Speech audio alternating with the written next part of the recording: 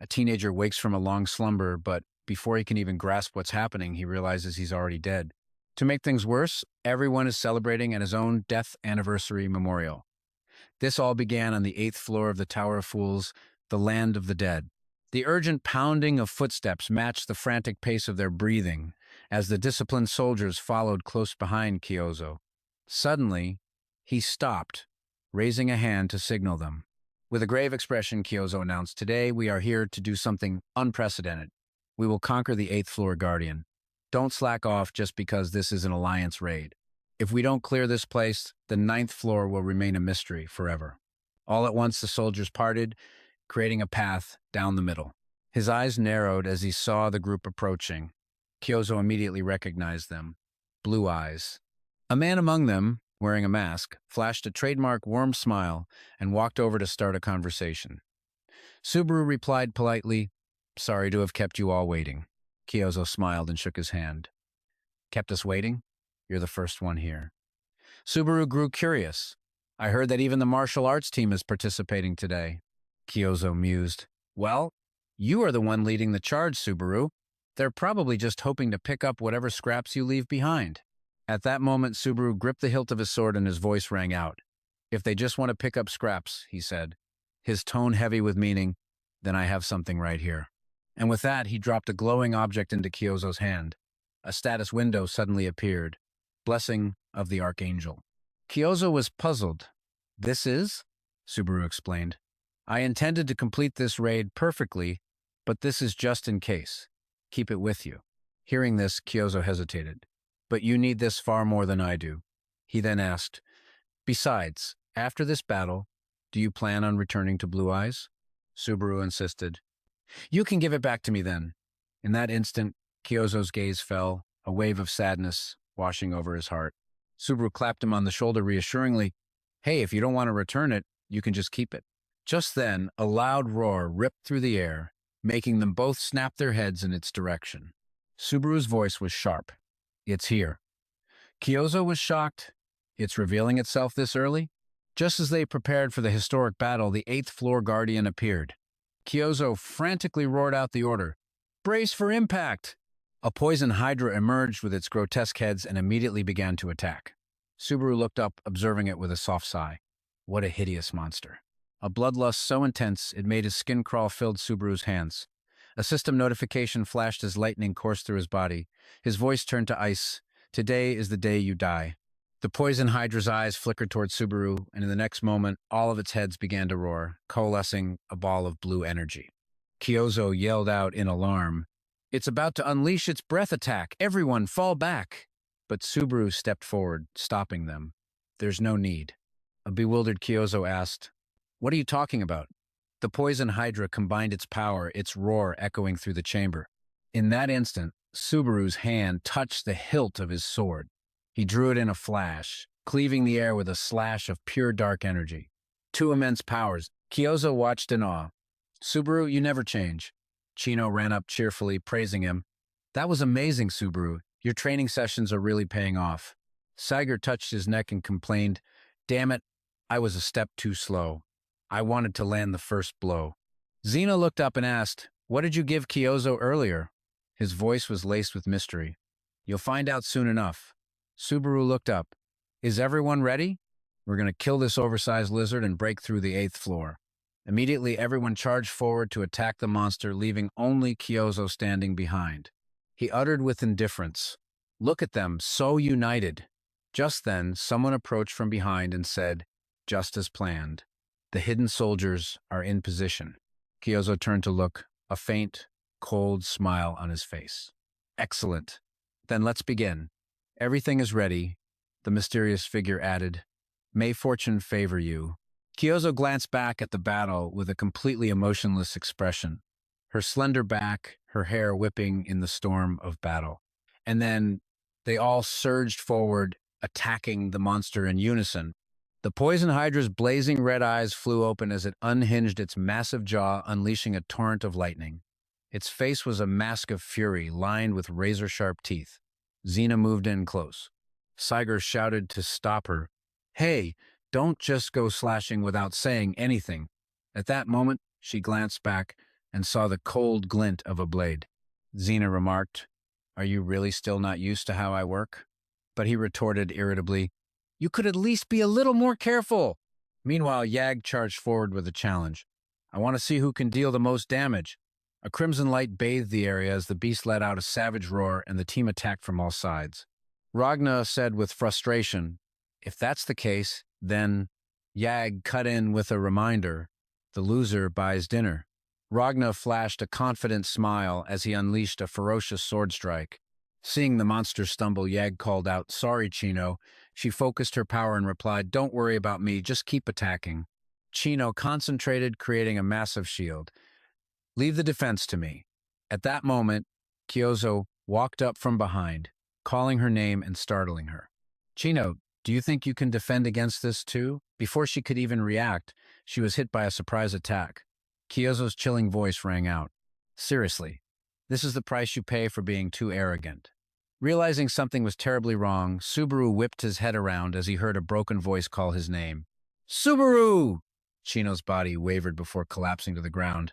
And there, standing over her, Subaru saw him, Kiyozo, wearing a cold, cruel smile. Veins bulged around Subaru's eyes, his mind screaming with pure rage. Kiyozo's voice was a taunt. "You don't have time to be looking elsewhere, Subaru." In that same instant, the poison hydra was nearly upon him. Subaru's voice was choked with pain as he demanded, "Kiyozo, why?" In the dark void, a system window appeared. "You have been chosen by the tower. Climb the tower and prepare for the beginning that will soon unfold."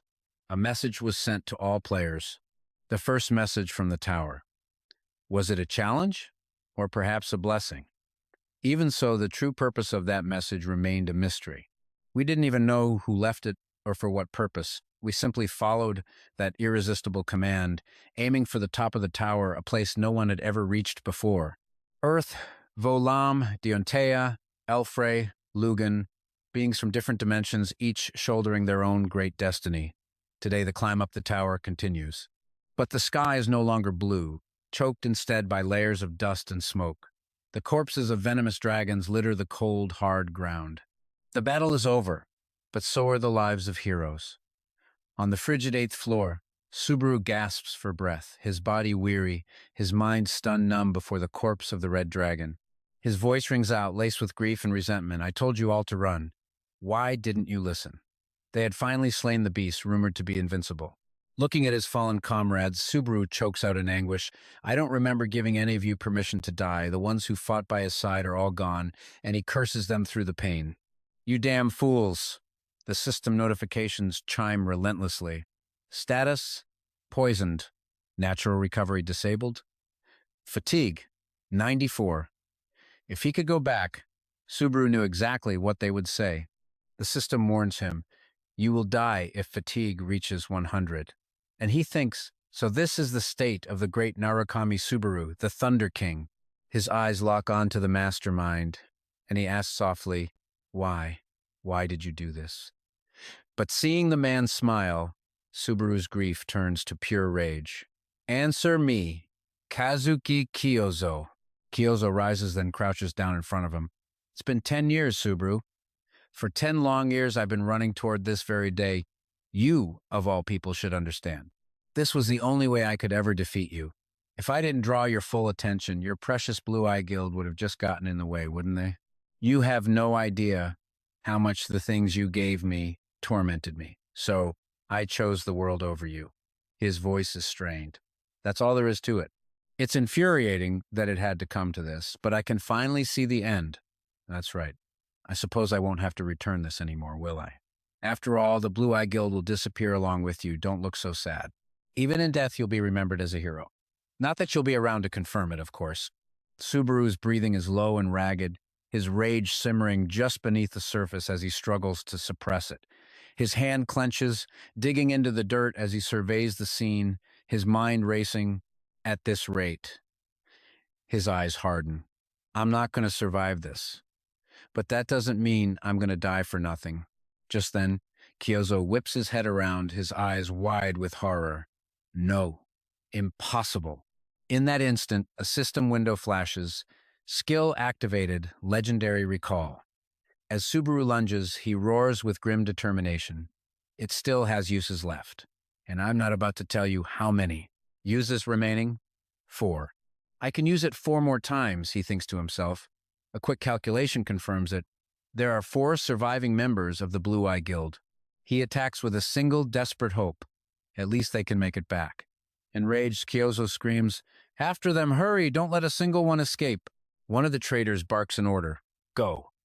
In the center of the vast chamber stands a large, magical gate. Blood trickles from the corner of Subaru's mouth as he bellows. No! He throws a hand into the air, unleashing a torrent of energy. You're all staying here with me. A status alert flashes. Fatigue is critically high. Fatigue has increased to 95. The Thunder King's endurance is at its limit, but Subaru chooses to unleash his power anyway. Thunder King's descent. His enemy snarls Subaru. You really are a stubborn bastard. His body is pushed beyond its breaking point. Fatigue has increased to 96. His voice rings out, cold as ice. I don't know what Kiyozo promised you to make you do this, but I hope you're all prepared to pay the price with your lives. From this moment on, nobody leaves without my permission. Seeing this, the enemy forces grow tense. At this rate, they decide to charge a final all-or-nothing gambit. Swords are raised, poised to strike, ready for the final clash.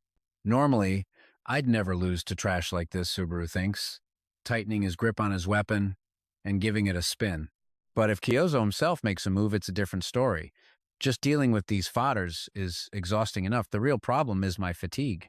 Subaru is wavering, his mind in turmoil. I can't drag this out.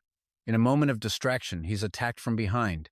His face contorts in pain as blood erupts from his mouth. The status window screams a warning. Fatigue has increased to 98. Pushing through the agony, Subaru spins around to counterattack. The scene is a chaotic blur of gaping wounds and flashing light. His legs finally give out. His sword clatters to the ground. Kiyozo shouts in triumph, "We did it! We've killed Narukami Subaru!" But just then, Subaru appears right in front of the man who struck him, his voice chillingly calm. "Who did you say you killed?" His body erupts with a massive discharge of lightning, instantly incinerating the traitor. The man's eyes roll back into his head. As the lightning dissipates, the corpse collapses, and Subaru grips the hilt of the blade still embedded in his own body. Having reached his absolute limit, Subaru falls to his knees. The others call out, "He's down. Did we get him? Is he finished?" Hiding in the crowd, Kiyozo watches the monster before him. Subaru can't believe it. Is this really how his era ends? The system warnings are incessant. Fatigue has increased to 99. Danger. Fatigue is critically high. You will die if fatigue reaches 100. A thought forms in Subaru's mind. Kiyozo, you should know better than anyone. His legs can no longer support him, but even at the very end, he lets out a final tremendous roar. Brace yourself. My victory is at hand. His eyes are dark with hatred, while his enemy is already composing a eulogy, the Archangel's blessing system. I can survive with this. In that moment, terror fills Kiyozo's eyes. In a stunning flash, Subaru's blade is suddenly flying right at his face, leaving him utterly shocked. Impossible. In the end, I will be the victor, Subaru thinks. Saying such cool lines while looking this pathetic. Kiyozo, at least I wanted to see you die before I go. The final lightning flash must have hit. But it's strange, thinking about this on the verge of death. Am I going to be trapped in this state forever? This is torture itself. What? What is this smell? A scent. I can actually smell something? Could it be? In a junkyard, a lid clatters to the ground with a loud bang. Subaru finds himself sitting in a stinking garbage can. He glances around, bewildered. Is this hell? A status window appears before his eyes. Name, Narukami Subaru. Affiliation, Earth. He stares blankly. Narukami Subaru, what the hell is that? And what is this garbage status window? At that moment, Subaru roars in frustration. That name doesn't suit my face at all. And from Earth? That place is filled with nothing but trash. People nearby start whispering. What's that guy doing here? Is he just here to make the rest of us look good? Subaru smirks. Exactly. Narukami Subaru was an anomaly. Trying to be even half the man he was 20 years ago? Impossible. Narukami Subaru died 20 years ago. So then, what is this body? Narukami stumbled out of a trash container, completely dazed. Is this a joke? A dream? Just then, he fell hard onto the ground, the pain shockingly real. Staring in disbelief at the object before him, a wave of doubt washed over Narukami. He picked up the player device. That's right. If I use this, he quickly began to operate it. Search. Blue eye.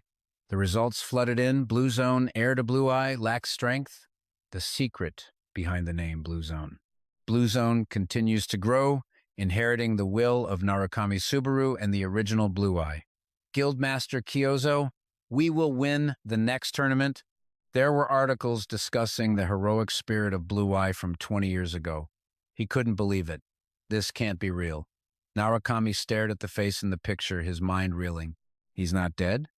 The man on the screen was all too familiar. Kiyozo. Kiyozo. They were never enemies at the start. Narukami recalled their conversation back then. What's up? Calling me out at this hour? He'd replied, Narukami, I'm thinking about leaving Blue Eye. Narukami was stunned. Huh? What? Why so suddenly? Kiyozo had asked, I want you to tell the others for me. Friends? At least that's what Narukami once thought Kiyozo was. His voice had been calm. You'll understand the reason eventually. Don't worry. Even after I leave, I'll still be your shadow. A few years later, Kiyozo formed his own guild and appeared before him once more. He used a name they had once joked about, Blue Zone. That was the name of the shadow he'd mentioned. But he was still on the 90th floor, which meant he hadn't achieved anything in 20 years. Suddenly, Narukami's eyes widened in shock. The newsfeed was flooded with people attending a memorial service, the Narukami Subaru Memorial Hall, memories that haven't faded in 20 years. He recoiled. My memorial hall? Narukami stood before the entrance to the Narukami Subaru Memorial Hall, utterly stupefied. Narukami took in the sight. This building is more impressive than I thought. A single mask was displayed in a place of honor. Everyone present was staring at it with intense focus. In his dazed state, Narukami wondered, why are they memorializing me? He walked forward with heavy steps, his confused eyes darting everywhere. Narukami questioned himself, who would do this, and for what purpose? A voice boomed through the hall, making his head throb. He was a role model for us all, at all times. The hero of the Blue Eye Guild, creator of the undefeated legend, the man closest to the top of the tower, Narukami Subaru. We gather with all his comrades to remember him forever. Horror filled his eyes. Are you kidding me? It was Kiyozo's voice echoing through the hall. We established this memorial hall. Fury surged through Narukami, veins popping on his neck as he thought, you, Kiyozo. That man was saying that Narukami Subaru and Blue Eye were no more. However, Blue Zone is the only guild that remains, inheriting their noble spirit. Narukami's hands clenched into fists as he screamed internally, Shut up! Stop spewing that nonsense! Weren't you satisfied with just killing me? If this is how it's going to be, then I'll have to live up to your expectations. Kiyozo continued his sermon. Narukami and Blue Eye will never return. Narukami seethed with rage. Just you wait. Kiyozo put on a facade of sincerity. We will never forget them. Narukami's mind screamed in protest. That memory, I'll rewrite it from the very beginning. I won't let this second chance go to waste. In that instant, someone grabbed his leg. Narukami helped the weak figure to their feet. He shook the person slightly and called out, Hey! The moment the person looked up, Narukami stared in horror at a replica of his own mask. Suddenly, two people rushed over. I'm so sorry. Are you all right? Minato, are you okay? Don't worry, we just bumped into each other a little.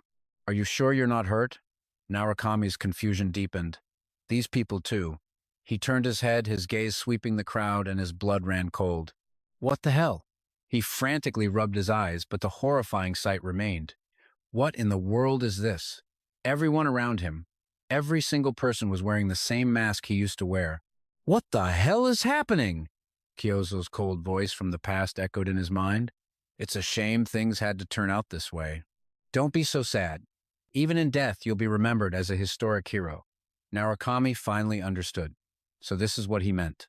His eyes sharpened with pure hatred. There.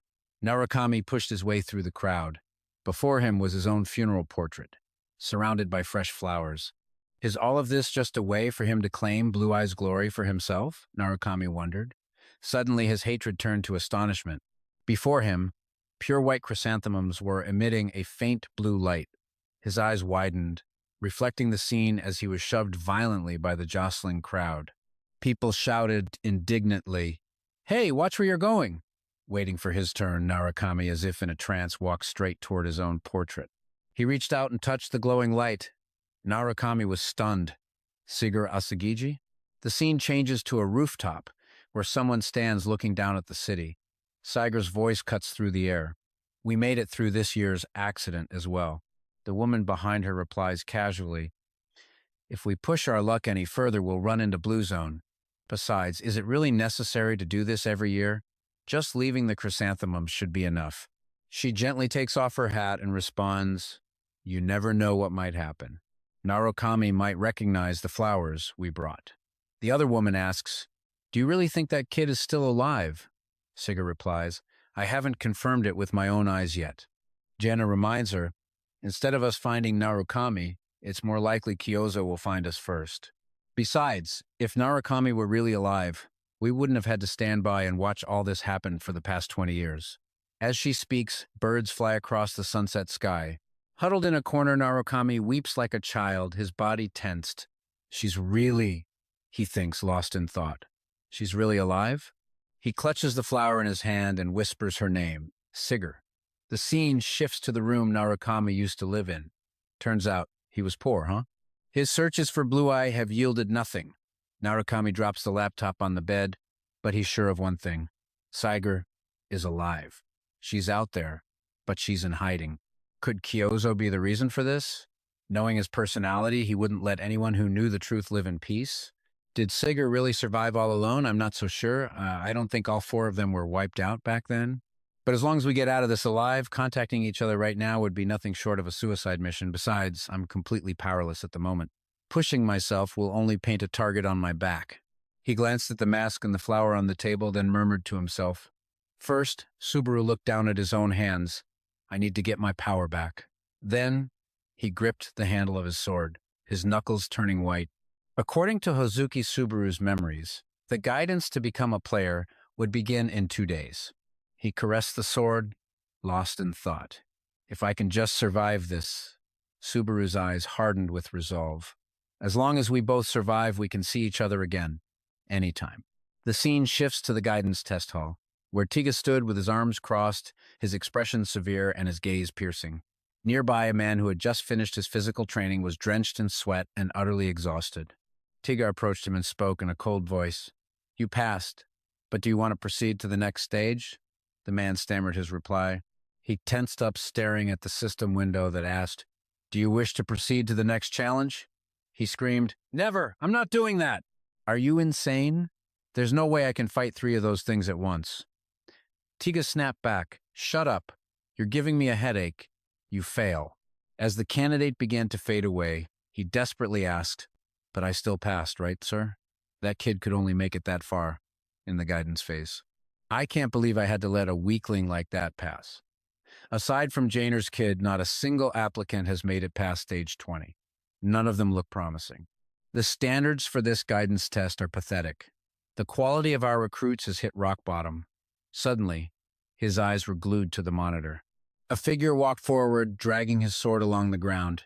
Tiga remarked, That's a heavy name you're carrying. Well, I suppose that only matters if you can actually pass. All right, let's do this. With a stone-cold expression, Subaru waited for the system's announcement. The system spawned 2 goblins. Defeat the goblins. The instructor urged him on. Let's start this test immediately. But before Tiga could even finish his sentence, Subaru shot forward like a bolt of lightning. The instructor glanced up, completely bewildered. Did something just fly past me? Before Tiga could even react, he saw that Subaru had already annihilated the monsters. Subaru smirked to himself. Spending 2 days testing the limits of this body was the right call. The body I woke up in is incredible. A system window popped up. Do you wish to proceed to the next challenge? He accepted without hesitation. Of course. I don't have time to waste on this, so let's get it over with as quickly as possible.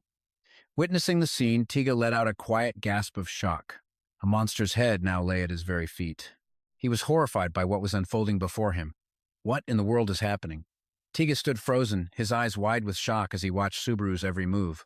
He isn't just swinging his sword wildly, he's predicting his opponent's moves, 2, even 3 steps ahead. Subaru's hand tightened on his sword, his knuckles white. Tiga made his assessment. That's not just the sign of a good swordsman. Not even I can move like that. Unless he's the reincarnation of Yagyu Jubei. The sword in his hand moved with powerful, decisive strokes, cutting down another monster. Subaru's cold gaze swept over the creatures. The system announced, "You have completed stage 49. Do you wish to challenge the final boss?" Subaru let out a long breath and urged it on. Right now. Once again, the very space around Subaru began to tremble. The ground began to crack, strange white veins spiderwebbing across the floor as a colossal hand erupted from beneath. Tiga shouted in alarm. "Hey, you fool, wait. You're not Yagyu. If you value your life, then stop right here." The monster roared. It was the Goblin King. A system window appeared. Sensing the offering from stage 49, "The Goblin King has been angered," Tiga screamed. "Give up before it's too late. Fighting the Goblin King is too risky. This is a suicide mission. Don't get greedy. No matter how skilled you are, you can't close a gap in stats like that." But Subaru's gaze was like steel. "I know that. With my current stats, I can barely even leave a scratch on him." He tightened his grip on the sword, then declared, "Even so, I refuse." In a shocking move, Subaru tossed his sword to the ground, causing Tiga to frown and shout, "Why did he just drop his weapon? Is he insane?" I knew something was off about him from the start. But just as the Goblin King charged, an arrow shot out and embedded itself in the monster's leg. Its expression contorted in pain as Subaru dropped into a low stance, revealing the poison darts in his hand. Surprised? The Goblin King saw them, but it still couldn't comprehend what was happening. Subaru continued to taunt it. "Let's make a bet. Who gets who first? Will you crush me, or will I turn you into a human pincushion?" Enough talk. Subaru charged forward again. The Goblin King let out a furious roar in response. "You dare answer me?" It lunged towards him. Its feet pounded against the ground as it swung a massive arm intending to smash him flat. The two clashed. Using his incredible agility, Subaru swiftly weaved and dodged its brutal attacks. He was reminded of his training. Subaru had been throwing darts over and over, unable to hit the center. Then, a girl had approached him. "You're not supposed to throw it like that." Xena then demonstrated for Subaru. As she threw a dart, she explained, "Anything can become a hidden weapon as long as you can grasp its center of gravity." And just like that, her dart struck the dead center of the target. Now Subaru was using that very same technique Xena had taught him, piercing the monster's throat. He followed up with a dozen more darts that sunk into its body. Subaru said with a confident smirk, "Power is proportional to rotation, and accuracy is inversely proportional to hesitation." That's what Xena taught me. Standing on the sidelines, Tiga thought to himself, the goblin's poison and the poison needles, they won't disappear until the challenge is over? I can't believe he's using a mechanic I'd always looked down on like this. He doesn't just have the swordsmanship to cut down goblins, but also the throwing skill to pierce his opponent with hidden weapons. Finishing his thought, he said aloud, "He's a genius." A genius? But did a word like that even begin to do him justice? The Goblin King was now covered in wounds, all its fighting strength gone as it collapsed to the ground. In that moment, Subaru swiftly retrieved his sword and said, "I have no grudge against you." With those final words, he delivered the fatal blow. At last, the system window appeared. "You have defeated the Goblin King. You are the first to complete the 50-stage guidance." It's still just the guidance phase. Why would they stick a monster like that in a tutorial? Level up, reputation acquired, achievement points acquired, tutorial shop unlocked. This shop can only be used during this phase. What can I even buy with my current points? Current achievement points, 2,425. He was hit by one surprise after another. I've never even seen this shop open before, the tutorial shop. It looks like the prices range from 5 to 200 points. I have way too many points for anything in here. The moment he pressed the button, Subaru's eyes widened as he muttered, "I can buy items like this, too?" The Sword of the Nameless Demon. 1,000 achievement points. Long sword, weapon type. Consumes the user's HP and spirit to enhance slashing power and physical abilities. A failed creation of the master swordsmith Cinder Z, it was left without a name. I can't believe I found an artifact from Cinder Z here. It's incredibly tempting. But should I really use something that drains my life force? The Mithril Sword, 1,400 achievement points. Longsword weapon type. Reduces the user's fatigue accumulation and increases combat duration. A Mithril Sword blessed by the Holy Church. Looking at the two blades, Subaru couldn't help but feel conflicted. I don't need a holy sword, I need a demon sword. Should I prioritize destructive power and choose the demon sword, or should I prioritize safety and take the holy sword? He weighed his options carefully. Both are good. How I use these initial points is critical. I have to choose wisely. But then an idea sparked in his mind, and he changed his selection. Wait, I can still switch? A new system window appeared. Greed Spike. 1,400 achievement points. F rank, level 1 skill. Effect. Nullifies the side effects of skills and items used by the user. Rank and skill level can be upgraded. The required amount was 1,400 points. Subaru's eyes went wide with astonishment. I've never seen a skill with an effect like this. With this, and the Demon Sword, it might even nullify the life-draining drawback. The system window flashed. Skill. Greed Spike has been purchased for 1,400 points. Item. Sword of the Nameless Demon has been purchased for 1,000 points. A deep satisfaction washed over him. Absolutely worth it. He held the sword, gave it a few test swings, and marveled. As I thought, this skill and the Demon Sword are a perfect match. Instead of struggling with just one skill, using the Demon Sword from the start was the better move. Kiga approached him and commented, "A good choice. That skill and item are highly compatible. However, as an examiner, I don't understand. I am Kiga. Why did you choose that skill? I had no idea if it would work, and you couldn't have been certain of its effectiveness either." Hearing this, Subaru shot back. "Do you want me to explain every single detail?"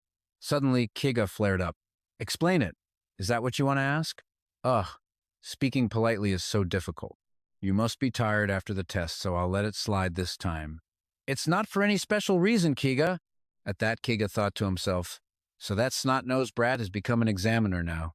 He remembered a young man from long ago. "I'm a fan, sir. Can I have your autograph?" "An autograph? I don't have one." "Then just writing your name is fine. My name is Hizu." Lost in the memory, he started rambling back in my day to become a player. Learning etiquette was the first step. Compared to that, the youth of today think they're hot stuff just because they have a few skills. They become so arrogant. I don't know how they were raised, but they hate losing out on anything and only demand their rights. And instead of respecting their elders, they call us old fossils. Times have changed, just like the amount of hair on your head. Subaru retorted, "I have no intention of answering you anyway, so just keep the test results a secret." There you go again, spouting empty words with that shallow knowledge you picked up online. Hearing this, Kiga suddenly looked smug. All right. If that's how it is, then I'll personally drill the manners you lack into you, starting from scratch. How about this? Do you have any intention of joining the Knights Guild? Not interested. Hey, it's rare for an examiner to personally recruit someone. So, to the second floor? Let's get moving. Wait, stop, hey! But Subaru walked away decisively and finally vanished from sight. Kiga sighed in exhaustion. Good heavens, I'm so disappointed in you. A moment later, Subaru landed in a different place, surrounded by a chaotic mix of voices. The second floor. How about some deep-sea fish from the Dunteza region? Specialty dried meat. Come and have a taste. The beginner zone. We have everything from fabric made in Murim to leather jackets from Earth. I'm back in this place. I've been given a chance no one else has.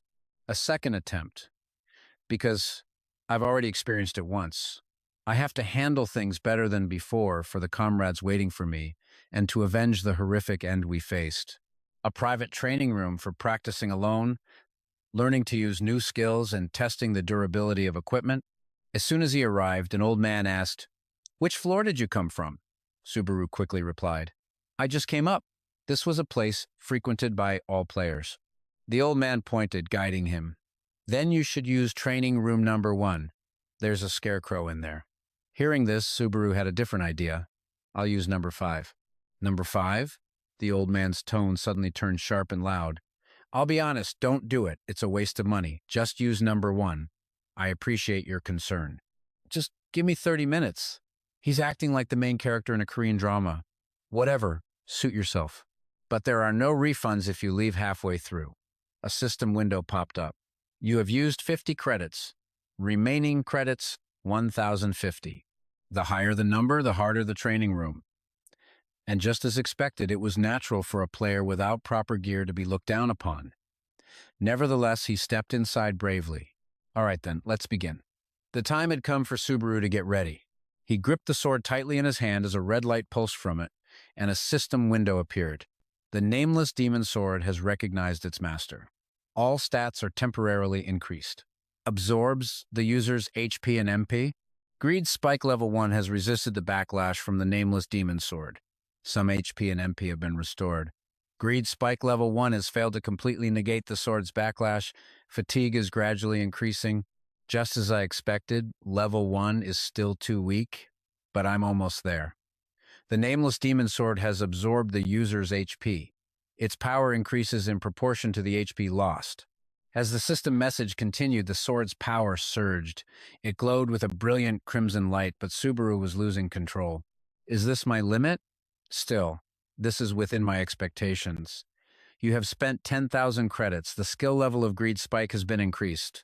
He plunged the sword into the ground, panting heavily. A new system window appeared. Greed Spike, E rank, level 2 skill. Blocks the side effects of skills and items used by the user. Credits required to level up, 2,000. Greed Spike level 2 has partially succeeded in resisting the sword's backlash. The nameless demon sword has absorbed HP. Its power increases further. It worked. At that moment, Subaru's expression hardened with resolve. With his eyes now bloodshot, he charged forward, determined. It was time to test his true power. Back with the old man from before, he let out a bored sigh as he saw Subaru's figure pass by. Am I still dreaming? Or am I hallucinating? Seeing Subaru's blood-soaked form, the man couldn't believe his eyes. Was that the kid who went into room 5 just a moment ago? It felt like it hadn't even been 10 minutes. He then knocked on the room's door, calling out, "Hey, dreamy kid, are you still in there?" When there was no response, he peeked his head inside to check. And the scene before him made his jaw drop in shock. What the hell? What in the world happened in here? The room was an absolute wreck. Cutting back to Subaru, he was stretching as he woke up. How long did I sleep? My body still feels stiff. He sat up, lost in thought. If I just had a normal cursed sword, I could have cleared that room much more easily. The physical strain was definitely higher, but I also succeeded in drawing out the sword's power. Normally, with stats like these: name, Subaru, origin, Earth, level, 10, strength, 17, agility, 17, stamina, 16, concentration, 18, magic, 8, fatigue, 61. I shouldn't have even been able to lift that magic sword, let alone use it. He recalled the fight, thinking to himself, the synergy between the greedy spike and the sword was perfect. This means a set combination is possible, but the next problem is the skills level. The system window appeared, greedy spike, rank E, tier 2 skill, credits needed to upgrade, 2 million C, remaining credits, 50 C. Have I always been this poor? Subaru looked at the system window, his face a mask of despair. Now I'm even having trouble managing my credits. I've really hit a dead end. I mean, I did die, so I guess this makes sense. Hey, what's up, everyone? Suddenly, a blonde man walked up and started talking to Subaru. I'm here to explore the second floor, bringing back memories of my rookie days on this very floor. Today's theme is, how much do items that keep up with youth trends cost? Let's go. Oh, Alexander has donated 1,000 commemorative credits. I've received 1,000 credits from Alexander. He then poured a cup of water over his own head and screamed, "That stings! Thanks so much!" Subaru looked on, completely bewildered. What's wrong with that guy? Is he insane? His gaze turned suspicious. He then picked up his phone to check the news. How do I earn points? This is the era of PvP. 1 out of every 3 players is a streamer. Use your fair share of credits to earn millions through live broadcasts. As Subaru read, he mumbled to himself, broadcast live video in real time and collect donations. So that's what that guy was doing. Just then, a familiar voice surprised Subaru. "You're here too?" Isach approached him. "Didn't expect to see you here. Do you live nearby?" Looking at him, Subaru's face paled. "My body is having an automatic and very negative reaction. It seems we don't have a very good relationship." The man continued, "Hey, your friend is talking to you. Don't just ignore me. It feels like I'm talking to myself." This threw Subaru into a spiral. "This isn't just discomfort," he stammered, unable to form a sentence. I'm here? What a surprise." Hearing this, the man sat down and said mockingly, "I can't believe a weakling like you managed to pass the guidance test. I thought a goblin would have killed you for sure. Now I remember." At that moment, a memory flooded Subaru's mind. He was begging Isach, "Isach, why are you doing this? Why? Don't give me that serious face. It won't calm me down." "Your name pisses me off, and you can't even follow basic instructions. You can't even do the simple things you're told. Are you trying to show everyone you were raised without parents and have an empty head?" "Ah, right. The credits you gave me weren't enough, so..." Seeing Subaru's pathetic state, Isach kicked him square in the stomach, then sneered. "Don't talk back, you bastard. This look suits you. Listen up. From now on, that box is your home. No matter what happens, don't you dare come out. If I find out you've stepped out of it even once, you know what will happen." As the memory faded, Subaru's expression hardened. What kind of idiot would just keep taking a beating like that? "So that's why I was in that box?" Isach continued to ramble on at Subaru. "I completed all the way up to the 20th section. I even surpassed my own father's record. Supervisor Kiga even showered me with praise, saying I'm truly Gainerha's son. I even learned a new skill as a completion reward. The skill is S rank, the highest you can get from the guidance test. I'm thirsty. Guess I'll grab a drink. Make yourself at home. I'm leaving now." "Oh, is that so? In that case, buy me a coffee when you get back, will you? Anything cheap is fine, just pick whatever." Stunned by the order, Subaru asked, "Huh?" Isach buried his face in his hands. "Seriously? Still as disobedient as ever. What's gotten into you lately? You just stare at people and talk back constantly. Did you switch souls with someone, or what?" Hearing this, Subaru stated bluntly, "I don't have any credits. Buy your own coffee." As he began to stand up, the man's voice dropped to a low growl. "Sit down." But Subaru was determined to leave, thinking to himself, "Kid, I'm sorry, but I don't have time to deal with your personal problems. But if you get in the way of my revenge, that's a different story." But suddenly Isach's hand shot out and gripped Subaru's arm tightly, his eyes glowing red as he stared him down. "Hey, do you really want to see yourself get beaten to a pulp?" Subaru, however, replied with equal resolve. "Let go, if you value your life." Isach only tightened his grip, cranking the tension in the air to the breaking point. He glared, his voice a menacing threat. "Don't get cocky, Subaru." His murderous eyes were locked on him. Subaru thought quickly, I can't cause a scene in front of this crowd. Making a fuss will only make things worse. Suddenly, Isach burst into a loud laugh that echoed through the space. Seeing Subaru's hesitation, it seemed he had misread the situation. "Don't be so scared.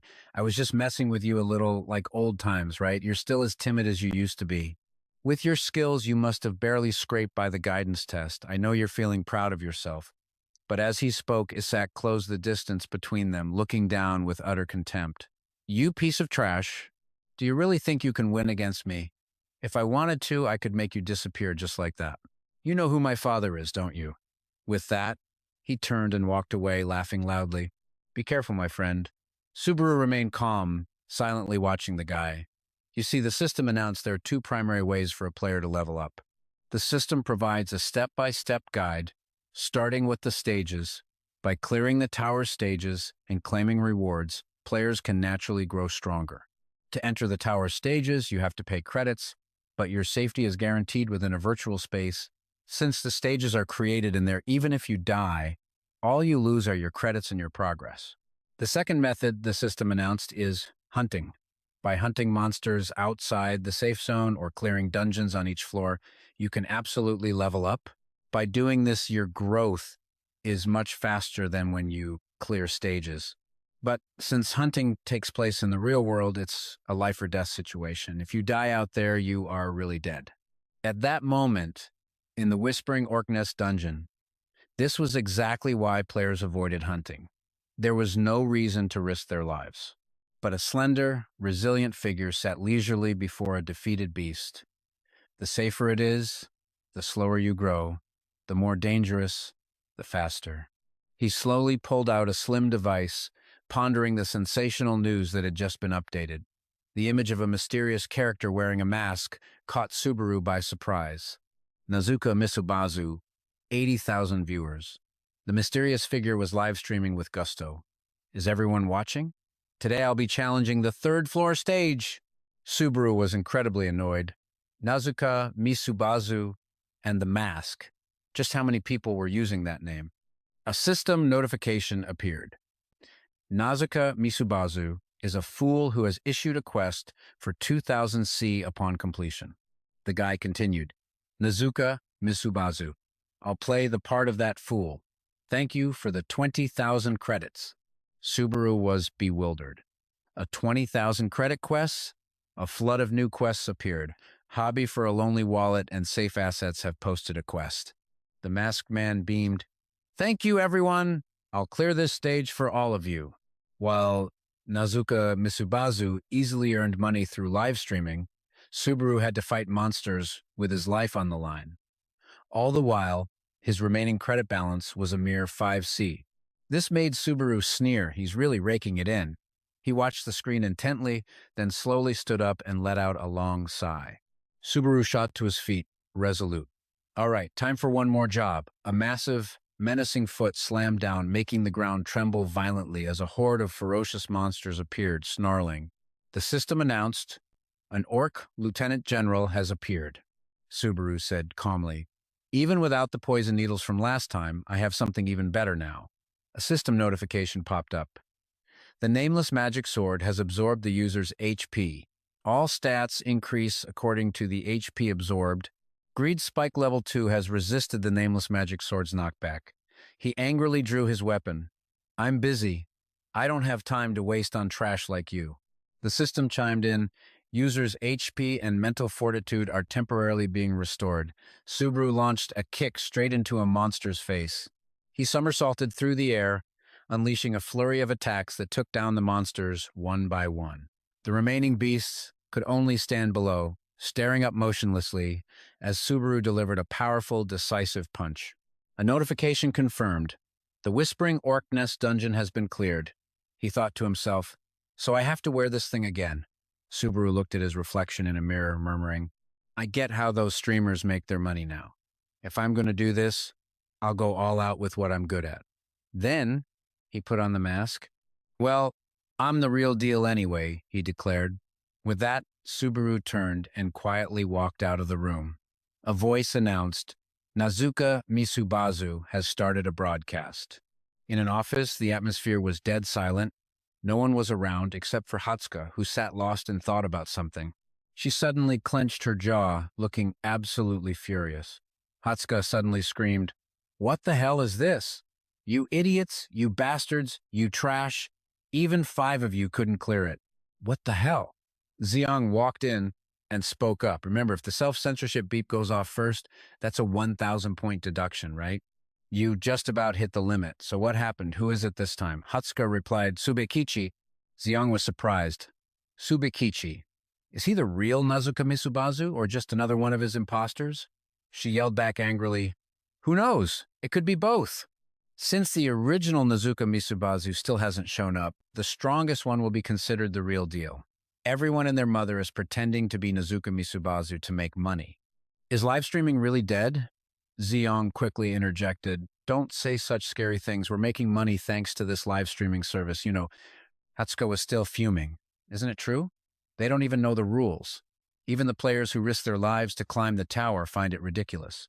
Xiang, looking worried, hesitated before saying, Hatsuka, then why did you quit the tower and come to a place like this? She answered softly, Because it was boring. Besides, you quit too, didn't you? If I were a freelancer, I would have already found another talent. No, I quit because I lacked the skill. Xiang stood there contemplating, well, he had climbed the tower just for a chance to one day meet Nazuka Misubazu. So if he lost that goal, he'd lose his passion too, wouldn't he?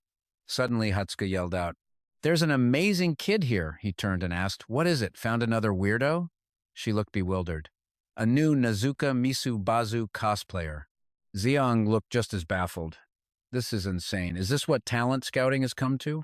"This is ridiculous. Why are you watching a second floor stream with 0 viewers anyway?" Hatsuka noticed something unusual. "That's not right. But whenever I see someone wearing this mask, I can't help but hope. And that 1,000 credits I just donated." Hearing that, Zeong dropped to his knees, pleading, "Please, have mercy on me." The system continuously spat out notifications, beginning the second floor stage, completing the opening dungeon, and escaping. Completion points will be awarded based on the monsters defeated. Subaru thought to himself, the second floor stage isn't hard enough to fluster me, but the feeling of being watched is still putting me a little on edge. Suddenly, a message came through. "Made it to a new floor, huh?" The stranger continued. "First time?" Subaru muttered. "Yes, this is my first attempt." A flood of messages arrived. "Are you sure? Is streaming like this okay? If it's your first time, you probably don't know your way around very well." Just then, a ferocious monster appeared out of nowhere, and Subaru swiftly grabbed the creature by its head. He sent the beast flying into the distance with a single powerful strike. A system notification popped up. "One-eyed bat defeated. 1 achievement point earned." Subaru paused, muttering, "Is there a problem?" The system chimed in. "First trial. Begin. Conquer the rookie dungeon and escape. Achievement points will be awarded based on the number of monsters slain." The live chat started flooding with comments. "His reflexes are insane. Wait, people stream from the second floor now?" "Yeah, I see them sometimes, but they quit pretty fast when their view count doesn't go up. It's better not to get greedy and just wait for other party members." Subaru spoke up calmly. "Hey, streamer, thanks for the advice, but I can't do that." A faint smile crossed his lips. "I prefer to handle things on my own." The chat exploded. "Alone? Huh? Did he even do his research? He's toast. Newbies these days." As Subaru ventured deeper, he thought, just using the name Narukami should bring in viewers without me having to do a thing. Suddenly, a salamander lunged toward him. His hand instantly tightened around the hilt of his sword. In the blink of an eye, Subaru dispatched it with ease. Now, he said to himself, let's see just how far I can push this. Mud salamander defeated, 2 achievement points earned. The chat lit up. Did anyone just see that? I think that was a mud salamander, wasn't it? In a flash, more one-eyed bats swarmed Subaru. He moved with impossible grace, a blur of motion as if nothing in the world could stand in his way. The chat scrambled to keep up. What was that just now? What's happening? Did something just happen? His viewer count ticked up to 10. A notification appeared. 2 one-eyed bats defeated. 2 achievement points earned. 2 mud salamanders defeated. Achievement points earned. Subaru addressed his viewers. If you focus on the sounds, you can tell which direction they're coming from and how many there are. The chat immediately fired back. Yeah, I knew that. You're lying! There's no way you're a rookie! I knew that too. I can totally do that. Hey, streamer, what's your level? He continued. Well, if you all already know, then I'll just share what I'm thinking. More comments poured in. Normal people can't do that. But in the end, it all comes down to player talent. Just stick to your own content, I get it. Trying to copy Narukami is a bit of a stretch. Subaru, however, thought to himself, this isn't enough. I need to rack up as many achievement points as I can before I leave this place. The chat chimed in again. Have you just been walking in a straight line this whole time? A true man just moves forward in silence. Didn't you do any research? You're going to get into trouble if you just keep going straight. And just then, deep inside the cave, Subaru froze. He slowly tilted his head back, his eyes widening. The ceiling was covered with countless one-eyed bats. One by one, their single pupils opened, glowing with a menacing red light. Then another, and another, until the entire ceiling was a sea of crimson eyes. The chat feed began to scroll. See? Told you so. He's toast. See you back at the entrance, buddy. A system notification popped up. Streamer Maloney has created a quest. 100 reputation points if you can kill them all. Subaru stood motionless, lost in thought. The chat reacted. Is this a trap? That's so rude. Ha, Subaru's voice cut through the tension. Hey, Streamer Maloney, thanks for the 100 reputation points. Elsewhere, A fist clenched in anger slammed down hard on a desk. Segan cried out in a panic. Where did I go wrong? I was doing fine all the way to the 6th floor, and now I fail here? Give me my money back. Sorry, was I being too loud? My bad. But Hatsuka wasn't listening. She was completely engrossed in her glowing phone screen. Segan tilted his head. What's up? What are you staring at? Her voice was low. Something's not right. Segan looked shocked. Look, it wasn't that much money. Seriously, I have the cash to pay you back. If I ever touch gambling again, I'll Hatsuka cut him off. It's not about that. There was a note of awe in her voice. Narukami. Segan glanced over. Huh? You're still watching streams? Then his expression twisted as he looked at her screen. No, it can't be. On the stream, the chat was going wild. Holy crap. And he's a rookie on the 2nd floor. Yeah, you've got to be kidding me. I'm starting to feel sorry for the bats.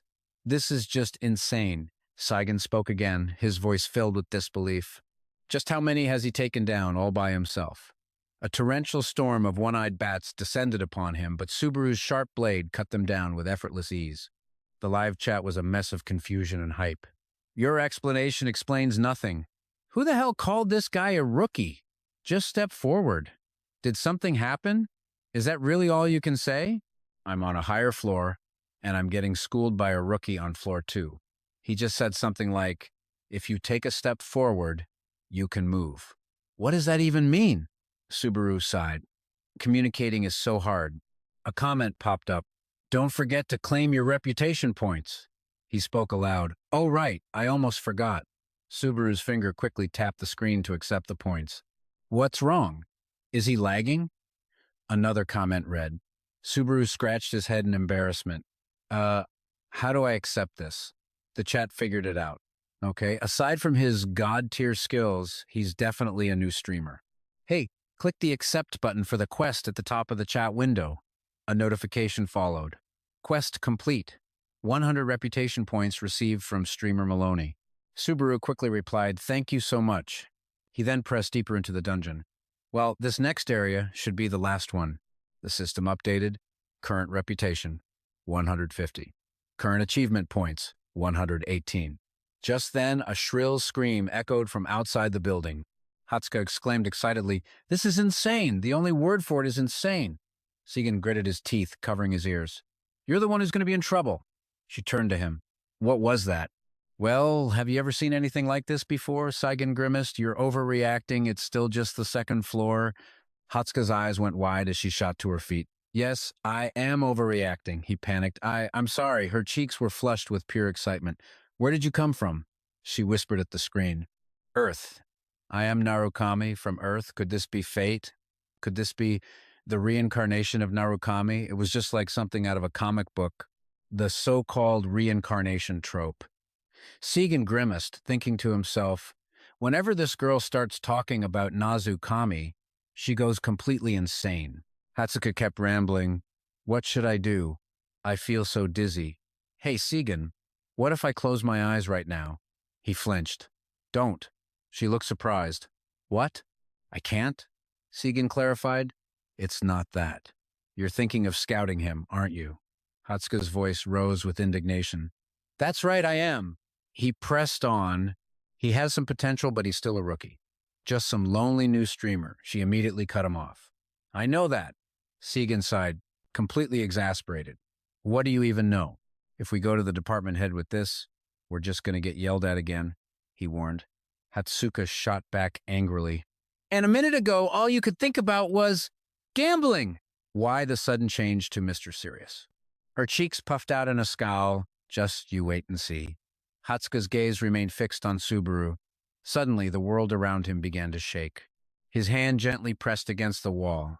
This was it, the end of the dungeon. Suddenly, the door began to open slowly from within. Subaru stood opposite, the very picture of confidence. And there, sleeping in a seated position, was the Warwolf. So you're the Warwolf, G-Rets. A comment popped up. Just looking at him, you can feel the insane pressure. Keep it a secret that I struggled with this guy for 8 attempts. The fact that he wouldn't let me pass on the first try made me think it was a bug. A system notification appeared. Receive recognition from the Warwolf. Passing through the gate allows you to continue the trial. Subaru thought to himself, the Warwolf isn't a monster created for hunting. He's a gatekeeper, meant to judge the strength of players conquering the novice dungeon and determine if they can proceed. His gaze slowly and coldly shifted to the side, landing on the screen. Subaru's expression froze in surprise. Huh? 3,000 reputation points? A comment appeared. Another rude one has shown up. A comment read, guess he has no intention of farming this for donations. Besides, this isn't a monster you're supposed to kill. The Warwolf's pitch-black pupils were slowly opening. A deep scar was etched into its fur near the corner of its eye. The system quickly announced, Warwolf G. Retz, gatekeeper of the second floor. The wolf let out a long sigh and spoke, a player? Without a word, Subaru swiftly drew his sword. In another scene, Seigen Asagiri's voice praised him, you're incredibly skilled. Even when you changed your sword's trajectory mid-swing, your breathing and your gaze didn't waver in the slightest. Subaru wondered, my sword's trajectory? Seigen continued speaking. From the start, it looked like you were planning to cut them all down in a single blow. Were you calculating the enemy's agile movements and planning your actions far ahead of time? Subaru remained silent. Deep in thought, Subaru suddenly pointed to his head. But I really wasn't thinking about much at all. Seigen grimaced. You're such an irritating guy. Subaru continued casually. So, would it be better if I couldn't do that? Seigen laughed awkwardly. Under normal circumstances, you shouldn't be able to. Subaru mused. So Seigen finds this strange too, right? It's like communication. The key is to exchange a look and understand everything instantly. When you're taking down a group of one-eyed bats, you don't think about aiming for each individual eye. One-eyed bats always attack by diving headfirst. Because of that, the more of them there are, the bigger the opening they create. The system prompt read, get the Warwolf's recognition. The Warwolf's eyes widened as it stared at Subaru in surprise. Alone? It asked again, perplexed. Did you really come here all alone? Subaru answered coldly. Can't you see for yourself? The Warwolf leaned in close to his face. You are an interesting fellow indeed. I smell the scent of a great warrior on you. Comments scrolled by. The scent of a great warrior? And you told me I stink. It said I smelled like a goblin corpse. Subaru's eyes sharpened. The wolf tribe warriors can detect a special scent. It's not just body odor. They see straight through to a person's essence. The Warwolf spoke, you possess the qualifications to pass, the test is over, you may leave. A comment popped up, what the hell, this is total favoritism. Another comment, so this kind of thing can actually happen? Subaru scratched his head thinking to himself, this never happened, not even in my past life. That's a shame, Subaru said. My target is you. The Warwolf tilted its head. Me? And not the door behind me? Subaru nodded. That's right, someone told me to kill you. Suddenly, the Warwolf looked up. Just as I'd expect from one who possesses the soul of a great warrior, at that very moment, in a sunlit office, Hatsuka and Seigen were watching. Her fingers tapped furiously and uncontrollably on the keyboard. Why is this stream so choppy? The department head asked timidly. How many people are watching that stream? Seigen answered with an awkward laugh. Around 20. No, Hatsuka cut in, offering a strained smile. It's over 30 now. Seigen winced, thinking, I'm not about to point out that lie, my dear colleague. Their boss, Zone, suddenly held up his glasses. Are you two messing with me? Did you really think I wouldn't know you're placing bets on company time? And what is this? I tell you to find a promising streamer, and you bring me someone with 20 viewers? Hatsuka's gaze slowly lowered. 30 people. Zone snapped, cutting her off. That's not the important part. Hatsuka, why don't you just stream yourself? You've got the skills, you'd be guaranteed to get fans. She raised her voice, Chief. Hatsuka glanced at the screen. I just looked, and it's over 40 now. Zone scowled. Hey, are you even listening to what I'm saying? Back in the game, Subaru was still in his ready stance before the Warwolf. Suddenly the beast raised an arm, brandishing its sharp claws. His palm tightened on the sword's hilt. Don't think about it. A system notification flashed. Nameless demon sword absorbs the user's mana. All stats will increase in proportion to the stamina consumed. Subaru steadied his nerves. Calm down. Another notification appeared. Greed's spike level 2 nullifies the side effects from the nameless demon sword. His pupils began to glow. Even if this is my first time, The moment he cut off his thought, the Warwolf lunged. Just do what you always do. Subaru's blade shot up, deflecting the creature's claw, but the Warwolf didn't stop, raising its claws again and again. Its arms became a blur, relentlessly striking at Subaru. He struggled to keep his feet planted firmly on the ground. Pulling his sword back, Subaru panted, "He's so strong. Trying to block him with sheer force is impossible." The Warwolf's gaze sharpened as it looked at Subaru. Impressive for a warrior. It immediately spun around to attack him again. "But you are not on my level," the beast declared. Subaru's hands remained clenched tightly around his sword. A comment appeared, "A pure defensive strategy is for low-level players. This isn't going to work." More comments flowed in. "Still, this is risky. That streamer is ridiculously strong, though. Maybe after 2 or 3 more tries? Whoever issued this quest is going to regret it. He can clear it, but man, it's going to be a tough fight." Subaru was now backed against the wall, panting heavily. He thought, sometimes there are more effective ways than just using strength. The Warwolf spoke again. "You have made this interesting, warrior." Its claw rose high. "Now, let's end this." The powerful arm descended with horrifying force. Subaru swiftly dodged. "That's my line," he shot back. "Your attacks are way too predictable. Pathetic." His blade slashed into the Warwolf. "Die!" The beast's body recoiled in agony, blood gushing from the wound. Subaru immediately launched himself high into the air, sword held tight. He skillfully executed his technique, decisively defeating the Warwolf. Subaru swiftly sheathed his sword. The Warwolf looked up at him, its voice raspy. "Excellent, warrior." A system notification immediately appeared. Warwolf defeated. Leveled up to 12. Strength +2. Agility +1. Concentration +1. Mana +2. Received 500 achievement points. Comments flooded the screen. "Wait, did he really just beat Han? Han just died? Is this streamer for real? Isn't this his first time?" "Probably." Narukami said, catching his breath with a slight smile. He had defeated Han. The chat kept scrolling. A solo kill? Hats off to whoever gave him that quest. Perhaps Han never imagined he could actually do it. Viewers, 56. A system notification appeared. Mission complete. You have received 3,000 reputation points from Sa-Fei-Az. Narukami spoke to the stream. "I'll put this to good use. Thanks, Sa-Fei-Az." The system updated. Current reputation, 3,150. Current achievement points, 618. A gate opened, and Narukami stepped slowly into the light. But suddenly, his eyes froze as he sensed an imminent danger. The chat erupted. "Something's furious." A cascade of system windows appeared before Narukami. The chat buzzed again. 13 of them! Yeah, you've got to be kidding me. Aren't there only 16 known choices in total? Is this a new record?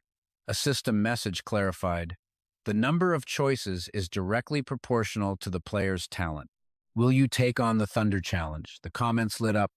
That's the spirit. Of course, if he doesn't pick Thunder here, he should change his name. After a long moment of hesitation, Narukami finally spoke. "I choose it."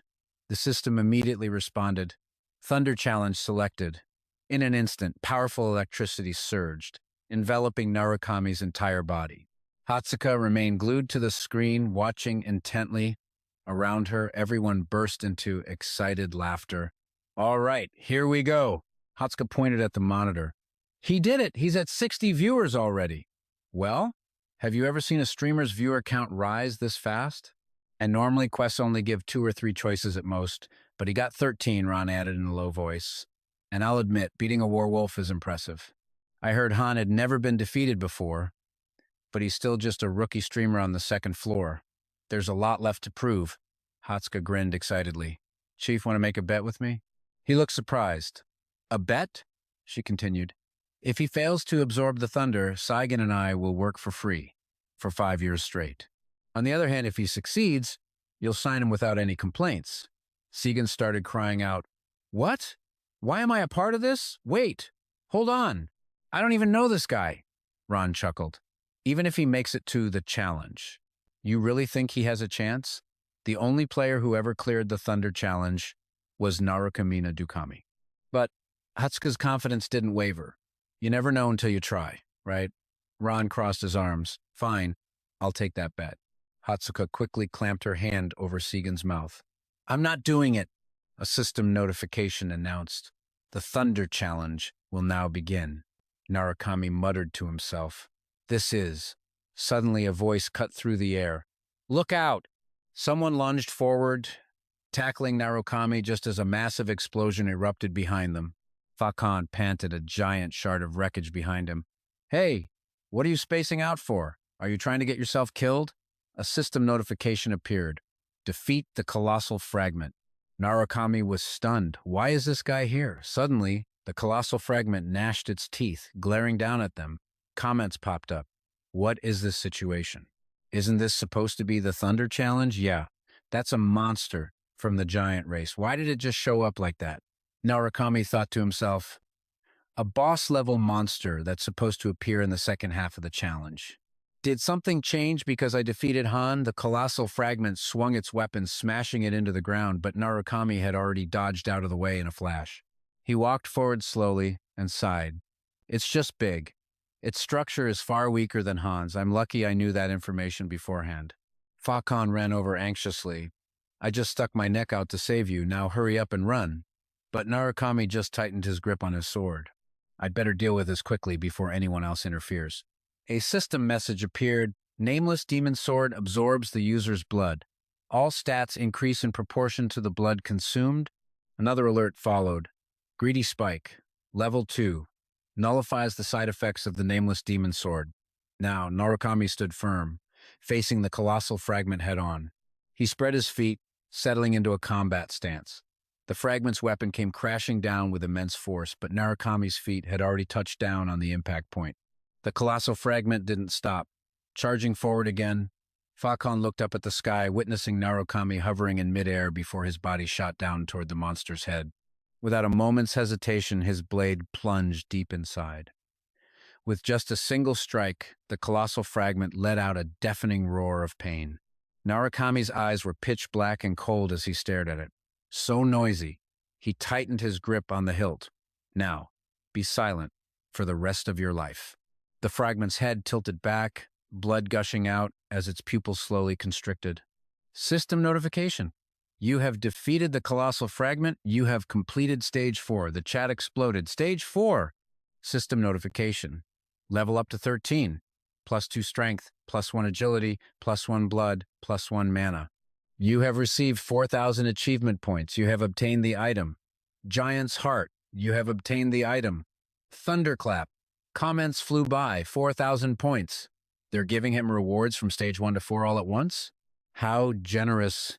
A perfect conquest of the Warwolf from Stages 1 to 3? Fakan walked over in disbelief, staring at Narukami. You are... The chat was buzzing.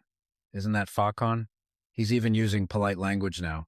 Anyone would be on guard if something like that just appeared on Stage 4. Yeah, anyone would freak out. He asked in astonishment, Who in the hell are you? Narukami replied coldly. Can't you tell by looking? His dark eyes gazed down.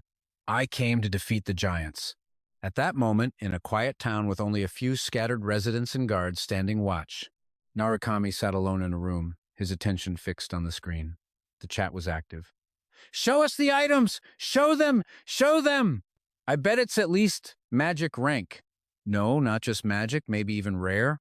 Narukami reached into his inventory. I'm curious too. Well, let's take a look together. A system window appeared.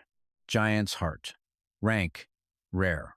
Type, accessory, blood, +2. A ring carved from the heart of a giant. Enhances blood and recovery ability. Narukami thought, accessory type equipment is extremely valuable and a boost to blood. I like this effect. He looked down at the floor, and I was just needing a set of armor. System notification. Thunderclap, rank, rare, type, armor, attack defense +5, armor imbued with the power of lightning. Can use Thunderclap once per day to nullify negative status effects. Uses remaining 3. Comments appeared in the chat. Nice. Even without lifting the equipment restrictions, he can probably use that until the 5th floor, right? The Giant's Heart is a lifetime item. Its base value is whatever you ask for. Without delay, Narukami equipped the formidable new armor. System notification. Nazukami Noa has registered a mission for 5,000 prestige points. If you've learned lightning magic, give it your absolute all. Subaru replies in a low voice, "Thank you." System notification. Imbac has registered a mission. I'll donate 5,000 points for the same mission. Mission V has registered a mission, 3,000 points for the same objective. Fea Sass has registered a mission, my love, trust, and 7,000 prestige points. Subaru speaks up. Thank you, everyone. I will definitely show you all what I'm capable of. Are there really this many people waiting for lightning magic? Perhaps he's a more important figure than he realizes. Suddenly a sound comes from outside the door. Come in. As comments scroll across the screen, a shadow appears from behind the door. No doubt about it. This guy registered a mission too. Before him stand Falcon, and beside him, Beluzer. Falcon smiles and says, "Sorry to keep you waiting. This is the village's knight commander, Sir Beluzer. Lately, the giant attacks have become more frequent, so our knights are on a 24-hour guard, fully equipped for everyone's safety. We've asked the villagers to limit all non-essential travel. We never expected to run into an outsider at a time like this." Beluzer continues, "I heard you protected the village in my absence. On behalf of all the villagers, thank you." Subaru cuts in. "No, I only did what had to be done." Beluzer, the face of this village and a brave knight who stands against the giant clan. He speaks with a grave tone. "Fortunately, during our latest scouting mission, we discovered the giant chieftain. We intend to risk our lives to corner them, so please forgive my bluntness. I am begging you to save our village." Subaru doesn't answer, merely observing Beluzer's demeanor. Comments flood the screen. "Beluzer, don't die! Beluzer! Is he gonna die?" Stop with the spoilers. Subaru winces, thinking to himself, based on my memories, Beluzer is definitely supposed to die in the next stage. He slowly extends a hand forward. "Lift your head." Subaru continues with a confident smile. "Understood. I'll cooperate." Beluzer's face breaks into a grin as he quickly shakes his hand. "Thank you so much." A system notification appears, commencing Stage 5, Survival. Under the light of the setting sun, they all begin to walk forward together. Subaru's eyes remain fixed on his screen. He thinks to himself, with the viewer count this high, the comment stream is moving so fast I can't even interact with it. Suddenly, Beluzer freezes, raising a hand. "Stop." Falcon's expression darkens as he points ahead. There stands a monster with an incredibly sturdy body, the chieftain of the giants. Beluzer announces, "I'll draw his attention. You, our benefactor, will attack him from behind." But suddenly, a hand clamps down on his shoulder. "Wait." Beluzer grits his teeth and turns to look at Subaru. Just then, the ground begins to tremble violently. Panic erupts among Beluzer and his men. Subaru's eyes narrow into a sharp, focused glare. That's not human. At that moment, the chieftain's pupils dilate, its eyes slowly shift to the side. Simultaneously, colossal figures burst into view. They charge forward in a crazed frenzy. Beluzer's eyes widen in utter shock, his entire body trembling. Why? The massive palm of one of the colossal figures swings down to attack. Stop. An immense danger now stands right before them. The colossal figure fills their vision. It suddenly flashes a sinister grin, its blank white pupils utterly terrifying. Everyone panics and begins to flee. "Everyone, get back to the mountain now." A giant lets out a furious roar and slams its hand down on a fallen knight. Crying out, the men try to charge forward, only to be held back by their comrades. "Stop!" The monster raises its hand again. One of the knights screams in grief. Beluzer, standing guard at the front, quickly turns and issues a command. "This is an order. Everyone, run! Think of your families back home in the village. This isn't the end. We will start over." They immediately turn and flee. Beluzer turns back to continue the fight. "I'm entrusting Falcon's leadership to you all." Just as he glances to the side, he comes face to face with a lone figure. Beluzer screams, "You too! Run, please! Rebuild the Knight Order and avenge us against the giants!" Subaru draws the sword at his side and replies, "That's my line." He steps forward and asks, "Aren't you going to run?" Beluzer looks at him confused. "Ha! What do you mean?" Subaru gestures for him to leave. "You're in my way. If you stay here, I can't move freely, and if you refuse to go, we'll both die here." Beluzer looks horrified, as if about to scream. "Abandon an outsider and run?" "I can't do that," Subaru immediately barks back. "Don't make me say it twice." Hearing that, the knight turns and runs without another word. Beluzer looks back over his shoulder. Then I'll go gather warriors, if you can hold out until then. Subaru, his focus locked on the horde of monsters, replies, thanks. Beluzer shouts, survive this battle, I owe you my life. Take care. The monsters suddenly open their mouths and let out a deafening roar. Without a hint of fear, Subaru launches himself toward them. The sword in his hand becomes cloaked in a black aura. I am your opponent. He immediately unleashes a slash at the giant's legs. The creature loses its balance, staggering and nearly collapsing. The other giants hear their comrades cry and glare in his direction. Subaru raises a hand to wipe the sweat from his brow. A system notification appears. Trace of the giant defeated. Multiplier ×2. Received 20 achievement points. With his eyes glowing a brilliant red, he slashes again, muttering, even if this is a test, I'm not used to being left all alone. Elsewhere, Beluzer is sprinting through the forest as fast as he can. He suddenly stops, his breathing heavy and ragged. Worriedly, Beluzer looks back in the direction he just fled from. He says nothing, simply gritting his teeth. Back with Subaru, a flood of comments appears. You call that a fight? That's definitely suicide. There are way too many of them. Doesn't he just have to survive? Why did he send the others back? Does the score change based on how many warriors are left alive? So it's not just about surviving? Yeah, this mission is impossible. As Subaru catches his breath, he thinks, including Beluzer, who is destined to die. If I do this, I can save every single one of them. As the thought crosses his mind, the giants charge at him in a frenzy. Subaru instantly fells one with a single decisive blow. Trace of the giant defeated. Received 10 achievement points. He pivots to the side, quickly dispatching another one. Trace of the giant defeated. Received 10 achievement points. Subaru thinks grimly, the nameless demon sword absorbs the user's mana. All my stats increase in proportion to the mana consumed. Taking them down one by one won't be difficult. He raises his sword, gripping it tightly. The problem is, how long can I borrow the power of this demon sword? I need to secure a vantage point and find the boss. Subaru climbed onto the body of the giant he had just slashed to get a better view. The other giants saw him, and their eyes followed his every move. Subaru soared through the air. Below, some of the giants even opened their mouths as if waiting for him to fall. Suddenly, one of them opened its maw wide and raised its hands, trying to snatch Subaru from the sky. He didn't attack, simply using his foot to kick off its face.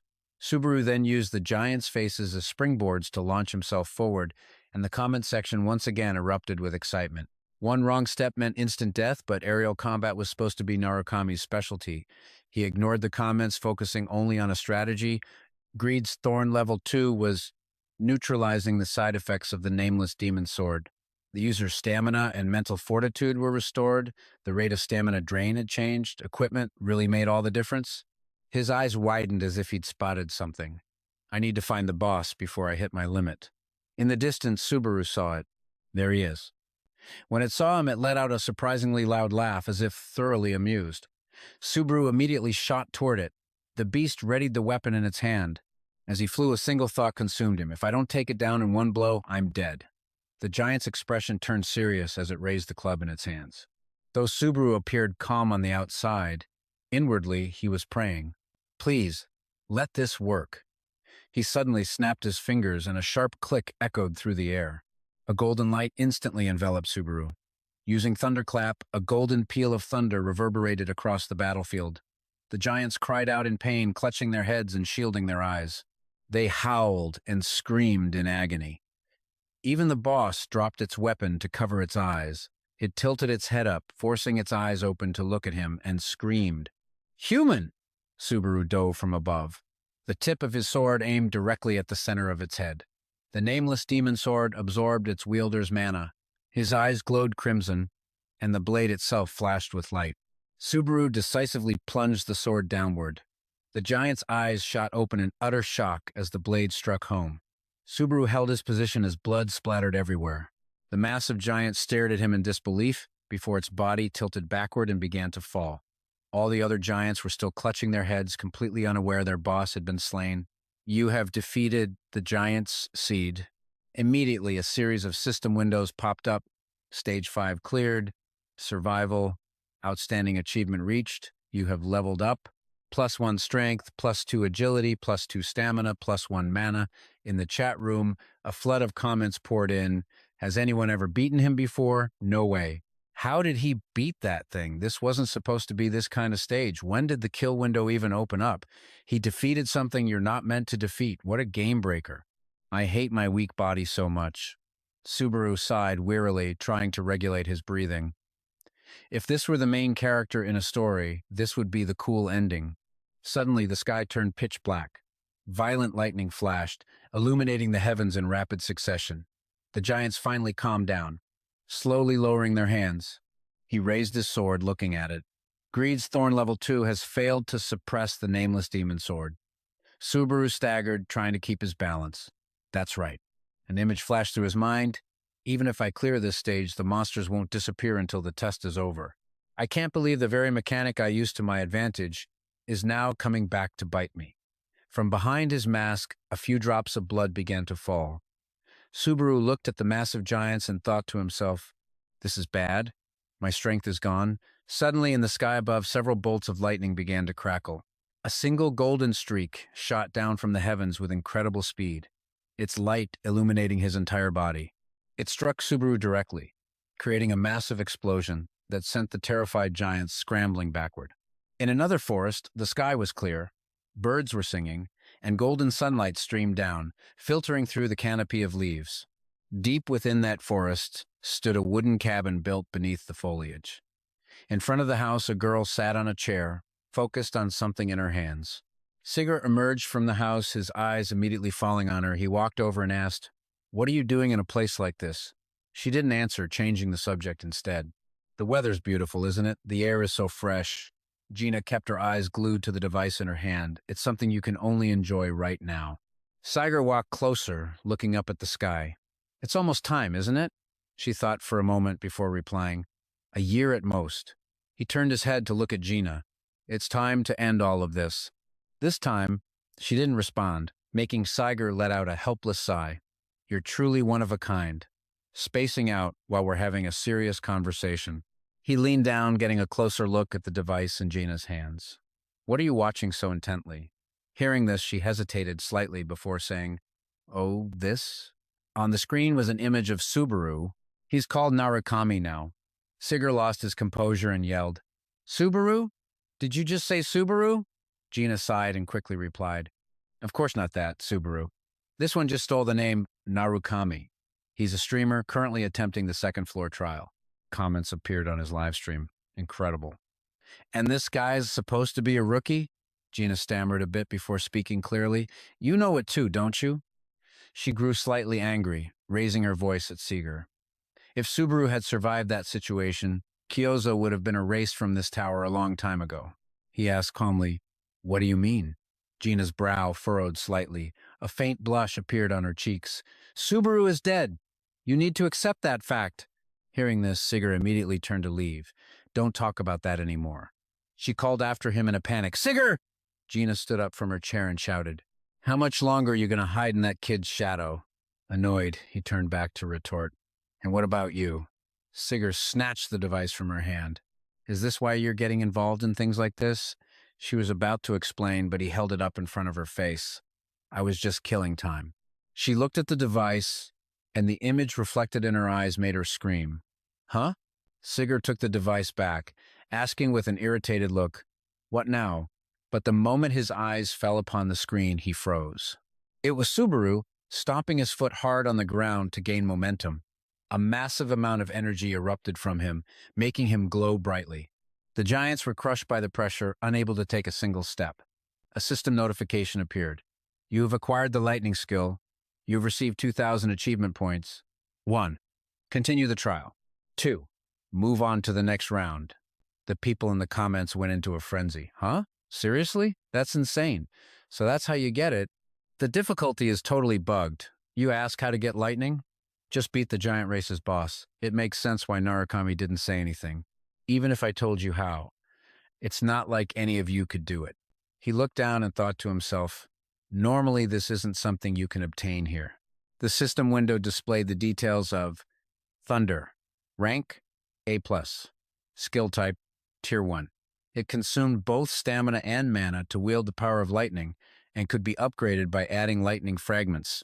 Narukami stared at the panel and let out a sigh. At least he wasn't dead. That was enough. The challenge pausing at that exact moment had truly saved him. Just then, a series of new notifications flooded his screen. They detailed all the viewers who had sent him gifts. Narukami immediately spoke up, "Thank you, everyone." He then glanced at his reputation points and continued. 20,150 reputation points, he announced. I said that if I received gifts, I would put on a performance as a thank you. The challenge will now resume. The moment they were able to move again, the monstrous bachelors charged forward, snarling. Narukami's eyes narrowed, sweeping over them with a deadly gaze. Now, I'll show you all what 20,000 reputation points can do. The Greedy Spike skill level 2 has leveled up. Greedy Spike level 3 now eliminates the side effects of thunder. He raised his hand, which was already crackling with raw electricity. I need to let this power flow through my entire body, he thought. But as the thunder channeled into his arm, his hand only glowed brighter. All of you, he yelled. He stood his ground, taking a defensive stance as the monsters lunged at him like a pack of hungry tigers. Just as they raised their claws to strike, Narukami smirked. He gripped his sword with both hands, channeling the raw power of thunder directly into the nameless demon sword. Narukami's entire body erupted in a deathly red aura. Should I just end them all in one fell swoop? He mused, just like the old days. He swung the sword down in one powerful arc, his eyes flashing with light. Wherever the slash passed, the bachelors were cleaved in two. Not a single monster could escape Narukami's fatal strike. It was the final curtain call. Slowly, the intense light enveloping his body began to fade. Narukami was left panting, clearly exhausted. Damn it, he gasped. I was trying to conserve my strength for the journey back. He braced himself with his sword, struggling to stay upright. I misjudged the power consumption. From behind him, a group of people was slowly approaching, their eyes widening at the scene before them. Every single one of them was stunned. Bilu looked up, his face a mask of utter confusion. Huh? He suddenly sprinted towards Narukami. Our benefactor! Narukami was still leaning heavily on his sword for support. Hearing his name, he turned his head, but his vision was starting to blur. He struggled to catch his breath, the world around him fading. He could just make out Bilu running toward him, a look of pure panic on his face. You idiot. Really? Narukami thought. The moment Bilu's arm reached for him, Narukami's eyes slammed shut. He had truly reached his limit. Meanwhile, in a dimly lit room, a machine on a desk began to beep urgently. The three people inside watched with anxious, almost panicked expressions. Saigen finally broke the silence, looking up to ask a question. Do we really have to go this far? He asked. Don looked just as lost. Don't ask me. I have no idea how a woman's mind works. Hatsuka, sitting in a nearby chair, buried her face in her hands and mumbled. This is so bad. Her face was beet red, sweat beading on her forehead. What am I supposed to do now? Hatsuka rubbed her face anxiously. Maybe I came across as too cold. What if he thought it was just a business message? She fretted. I should have used more emojis. Saigen, his arms crossed, chimed in, sorry, but to me it looked exactly like a business message. Are you one of those die-hard fans or something? Don added, because honestly, I thought you wanted to be a manager for the Shadow Monarch team. Hatsuka dropped her hands, her voice rising in volume. But before I was a manager, I was a die-hard fan. That part of me can never die. She suddenly shot up from her seat and strode toward the two of them. I already told you, didn't I, boss? Hatsuka declared, placing a hand firmly on her chest. Her voice was clear and filled with conviction, the thunder that only Narukami Subaru could obtain. With this development, it has now become a unique power exclusive to Narukami Subaru and his party. Hearing this, Saigen let out a long sigh of relief. Somehow, I've managed to protect my paycheck. He rubbed his chin and smiled. There's no doubt about it now. No one else can ever obtain that power. Suddenly, the device in his hand pinged with a notification. Seeing it, Hatsuka's eyes lit up. Ah, boss! But Seigen's next words sent a jolt of anxiety through her. It looks like Narukami Subaru has read the message. But just as her hopes soared, he finished the sentence. He just left it unread. Instantly, Hatsuka froze, turning into a stone statue. The two men stared at her, completely bewildered by her catatonic state. She's completely shut down. At that very moment, in a room packed with anime figurines, an excited voice cut through the silence. Well, well, well. A young man sat in a high-end gaming chair, surrounded by a state-of-the-art PC rig. He stared at the massive LED screen, his excitement palpable. Shall we begin? This was a streamer renowned for analyzing player matches, using his sharp insight and vast knowledge to break down every play. He had taken down countless rivals and built a rock-solid reputation for himself. A confident smirk played on his lips. This was Hoki, a man rumored to possess unparalleled analytical abilities, honed by watching footage of countless different players. Among them was Kuzo Kawahaman, who had just joined the Blue District, the future of the Blue District. A complete analysis of Kuzo Kawahaman. Hoki pointed a finger at the screen, which now displayed an image of Kawahaman. A dark horse has appeared, climbing the tower at a dizzying speed. Some are even calling him the second Narukami. Now, it was time for Hoki to work his magic. His analysis also covered Kiyozo, a former member of the Blue Eye Guild. Could he become the strongest man alive, Kiyozo of the Blue District? Hoki began his analysis. Now a player representing all of Earth, the pressure on his shoulders must be immense. But today, I want to take a much closer look at his unique skills. And, of course, the legend who transcends generations, Narukami was no exception. No matter what anyone says, the throne belongs to this man, Hoki praised. When you think of a player who is on a completely different level from everyone else, who is the first person that comes to your mind? Most of you are probably thinking of this man right now. That's right, Narukami Subaru. Hoki then launched his live stream, greeting his audience with infectious energy. Hello everyone, I'm Hoki, and thank you for tuning in today. Today, we are going to do a deep dive and dissect the hottest player in the game right now, Narukami. Immediately, the comment section exploded. Narukami is back, one comment read. Yeah, but not the original. Isn't he still on the second floor? This soon? Wow, so there are a bunch of Narukamis now. A new Narukami? Are they running out of ideas? Hoki paid the comments no mind, smoothly moving his mouse. Now, let's not kill the vibe right at the beginning.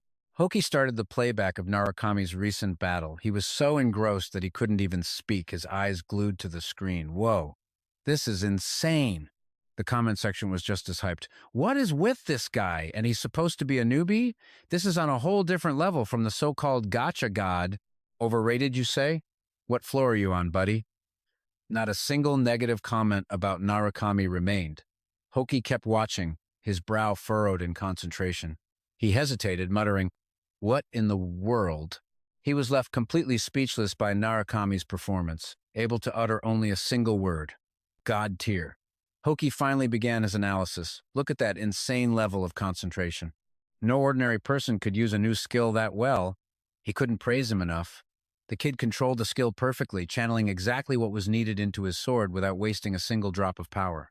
The comments section exploded with praise. Possible? What do you mean? Am I the only one who doesn't get it? Ah, I see now. Not understanding is an understatement. Seriously, if this is real, it's insane. Hoki is insane. That control and refined focus technique, the concentration that made it possible, and the judgment to use it at the precise moment it was needed, he truly didn't make a single mistake this entire battle. He watched intently, thinking, where did this monster come from? He thought to himself, I bet half of you don't even understand what you're watching. Before ending the live session, he made a promise. This guy is definitely going to be a big deal. I plan to keep following him in future Hoki broadcasts. The comment section was still buzzing. I thought he was some kind of tanker. Are you planning to hunt with him? Isn't that against your whole philosophy? If he climbs a bit higher, teaming up would be fun. But honestly, he's just phenomenal. A comment caught Hoki's eye. No conclusion today? He thought for a moment, then remembered. Ah, that's right. I forgot to give Hoki's one-line review. He thought for a long time, then decided to speak plainly about the kid's control. He might even be better than Narukami was in his prime. The scene shifts. Subaru, deep in sleep, suddenly jolts awake, as if something was preventing him from sleeping any longer. As he sat up, the system announced. Stage 6 is approaching. Fatigue has been completely reduced. Would you like to postpone the challenge? Subaru recalled the two conditions that had to be met to temporarily suspend the trial. You must have completed the previous stage. The next stage must not have started, and your fatigue level must be 0. In other words, you have to be fully recovered. Subaru scratched his head, thinking it over. My fatigue level is 0, but I'm still mentally exhausted. Maybe I should pause the challenge for a bit. He picked up his phone to check it and was stunned by the view count. Ah, he said, delivering his final words before ending the stream.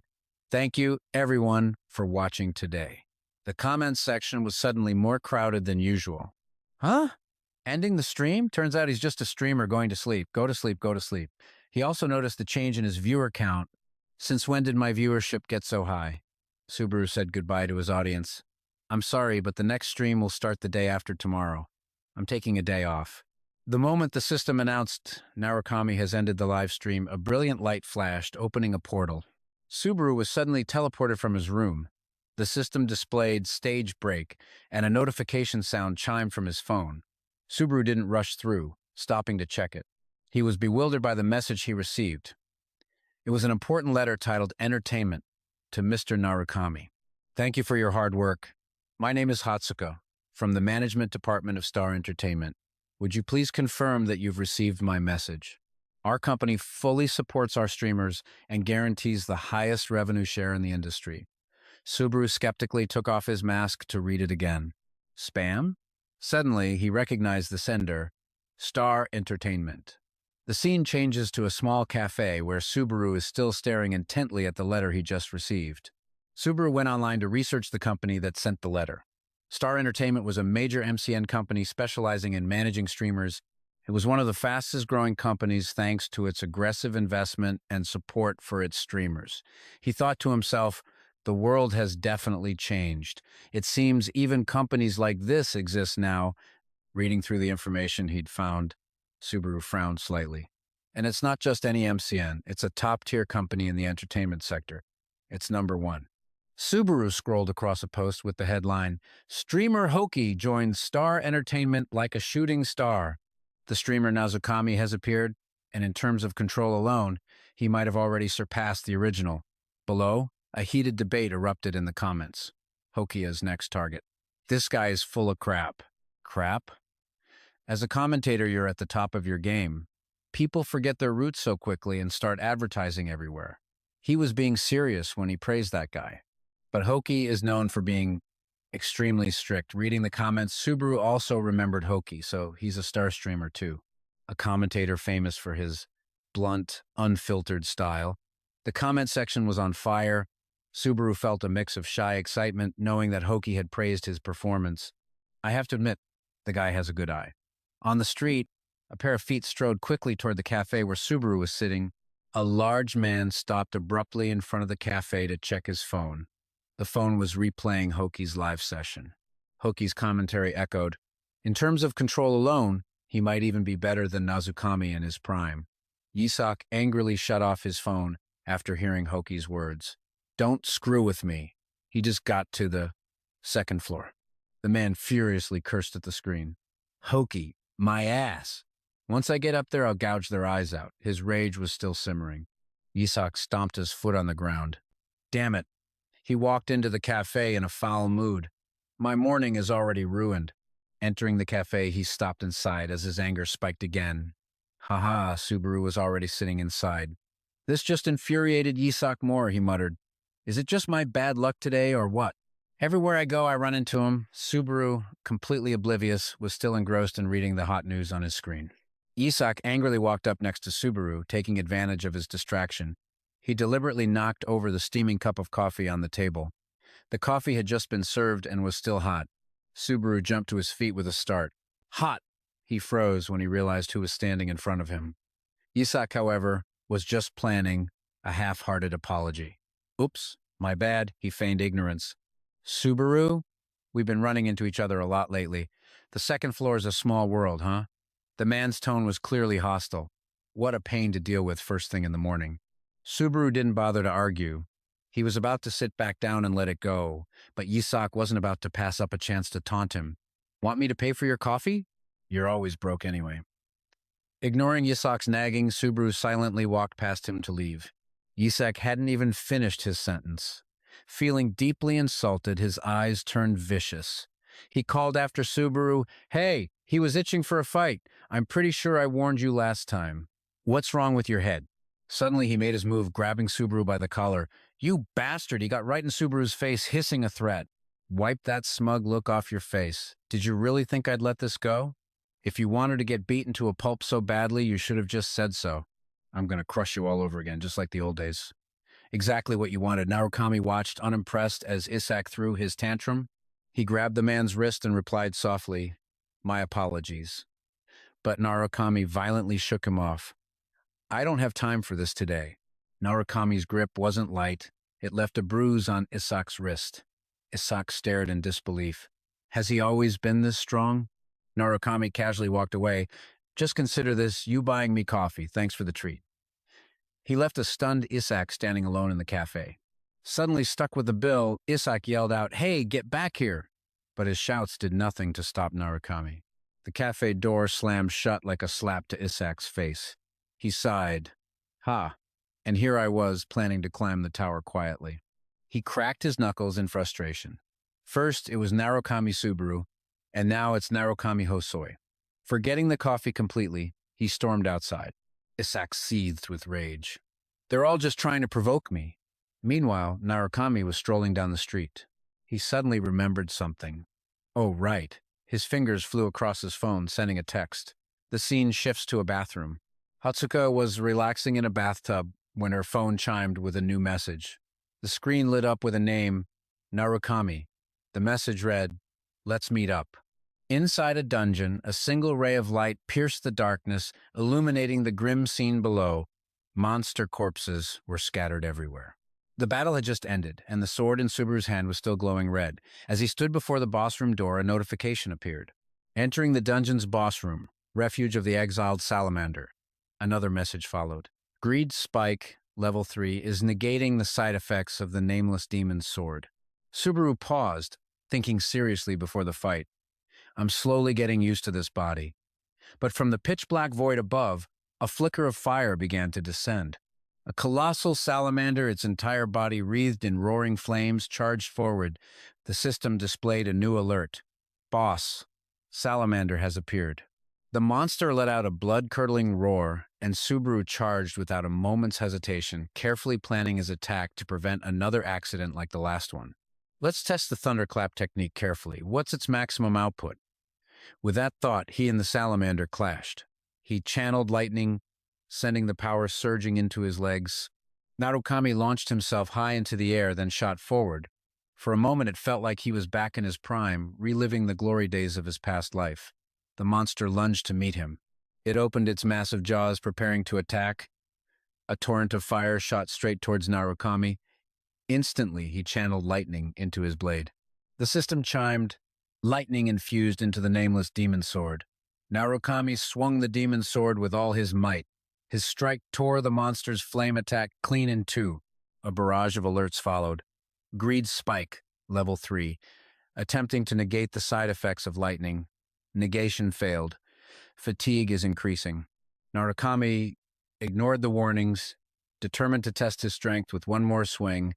This time, the demon sword sliced across the monster's body in a perfect, deadly arc. The moment he won, his system announced, Dungeon conquered. Refuge of the exiled salamander.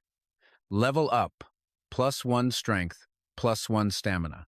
By the time Narukami left the dungeon, night had fallen. He glanced at his stats. Fatigue, 61%. He thought to himself with a quiet awe, the stamina reduction effect is even better than I expected. I've still got plenty of energy left. With this, I should be fine even if I add more power, but he sighed as he looked at the display screen. Greed Spike, skill level 3, negates the side effects of skills and items used by the player. Can be leveled up. Narukami grumbled. Requiring double the reputation points to level up is a bit harsh, isn't it? As he was lost in his gloomy thoughts. I wish someone would just show up and offer me a good job. Suddenly, a voice called out from the darkness.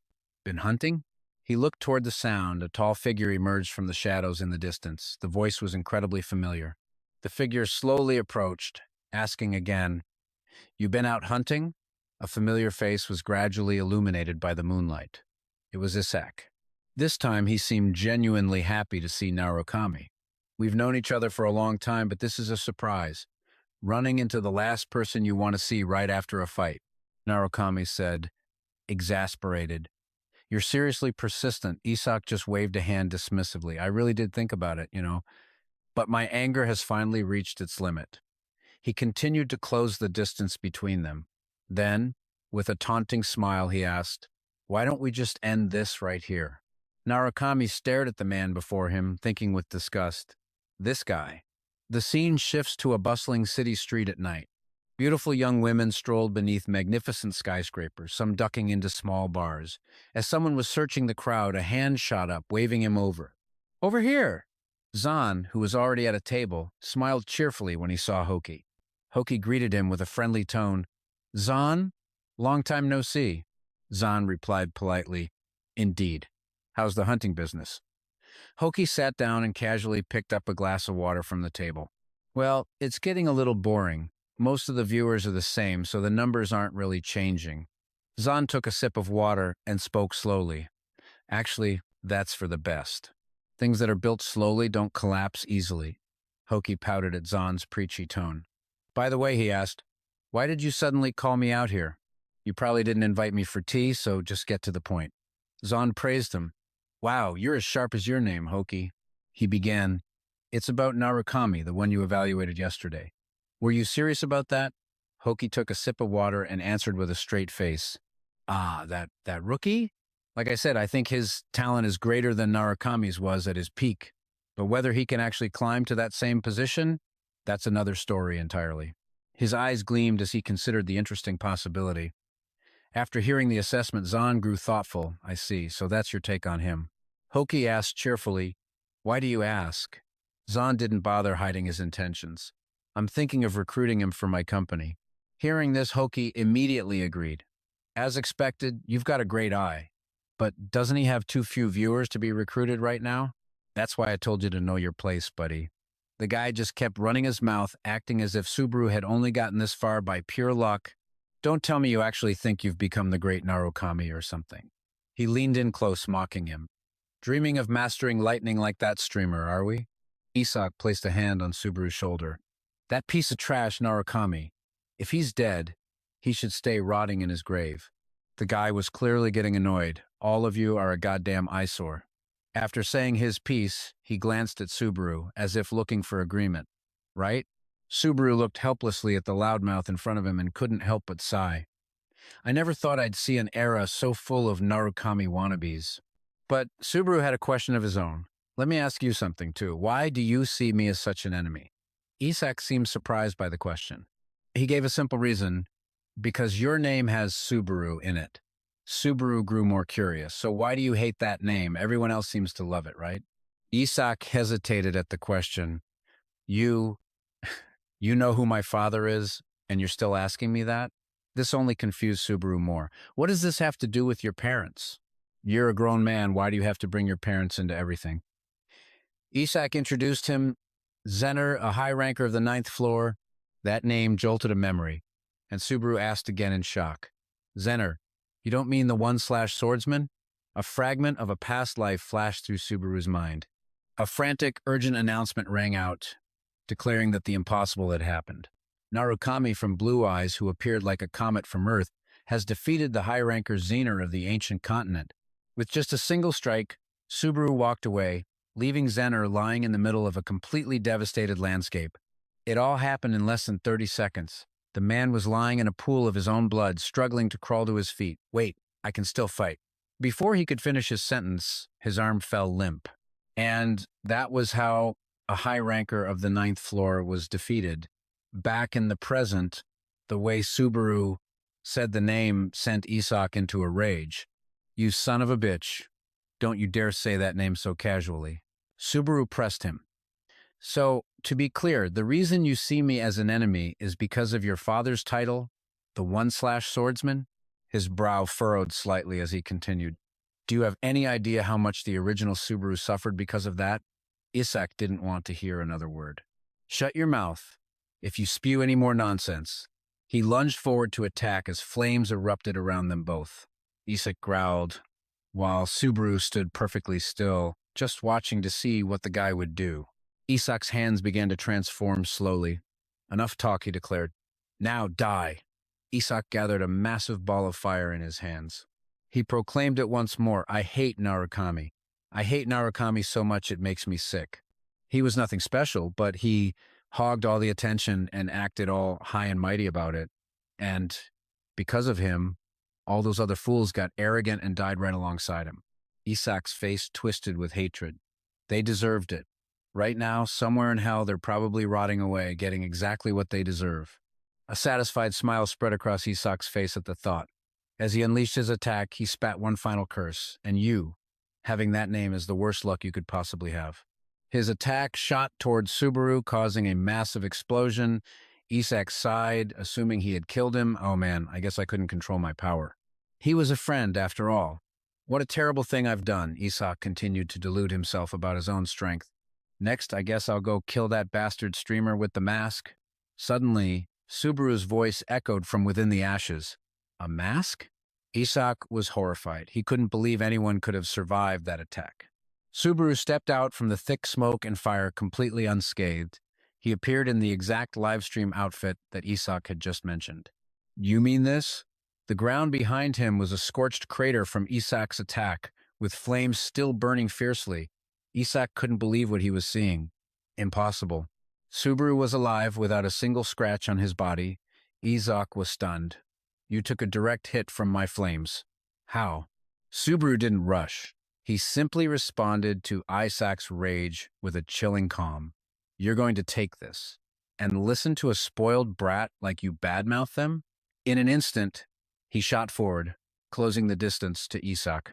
A punch of terrifying power slammed straight into Isach's gut. The guy's eyes bulged wide, his pupils shaking violently as a pained groan escaped his lips. Isach collapsed at Subaru's feet, screaming in agony. Arg! Blood poured from his mouth, mixed with his tormented cries. Subaru looked down on him with contempt. Isach wiped the blood from his mouth, trying to force out the words, How? You. It's impossible. Subaru questioned him calmly. Who is standing in front of you today? Is it the old Subaru you used to bully until he cried? Or is it this masked Narukami? Or is it Narukami of blue eyes? He slowly removed his mask, his eyes locked on the man crumpled before him. But Isach remained defiant. Cough, don't mess with me. So you really are that streamer Narukami, huh? He staggered to his feet with a sneer on his face. What the hell? The lightning isn't even that big a deal. Even a piece of trash like you managed to learn it. He began gathering power in his hands, his arrogance returning. You think you can beat me with that? The fact that a pathetic weakling who isn't even worthy of shining my shoes could learn it means I'm even better than the real Narukami of blue eyes, right? Subaru stood silently, listening to the guy's ridiculous rambling. Isaac roared ferociously. Isn't that right, you bastard? He lunged forward in a sudden attack. But contrary to Isach's desperate rush, Subaru just flicked his hand with a single effortless motion. Isach's arm was severed cleanly, sent flying high into the air. It all happened in the blink of an eye, so fast that Isach couldn't even process it. Huh? Subaru offered a gentle critique. Too bad. That's the wrong answer. I'm amazed you can spew so much meaningless, completely irrelevant nonsense. Subaru's blade was now pointed at Isach's throat. The man stammered, Wait, what do you mean? He fearfully recalled Subaru's earlier questions. Do you have any idea how much Subaru suffered because of that? It pisses you off, doesn't it? A little brat like you, bad-mouthing them? Only then did Isach begin to understand the gravity of the situation. He began to tremble uncontrollably. Don't tell me. Subaru watched patiently as Isach struggled to get the words out. You are Narukami. The moment the words left his lips, Subaru unleashed a fatal slash. Blood erupted from the man like a waterfall. He finished Isach off in an instant. Playtime's over. Blood rained down onto the ground from the man's body as he quickly collapsed. Subaru put his mask back on and walked away. I've been far too lenient, Subazu told himself, speaking to Subazu Hozuki's body. Consider this my thanks for letting me borrow your body. The scene shifts to the next morning, back at the familiar cafe. But today, the staff is buzzing more than usual. What's going on? Is that a Subazu Nazgami fanboy or something? Has he no shame? Looks like he's hit rock bottom. Subazu, still sitting in the cafe, stared intently at the device in his hands, oblivious to the whispers behind him. As a streamer, he was committed to upholding Subazu Nazukami's policy of never revealing his true face. It was a massive advantage, keeping his opponents from knowing who he really was. Just then, a woman entered the cafe. "Excuse me, I'm sorry to have kept you waiting." The newcomer was Hatsuka, her face flushing with a shy blush. "Ah, it's a pleasure to meet you. I'm the one who contacted you," she said, quickly introducing herself. "My name is Hatsuka, your manager." Subazu stood up politely. "I'm Subazu." Hatsuka nervously shook his hand. "It's a true honor to meet you." She blushed, looking up at Subazu's impressive figure. She couldn't help but marvel. They really do look alike. Her mind began to race. What if Subazu Nazukami was still alive and came back? What if he's hiding his face with a mask because he's an imposter? She had been staring at Subazu for so long that he finally asked, "Is something wrong?" Flustered, Hatsuka realized she'd gone too far. Hatsuka recalled the strict instructions she'd been given. Making a good first impression to win the client's trust is the absolute key, got it? Do not, under any circumstances, show any untrustworthy behavior. She worried she had already messed things up right from the start. Subazu couldn't understand why she was frantically running her hands through her hair. He spoke up, asking, "Are you a fan of Subazu Nazukami?" At his words, Hatsuka's eyes lit up. "Yes, a huge, passionate fan." Subazu explained, "I'm not the real deal, so calm down. Besides, manager, I think you're younger than me." Hatsuka replied excitedly. "No, I'm a fan of you too." Hitting on her favorite topic turned her into a true superfan. She began talking nonstop. "Actually, I've been following you since you had 0 viewers. That means I was your very first viewer. I saw you defeat that bat and overcome Gozet's trial. But then you chose the lightning trial to challenge him fairly. I was so amazed. And after that too." Subazu had no idea she was such a diehard fan. Meanwhile, Hatsuka was still rambling on. "It was incredible. Those quick, skillful movements, just watching, was enough. I felt a rush when you instantly subdued it. My palms were sweating. I've already faced the giant's fragment myself." Subazu was stunned as he listened to her every word. Was she really his first viewer? She remembers more of it than I do. Beneath his mask, Subazu couldn't help but smile. "I was so reckless back then. It's amazing you were watching." Hatsuka grew even more delighted. It was epic, wasn't it? "I think this is destiny. That's why I marched straight into the company and begged them, 'Please, let me be his manager.'" After pouring out her fangirl heart, she quickly switched back to her professional persona. "All right, from now on, I'll act professionally to earn his trust," she thought. "The contract is ready. Since you're probably busy, I'll summarize it for you." She placed the contract firmly on the table, regarding things like commercial advertisements, event broadcast clips, and so on. "We will help you generate all sorts of added value that can be created using the Nazukami brand." Subazu picked up the contract. He asked, "So what do I have to do?" Hatsuka replied, "Just keep streaming, as you normally do." That's all we need. The job was so simple it made Subazu suspicious. Is being a streamer really this easy? Hatsuka nervously explained, "It's because you're the first person to master lightning. And starting with the department head, our entire company holds you in very high regard." She silently cheered herself on. "Great job, me." One last push. She asked enthusiastically, "So what do you think? Are the terms satisfactory?" Suddenly, Subazu asked, "Are all the managers at StarTube like you, Miss Hatsuka?" His question wiped the smile from Hatsuka's face, and she nervously shrank back. "No, everyone else is much more reliable and professional than I am, though I'm not that bad." Seeing her distress, Subazu quickly clarified, "Ah, no, that's not what I meant by the question." Subazu's eyes scanned over Hatsuka as he silently analyzed the aura she was emitting. "She's not an ordinary player. Someone with her level of skill is just a manager?" Hatsuka muttered worriedly. "We're doomed, doomed, doomed, doomed, doomed." Behind the mask, a look of concern crossed Subazu's face. "In other words, from now on, the opponents I'm about to face will be on a whole other level. There's no time to rest. I have to keep picking up the pace." At that moment, Hatsuka was a nervous wreck, her face crestfallen as her inner monologue continued. "I absolutely have to make a trustworthy impression. What if he refuses? At this rate, should I just force him to sign? But contrary to her fears, Subazu extended his hand. He accepted. I can tell that you're someone I can trust. Hatsuka was shocked, never expecting him to agree. Ah, Subazu said sincerely, please take good care of me. Moved and on the verge of tears, she happily clasped his hand. No, that's my line. I'm the one who should be asking for your help. His live stream screen lit up and Subazu appeared. This time his stream already had quite a few followers. The comment section exploded with excitement the moment he appeared. He's here! Hey everyone, I've been waiting for you. Hey newbie, you're too close. Change that mask. Same content again today. The stream displayed 703 viewers. Subazu was astonished. 700 people watching the moment I went live? Right. This is thanks to Hatsuka's announcement. Earlier, Hatsuka had posted a notice guiding everyone to the skill distribution schedule. Not one to keep his audience waiting, Subazu began to enter the dungeon. All right, let's get started. A system notification appeared. Begin, Act 6, The Legend. The scene shifted to a forest where it was pouring rain, and an army had set up camp. Inside one of the tents, a large group of soldiers was gathered, all of them surrounding their leader. Be loser, he began, asking Falcon, where is our benefactor? Falcon replied, Sir? Another soldier interjected, I find this suspicious. Should we really trust someone who isn't even a knight? Several others agreed, that's right. It's hard to believe an outsider just showed up and defeated the giant clan's boss all by himself. Unless you saw it with your own eyes, Be loser, you could have been tricked. Was it really the giant clan's boss or just a regular soldier?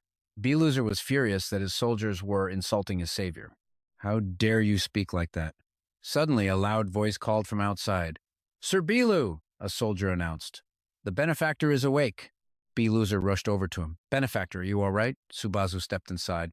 Thanks to you, I can walk normally again without any help. But when Subaru appeared, the soldier's suspicion flared. This was the hero who defeated the giant tribe's boss? They wanted to be polite, but he just didn't look that strong. Of course, Subaru knew exactly what they were thinking. It seems you all don't believe I defeated it, he thought, a smirk playing on his lips. Or maybe you just don't want to believe it. He remembered a trick Hatsuka had shown him. With a pre-saved gesture, he could adjust his mic's frequency so that only his audience could hear his inner thoughts. Subaru offered a silent thanks. It was a pretty useful feature for a mind-numbing situation like this one. He walked past the soldiers, muttering into the private feed, This is so damn boring. The comment section lit up with amusement. Don't underestimate him. Did you just smirk under that mask? Look at that confidence! First of all, thank you. A polite hand extended towards him as an older soldier introduced himself. I am Dale, Subaru replied with equal courtesy. A pleasure to meet you. Right, Dale began, his expression turning grim. I was in charge of protecting the village, but everyone was trampled. Subaru's eyes narrowed. Trampled? Dale's voice was heavy with grief. Yes. By him? Dale's cryptic words left Subaru confused. By him? Are you saying there's something even more dangerous than the boss? Dale gave a solemn nod. Yes, the old soldier explained.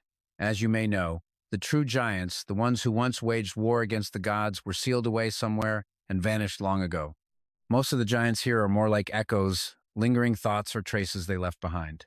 Suddenly, Dale trembled as he spoke of the new threat. However, the giant that appeared after you killed the boss is different.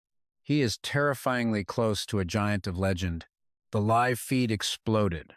I can't believe a being like that still exists. Does that mean this is a floor 8 level threat? No one has ever gotten that far. If it's real, how could anyone possibly defeat it? Not only the comments, but every soldier was frozen with dread after hearing Dale's story. Yet Subaru remained perfectly calm. Then we have no choice but to defeat it, he stated simply. Dale was stunned by his lack of fear. Oh? Quite confident, are you? The old soldier remarked, then sighed. We are in a position where we must beg for your help, but what we're asking is surely impossible. The crowd continued to jeer. He only says that because he hasn't faced it yet. But then, Belloser stepped forward. Benefactor, he said, his voice cutting through the noise. There is a legend passed down since ancient times on Millennium Mountain. At the peak of that mountain, a shard of lightning lies hidden. He paused, his gaze fixed on Subaru, and I believe the only one who can find it is you, Benefactor. The scene shifted to the village, now a hellscape of fire and smoke as villagers fled for their lives. A horde of giants was storming their home, but behind them, an even larger shadow loomed. It was immense. A giant 10 times the size of the others was striding into the village. It mumbled strange words. "My child." It snatched a soldier who screamed in pure terror. "Ah, stop!" The giant lifted the man high into the air. "I will," it began, and then crushed the soldier in its hand like a child's toy. The monster growled. "Give you a send-off with the blood of these humans." From high above, Subaru witnessed the entire gruesome scene. He sat on horseback, looking down upon the burning village. That thing. The comments went wild at the horrific sight. The one he defeated before was its child. "Yeah, it's huge. Is that a true giant?" Subaru pulled on his reins, turning to leave, but cast one last look back at the chaos. He's really trying to kill every last one of them. Below, the comments continued to scroll. "The test is trying to kill us. Seriously, this is impossible. Is this test even supposed to be balanced?" Before he left, Belosur had warned him, "It will take the giant about 3 days to reach this place. If you cannot find the thunder by then, you must flee. It's the only way to protect your life, benefactor." Now, before Subaru stood Millennium Mountain, a peak that scraped the very heavens. He was on his way to defeat the giant, but he couldn't do it without the power of thunder. It had to be the key to this trial. A few comments popped up, doubting him. "Try again at least twice. Yeah, right." Reading them, Subaru declared with unshakable confidence, "No, there is no trial in this tower that I cannot conquer." Suddenly, he realized his mistake. "Damn it, I accidentally used my catchphrase." The comments erupted. "So confident. I've heard that line before. Is that a catchphrase?" Just then, system notifications flooded his view. Safe Asset has registered a quest. If you defeat it, you will receive 3,000 prestige points. Narukami has been sponsored for taking on an impossible mission. Bamzode has registered a quest. It's just a small amount of money. Subaru smiled to himself. Good. I wasn't found out. And that's not a bad reaction, right? He pulled sharply on his horse's reins. The horse neighed and came to a halt. He had arrived. Subaru dismounted, staring intently into the dark entrance before him. A shard of lightning is hidden here. In front of him was a massive cliff face. He began to feel his way among the towering stones. Subaru recalled Belosur's words. The shard of lightning is something from a legend. Whether it's a special power, an item, or even a person, there's truly no information at all. Do you know how to get it? Subaru had asked. Belosur shook his head regretfully. Unfortunately, we only know the mountain's location and the legend. But one thing is certain. Belosur's voice had been firm. The one who once wielded the thunder utterly destroyed the giants. Meanwhile, Hatsuka was on the phone, a voice echoing from the device. What is it?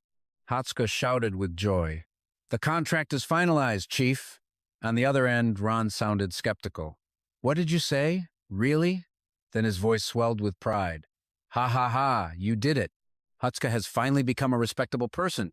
Hearing the praise, she ecstatically grabbed her bag and burst into a room. Right? With this, I'll finally get some respect, she thought. Wait, are you praising me? Ron replied. Of course. I already met with Hoki, but there's something I wanted to tell you soon. Not letting him finish, Hatsuka ended the call. She flopped onto her bed, giddy with relief. All right, work's done. Time to watch the stream. She happily pulled up Subaru's stream, watching it on screen while also seeing it happen live. This is the ultimate pleasure for an otaku.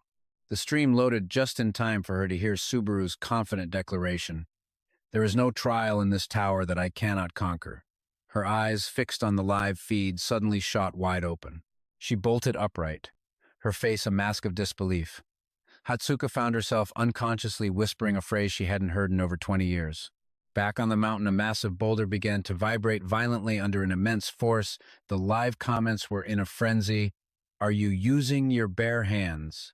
Don't tell me you're getting desperate. Nobody said that. A deep indent appeared on the stone surface, yet Subaru didn't stop. He challenged the rock itself. Which one of us is harder? He swings again with all his might, fighting to the very end. The punch unleashes a massive explosion. The boulder shatters into countless pieces, rock and dust raining down around Subaru. And finally, he sees what he's been searching for. There they are, a pair of sturdy legs standing atop the massive rocks. Subaru clenches his fists, his mind racing. It was a feeling that couldn't be conveyed through the stream. An immense, thunderous energy was gathering powerfully behind this door. He steps forward, his pace quick and determined. Comments from the viewers start flooding in. That door is huge. It looks like something the giants would use. How do you open it without a key? Just break it down. That's what you're good at. He gently places his hand on the door, and from within, streams of golden light begin to seep out. Talk about an obvious clue, he thinks. The system's voice rings out, generating lightning. Greed's spearhead, level 3, neutralizes the side effects of lightning. He thinks to himself, the real challenge must be inside. A powerful punch slams into the door. Subaru leaps into the air and roars. If you're going to call for me with that much passion, then I'll answer. The golden energy flies forward, piercing through the stone wall. He watches the entire scene unfold without a ripple of emotion as the door slowly swings open. He calmly steps inside. The comments continue. He's just pushing forward. Something big is about to happen. Let's go. Subaru sees something that stops him dead in his tracks. His steps falter for a moment, but then his resolve hardens. He continues forward with a determined look as the mechanical voice continues, entering the path that lightning travels. You cannot leave until the stage is complete. The people stand there in silence, each lost in their own thoughts. Hey, Belozer, let me ask you, do you really think he can obtain the lightning? Belozer replies with confidence. He can. I'm sure of it. The man presses on, even though he's an outsider. You're putting a lot of faith in him. Belozer just smiles cheerfully. That person has already proven himself. There's no reason to doubt. So what if it's lightning? We're all going to die anyway, another voice trembles from behind. You don't understand. Belozer bites his lip. That giant. The power he possessed. I experienced it firsthand in that village. Belozer sits down beside him. Even so, we can't give up, right? Let's put our faith in him one more time. In that young hero, the one who has done everything for us without asking for anything in return. The young man's eyes well up with tears. Easy for you to say. Before he can finish, the ground begins to shake violently, and panic erupts. A frightened voice screams, "This is bad!" A man rushes in, his face a mask of terror. "He's here!" Everyone freezes, their mouths agape in disbelief. Inside the cold cave, Subaru coldly surveys his surroundings. He slowly advances. What do you want me to do in here? He wonders. The comments start popping up. There's nothing here. Absolutely nothing. Nothing at all. Or maybe the lightning is just too fast to see? His eyes narrow in thought. That makes sense. Before a lightning bolt strikes, it's just scattered electrical charges in the air, so of course I can't see it. So this isn't a visual challenge. The name of this trial is The Path That Lightning Travels, and the powerful bolt deep inside is calling to me. That's its pull. Suddenly he freezes. His pupils constrict violently as he slams his fist into the ground. Maybe the challenge is that invisible lightning is scattered throughout the air, and the deeper I go, the stronger it reacts. Just then, a flash of golden light erupts as a chunk of rock flies toward him, creating an explosion. The comments flood in again. What was that? What the hell just happened? He thinks I must be right, but even knowing that, I have to keep moving forward. You guys really have no taste. It seems this time they're testing my endurance. His gaze turns razor sharp. Basically, if I can't take it, I die. The mechanical voice chimes in. R has donated 100 prestige points. What are you afraid of? A flood of other donations follows. He storms forward with fierce determination, his eyes like daggers. Thank you all so much. Meanwhile, a pot of soup steams on a stove as Siger sits quietly on a chair. He lets out a long sigh, lost in thought. Xena throws the door open with a bang, making him jump. He quickly shoves something out of sight, startled. She lets out a breath, teasing him. What are you hiding? You're watching something dirty, aren't you? He stammers, I'm not hiding anything. My eyes were just tired, that's all. She sits down next to him, a playful smile on her face. You know, I heard your hair grows faster than you think. He sighs, exasperated. Don't say weird things. I told you, it's not like that. She continues, ever since you said that, I stopped watching the stream, but I guess it can't be helped. He mutters, I get it. So, what are you planning on doing here? She takes a bite of a snack, looking nonchalant.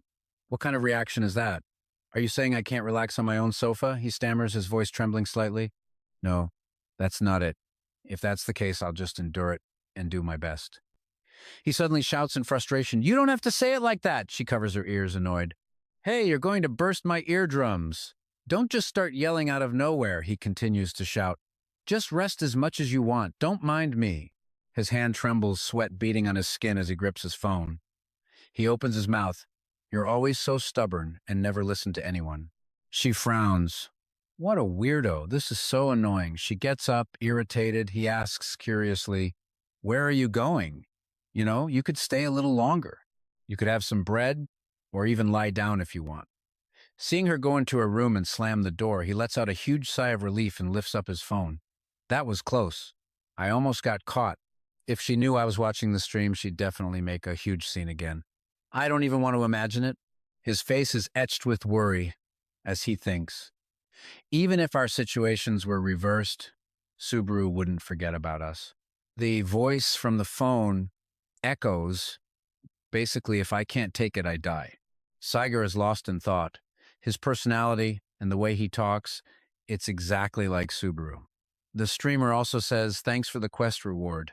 However, he's nothing like Subaru when it comes to desperately grinding for prestige points. I don't know what's going on. Suddenly, a hand gently rests on his shoulder as a low, husky voice speaks. You should be asking yourself that. Xena places her hand on his shoulder, and his face turns pale. Her voice is laced with danger. Did you really think I wouldn't notice? Trying to fool me? You're still 100 years too early. The mechanical voice rings out, Create the path of lightning. Tears begin to fall slowly down a cheek. Subaru is silent, feeling the crushing weight of it all. He walks slowly, as if all his strength has been drained. Suddenly, sources of golden light surround him as the system announces, Progress 2.3%. His arm becomes incredibly sensitive, trembling uncontrollably. Deep down, lightning was a familiar foe. He'd faced it more times than he could count. His eyes turned sharp, filled with determination, as the system's voice rushed out, Progress 2.3%. A long road still stretched ahead of him, he thought. He pressed forward, his heart heavy with doubt, but he had to believe the goal was within reach. Comments flooded the screen. Why isn't he running? Wouldn't it be better to just run? Please hurry up. He shot a cold glance at the comment feed. I might have to stop reading the chat from now on. Seriously, just run. Looks like he's too hurt to even read. What a coward. Reaching the goal was a given, he thought, but if possible, I want to aim for something more. On a computer screen, Subaru's face was on full display. He stared intently at the live broadcast, lost in thought, remembering Zun's words about a potential partnership between him, Subaru, and Zickamine. At that thought, he spoke coldly. How long has it been since Zun personally handled a project? Zun set down a glass of water and answered, I've always told you, haven't I? In the world of entertainment streaming, all you can do is the work itself. He understood this was part of an evaluation. Zun continued slowly. Popularity is decided by who your family is and which players are dominating the current era. He let out an appreciative smile. That's right. Subaru and Zukami's streams aren't about fan interaction. They're more like watching a veteran player. Subaru might be a rookie streamer, but all he needs to do is keep his usual commentary style. Zun's voice was deliberate. This could be a real opportunity, a chance to finally become a star who can shine alongside him. Hearing this, the other man seemed to find his motivation. He clenched his fists as if he'd made up his mind, his eyes flashing as his pupils contracted violently, and then a smile spread across his face. You can just run away here because you're not confident about climbing the Bronze Tower, he mused. But I want to become greater than anyone else. He looked up at the sky, his expression serene. He sat back in his chair, hands lazily placed behind his head, dreaming of stardom as he reached out to touch a distant star. Can I really become something like that? Then he snapped back to reality. He was shocked to find himself reaching for something that wasn't there. His voice was filled with exasperation. What am I doing in the middle of work? He looked closely at the screen and suddenly shouted, Are you insane? On the monitor, the live broadcast was still rolling. Subaru was standing his ground, enduring the crackling yellow energy. His entire body was grievously wounded, yet he fought to push forward. His legs trembled, but he stubbornly took another steady step.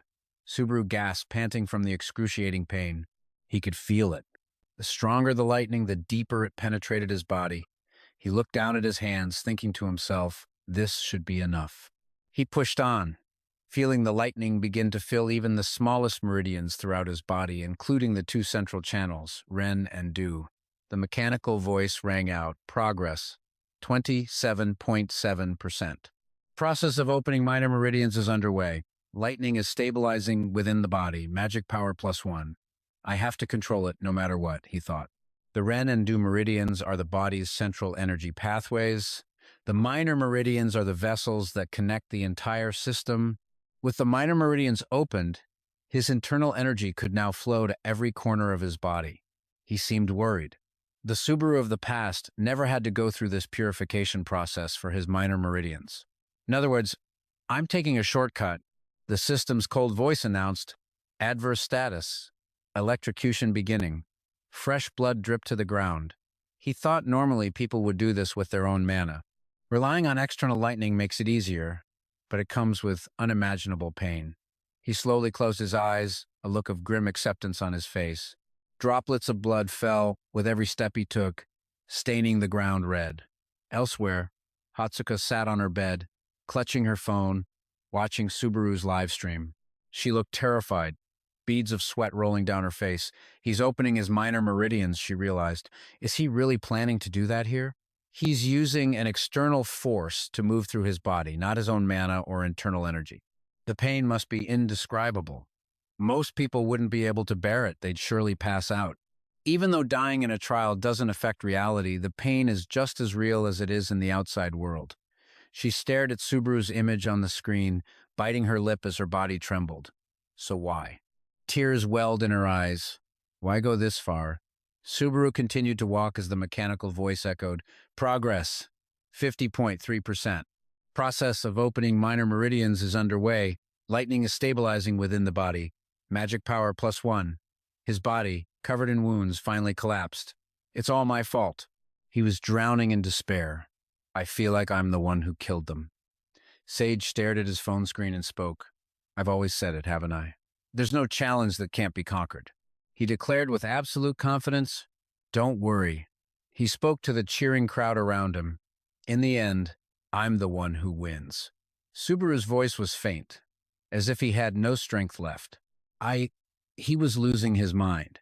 If I hadn't been so careless, if I hadn't pushed them with my overconfidence. His vision blurred with tears. Then no one would have had to die. A blood-splattered Kazuki spoke up, a sneer on his face. Honestly, you people failed because you were just too damn arrogant. Subaru snapped, lunging forward in a frenzy. Every step he took left a fresh pool of blood in his wake. He relentlessly blamed himself for his own powerlessness. He finally collapsed, completely drained of strength, and gasped for air. His wounded hands reached out, trying to grasp a single ray of hope. The scene shifted to a vast grassland with endless green fields. Subaru watched the leaves dance around him and mumbled, "Where is this?" He suddenly noticed a group of people sitting around a campfire up ahead. Subaru froze for a moment, his entire body tensing up. His pupils dilated as he breathed their names. Everyone.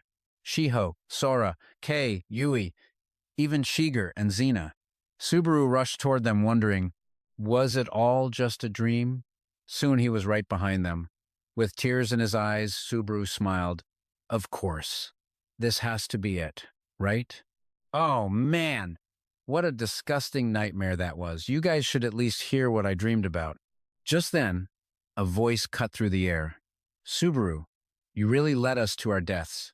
I didn't want to die. The words struck Subaru like a physical blow. Shiho, Sora, and Chino, sitting off to the side, chimed in. You were always talking about such big things. And for what? A gaping hole had been torn through her stomach, and her voice was filled with resentment. Why didn't you protect us? His eyes flew wide open. All he could do was call her name, Chino. In an instant, a crimson fire erupted in their midst. Drenched in a cold sweat, Subaru stammered, unable to form a single word. He was powerless as the flames consumed them all. Subaru reached out his arm and screamed, "Wait!" He screamed helplessly into the sea of flames. "Everyone, don't go! Just wait!" Pained, Subaru squeezed his eyes shut, trying to endure the devastating loss. He collapsed to his knees. his mouth endlessly murmuring, "Please." But the flames only roared higher, erupting into a blinding flash of light that ripped Subaru back to reality, where he found himself kneeling on one knee. He thought to himself, "So this is the kind of illusion that occurs when opening your mana circuits. I nearly lost control." The system instantly chimed in. Progress 97.87%. Minor mana circuits are being opened.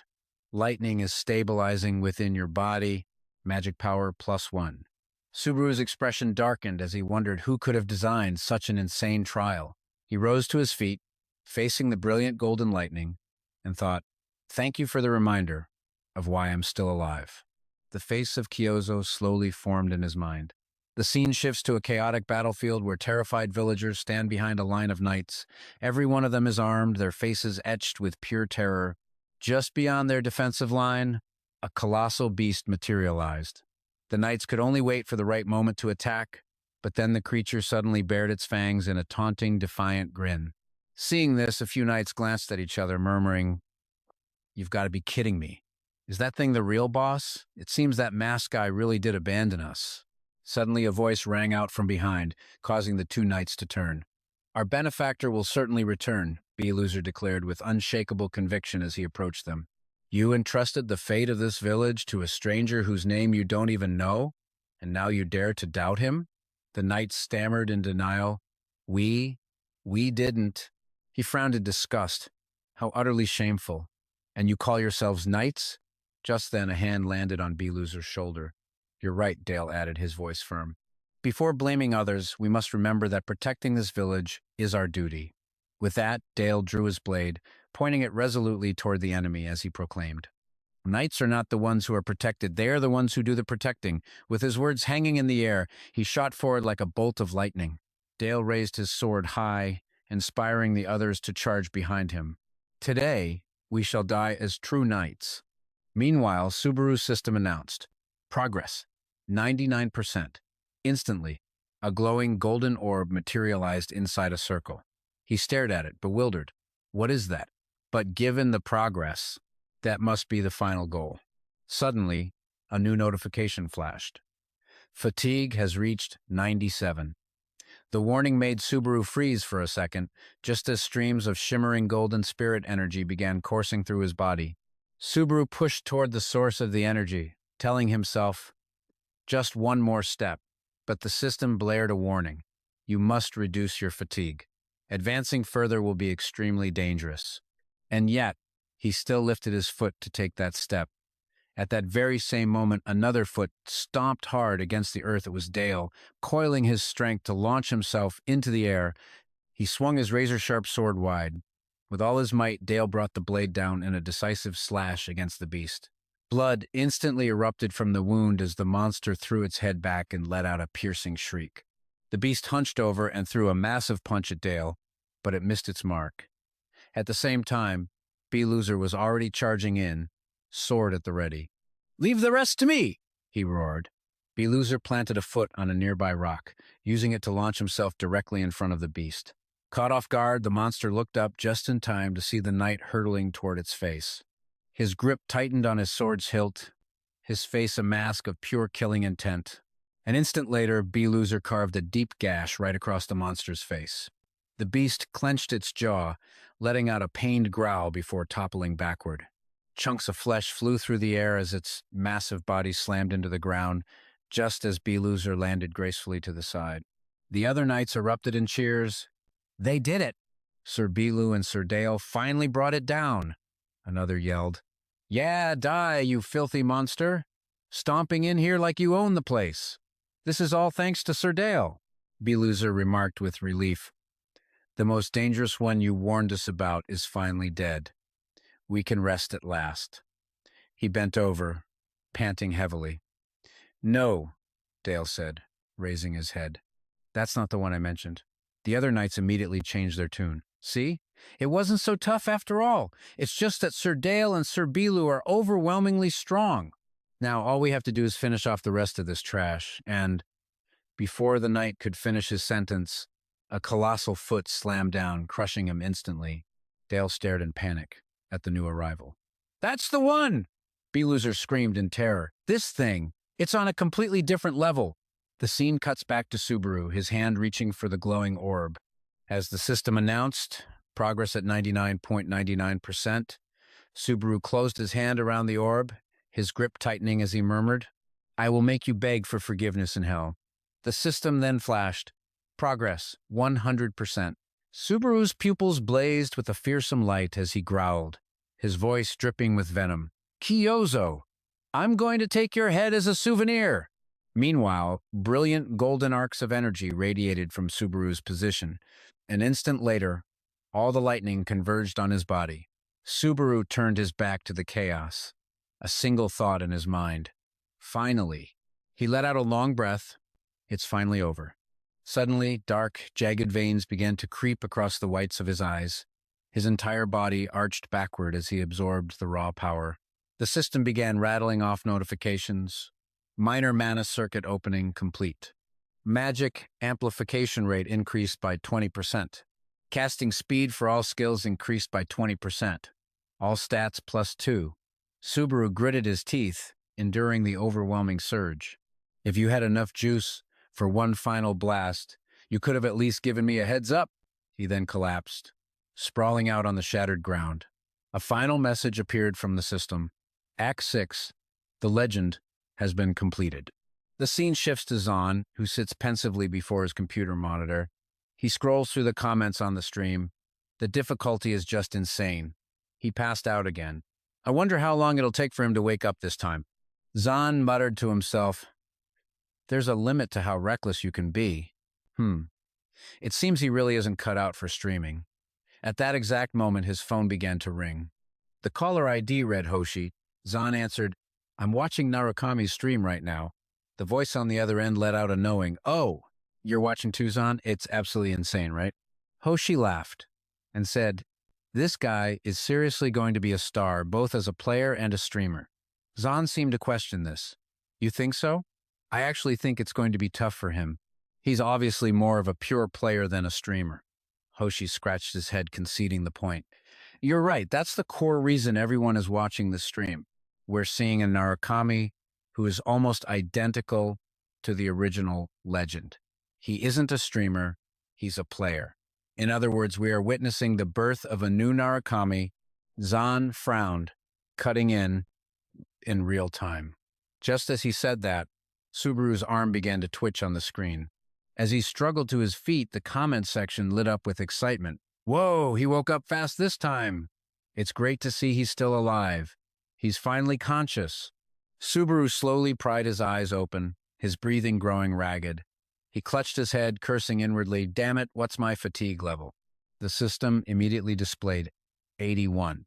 Subaru made a quick judgment. "Good, it's lower than last time. The higher stats must be working." The final lightning strike was unexpected, but the result wasn't bad. A flood of information arrived. Mission complete. Prestige points awarded. His current prestige was 420. He marveled at how much he'd saved up. An icon appeared, D rank, a skill type that raises the skill limit of items and skills used by the player. Subaru summoned his lightning orb to his hand, telling himself, "It's still not enough to raise the skills quality. If I defeat that giant, maybe it'll be enough. This is the key to taking it down." The orb's information appeared. Lightning spear, untradeable, weapon type, decent equipment level. An ancient spear carved from pure lightning. A single throw will deliver a devastating, decisive blow. The comment section instantly erupted. "A one-shot monster item? That thing dropped here? You've got to be kidding." By the way, that's because of his account, Subaru thought, panting. "Even though it's a one-time use item, you normally can't even get this on the 8th floor, let alone this early." Then he spoke aloud. "Exactly. Doesn't look much like a spear, does it?" A second later, he reached out and pressed a button. Subaru then stretched his muscles, muttering. High-level items can change their form based on certain conditions. The comments flooded in again. "How do you even know that? Dude's talking like a total pro now." Subaru walked into the cave alone. "All right, let's go destroy that thing." A small window showed his fans cheering him on. "Blow it away with lightning. Ha ha." The scene then cuts to B-Loser. His face was a mask of pure terror. He and Dolly glared viciously at the massive eye before them. The giant merely stirred, and it was enough to strike fear into everyone. It tossed its long, stringy silver hair back. The beast let out a piercing roar, saliva dripping from its maw. The system displayed. Giant seed has hatched. Giant's record. A knight suddenly charged toward it, prompting B-Loser to shout, "Hey! What do you think you're doing?" With tears in his eyes, the knight gave a helpless laugh. "I told you, didn't I? You people know nothing." "Oh gods, I am not like those foolish people." He dropped to his knees, pleading, "Please have mercy on me." The giant looked down from its towering height, its voice a deep rumble. "Do not lump me in with those cowards." It raised its hand. Dally rushed forward, trying to reason with him. "What are you doing? Get up, B-Loser, hurry! Get the villagers as far away as you can! Run!" Suddenly, something made him freeze. The man behind him screamed in panic, "Dolly!" A thunderous crash echoed as both men were obliterated right in front of B-Loser's eyes. He stared into the surrounding dust and smoke, thinking to himself, "There's no way to win." B-Loser glanced behind him, searching for an escape route. He saw the giant sitting silently in the distance and realized his path was blocked. B-Loser's eyes flew wide, sweat pouring down his face. He gritted his teeth, forcing himself to stay calm. A moment later, B-Loser screamed, "I know who killed your child. I know exactly who did it." The giant spoke immediately. "The one who killed my boy was—" It leaned down, its tone dripping with murderous intent. "Who?" He drew his sword, hesitating before saying, "It was." B-Loser pointed the tip of his blade in a specific direction. "Over there. The one who killed your son went that way, gathering power to kill you and your entire race." As the words left his lips, he prayed silently, "Please, fall for it." The giant stared thoughtfully in the direction B-Loser pointed. Then it spun around. "Roaring lies! Your words are tainted with falsehoods." "So the one who killed my son is not there. You just pointed that pathetic sword at a random spot. If you don't answer me now—" A sudden surge of lightning from the mountain range made it stop short. The monster was utterly stunned by the sight, and B-Loser was just as shocked.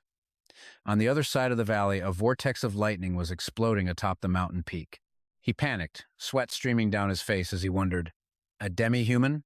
Just then, Subaru stood on the summit, looking down as the system displayed. "The thunderstorm will now begin." He muttered, "Good! This is the finale." A flurry of comments appeared. "And it just got bigger, didn't it? It's still growing." Subaru thought, if something stronger than this appears, this challenge can't even be called second-floor content anymore. The comment section was in an uproar. "Is this some kind of game bug? Even if I gathered everyone, are you really going to fight that thing? Shouldn't you be running?" Subaru, covered in countless scratches, spoke up, "It's fine. I don't need to overthink it. I just have to land one hit." He summoned the lightning spear, his mind racing. "Right now, it's not an opponent I can face head-on. I have to take it down before it reaches me." A second later, Subaru raised it high, and the system announced, "Activating lightning spear." A bolt of lightning shot straight into the sky. The system displayed, "Initializing lightning spear. Activation rate 10.1%, then 100%. Tens of thousands of lightning spears shot upward, swirling together like an endless vortex. Subaru stood there, channeling energy into the sky. The system reported again, "Fatigue has reached 84. His hand refused to drop. Fatigue has reached 85. Then, Subaru curled his fingers as if gripping a weapon. A spear instantly materialized in his hand, and new information arrived. Activation rate, 33.1%. Subaru tightened his grip on it. The system reported, "Greedy Spike suppresses the side effects of the lightning spear. Suppression failed. Compatibility is very low." He coughed up a mouthful of blood, grimacing. "As I thought, my skill level is too low to use a legendary item. Even so, this body has to endure it." A warning blared. Fatigue has reached 88. Activation rate, 50%. A series of comments appeared as they watched Subaru's cold expression. Ever since he learned lightning, he's had to endure so much. Maybe he's starting to enjoy it. At this rate, he's going to get addicted. Subaru flinched for a moment when he saw the giant looking at him. "So it noticed, huh?" The commentators confirmed it. "How could it not? Even my grandma could see that." He aimed his weapon forward and declared, "That's right. After creating a scene this big, it'd be weird if no one noticed." The system announced, "Activation rate, 78.5%. The giant stared at the brilliant streak of light before it, muttering, Lightning.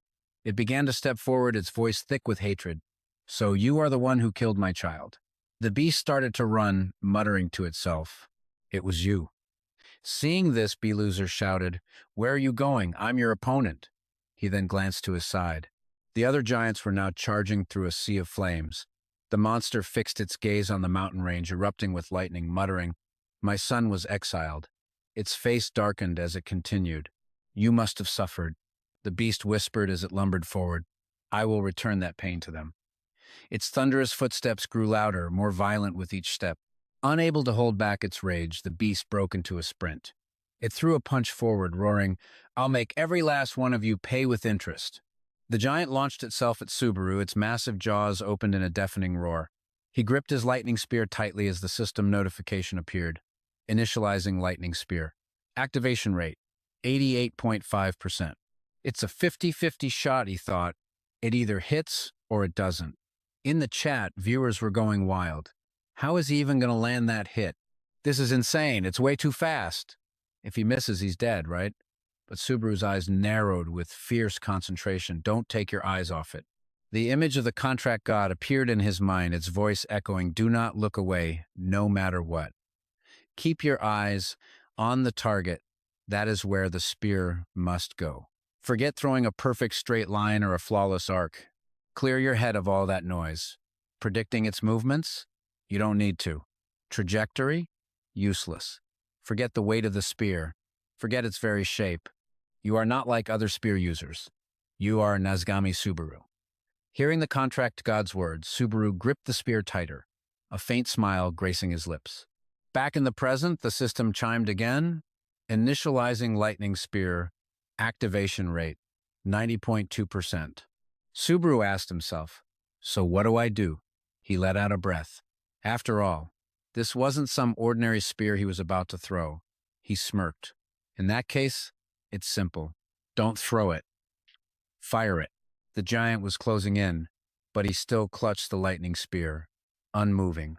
The chat was in a full-blown panic. "What are you doing? Throw it now. You're going to die." But all hesitation vanished as Subaru stared down the giant. Just a little longer.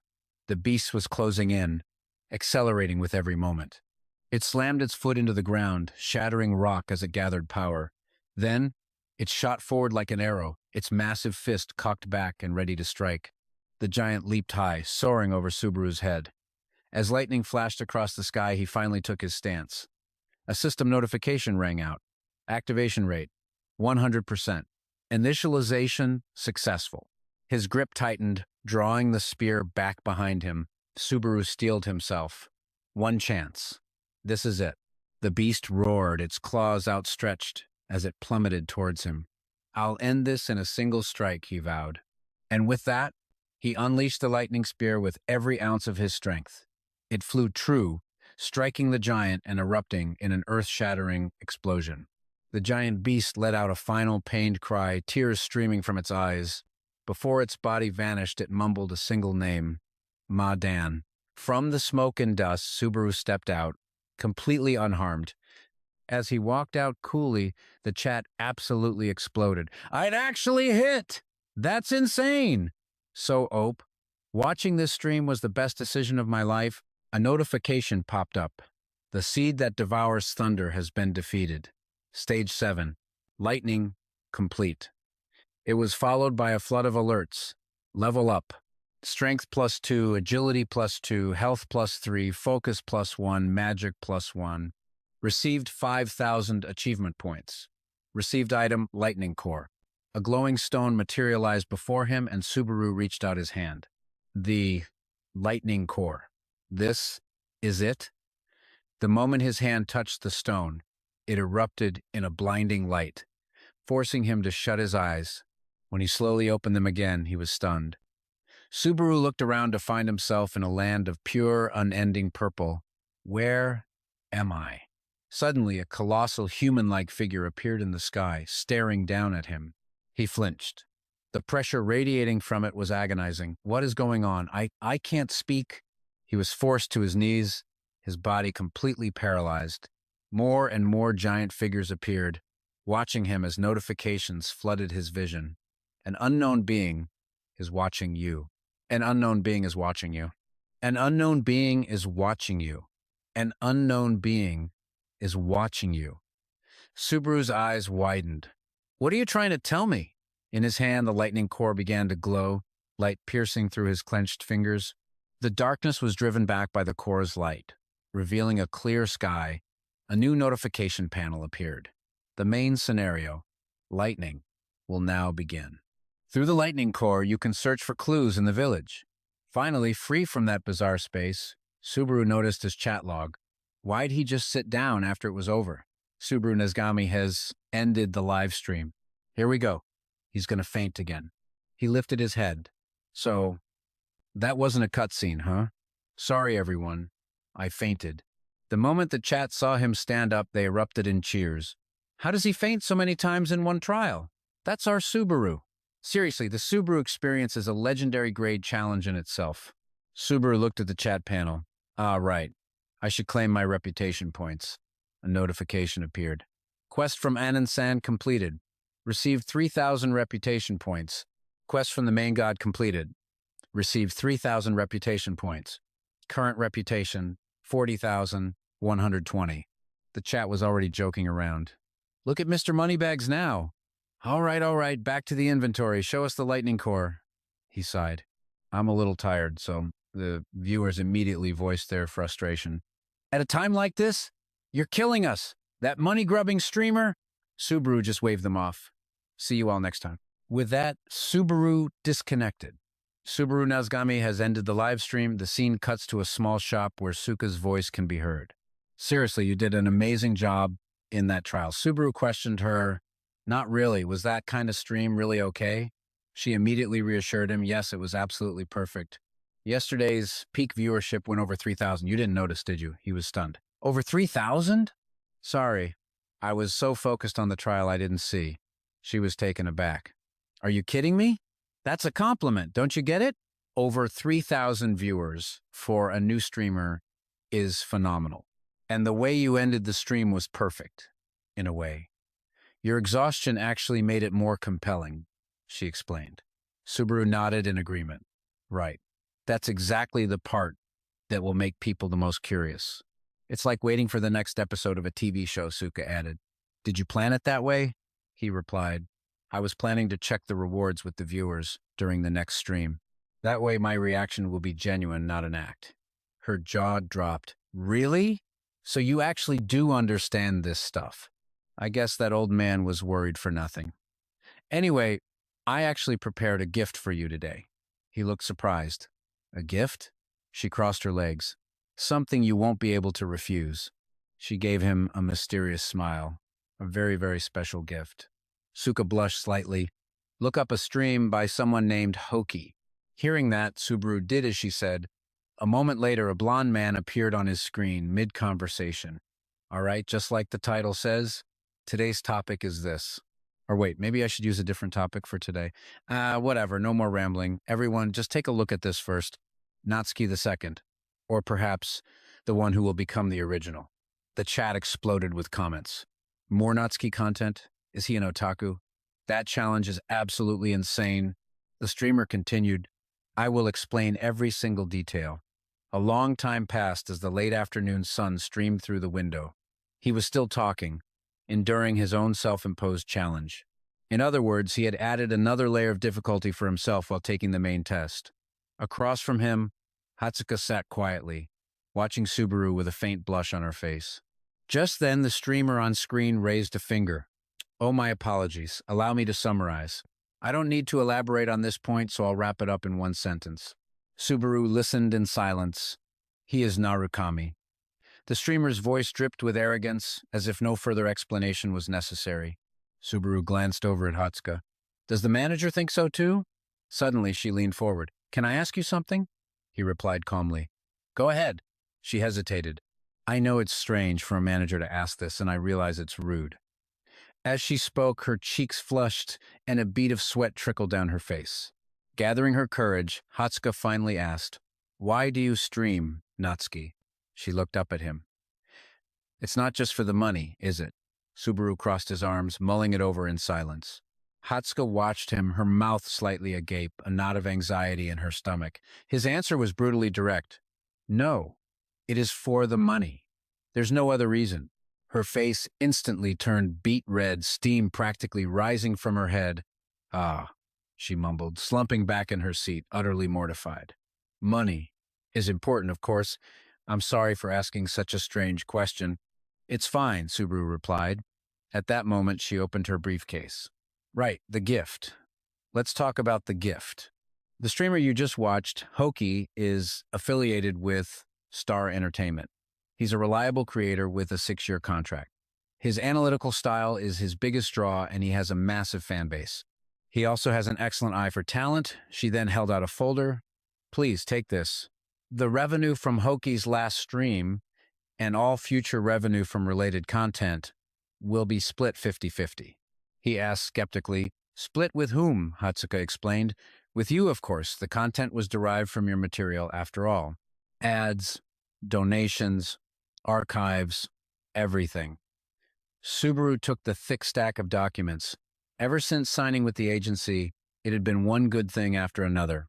Hearing him say that made her blush all over again. She looked down, scratching her cheek. You think so? He nodded, yes. This is a very welcome surprise. Hatsuka smoothed her hair back. Well, this might sound a bit sudden, but as a gesture of goodwill, would you like to collaborate with Hoki?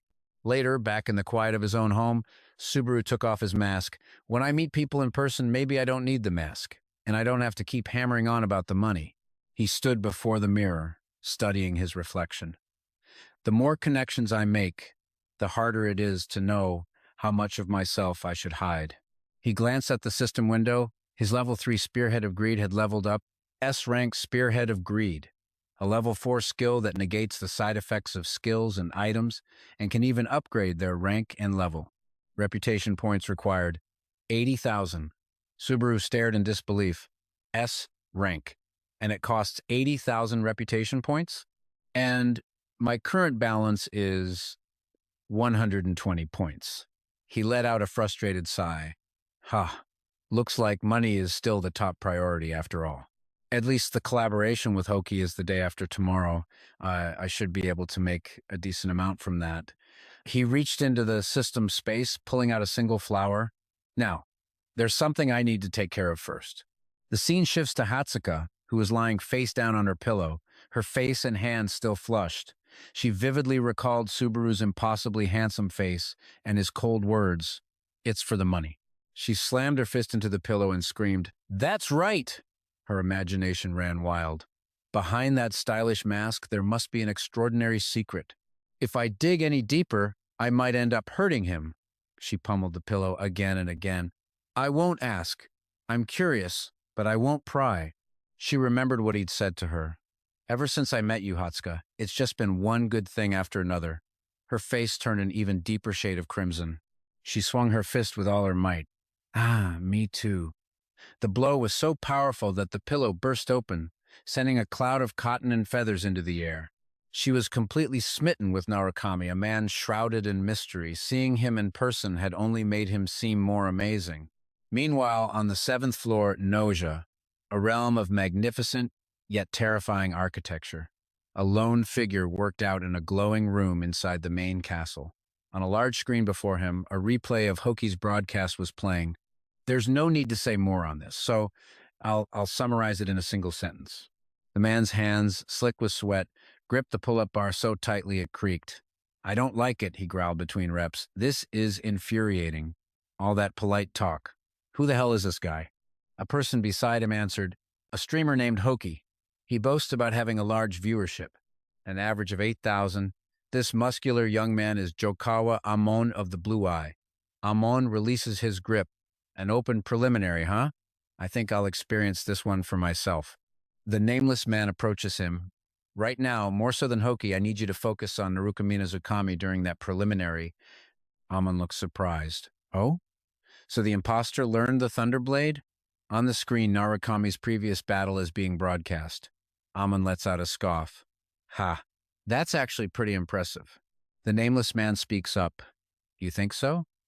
Amon replies, Sakoshu Hai, the spear knight of Blue Eye, once said the most important thing when throwing your weapon is to never take your eyes off the enemy. The man is stunned. Amon. You even remember casual remarks like that?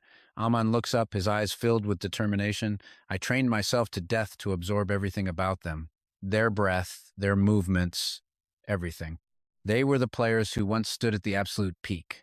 But everyone seems to have forgotten one crucial detail. Blue Eye wasn't just Narukami, Zuna, and Zukami. Every single one of their members was the strongest of the strong, and there are deeply suspicious circumstances surrounding their deaths. Just then, Hoki's voice cuts in from the broadcast. He's simply Narukamina Zukami. No further explanation is needed. Hearing this, Amon's face twists in disgust.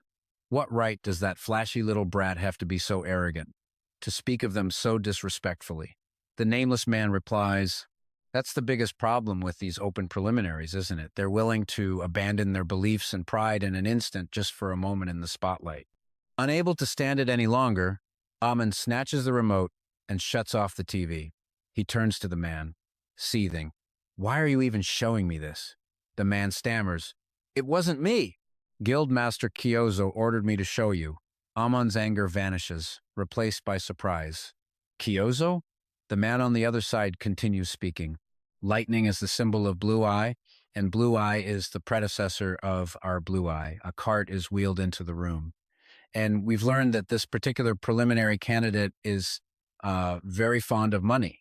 The man yanks the cloth off the cart, and a brilliant golden light floods the room. Amon's eyes widen in utter shock at what lies beneath. Piled high on the cart are stacks upon stacks of solid gold bars. The nameless man continues to explain, we've already secured the budget. We must bring him back, no matter the cost. A sense of awe fills Amon's voice. Are you kidding me? He strokes his chin, murmuring to himself. He's a money-grubbing fool. While back in the village, everyone is working their hardest to rebuild. A system notification appears. The second floor of the trial is about to begin. B-Loser waves his hand, directing the villagers. Gather all the injured in one place. Treat the critical cases first, and distribute medicine to the lightly wounded as soon as possible. Suddenly, the sound of familiar footsteps cuts through the noise, catching his attention. A smile of pure relief spreads across B-Loser's face, as if he's just seen a saint. He calls out, his voice filled with joy, Benefactor, you're finally awake. How are you feeling? You collapsed right outside the village. We were so worried. If you hadn't woken up, I truly don't know what I would have done. Narukami rotates his arm, stretching his muscles as he replies, still a little dizzy. B-Loser nods in understanding.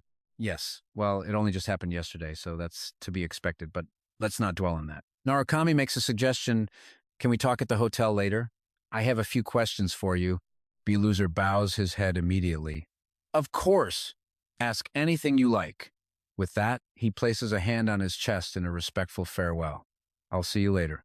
Narukami watches him from a distance. He really is a good person. In the comment section, a few viewers chime in. Maybe it's time to end his misery. Congratulations on the wedding. A short while later, after returning to his small wooden cabin, the first thing Narukami does is open the system window to check his rewards. Holding a brightly glowing orb in his hand, Narukami reads the description. Bound Thunder Core. Unique. No level requirement. 30% lightning resistance, 20% lightning strike resistance, strong against electric shock.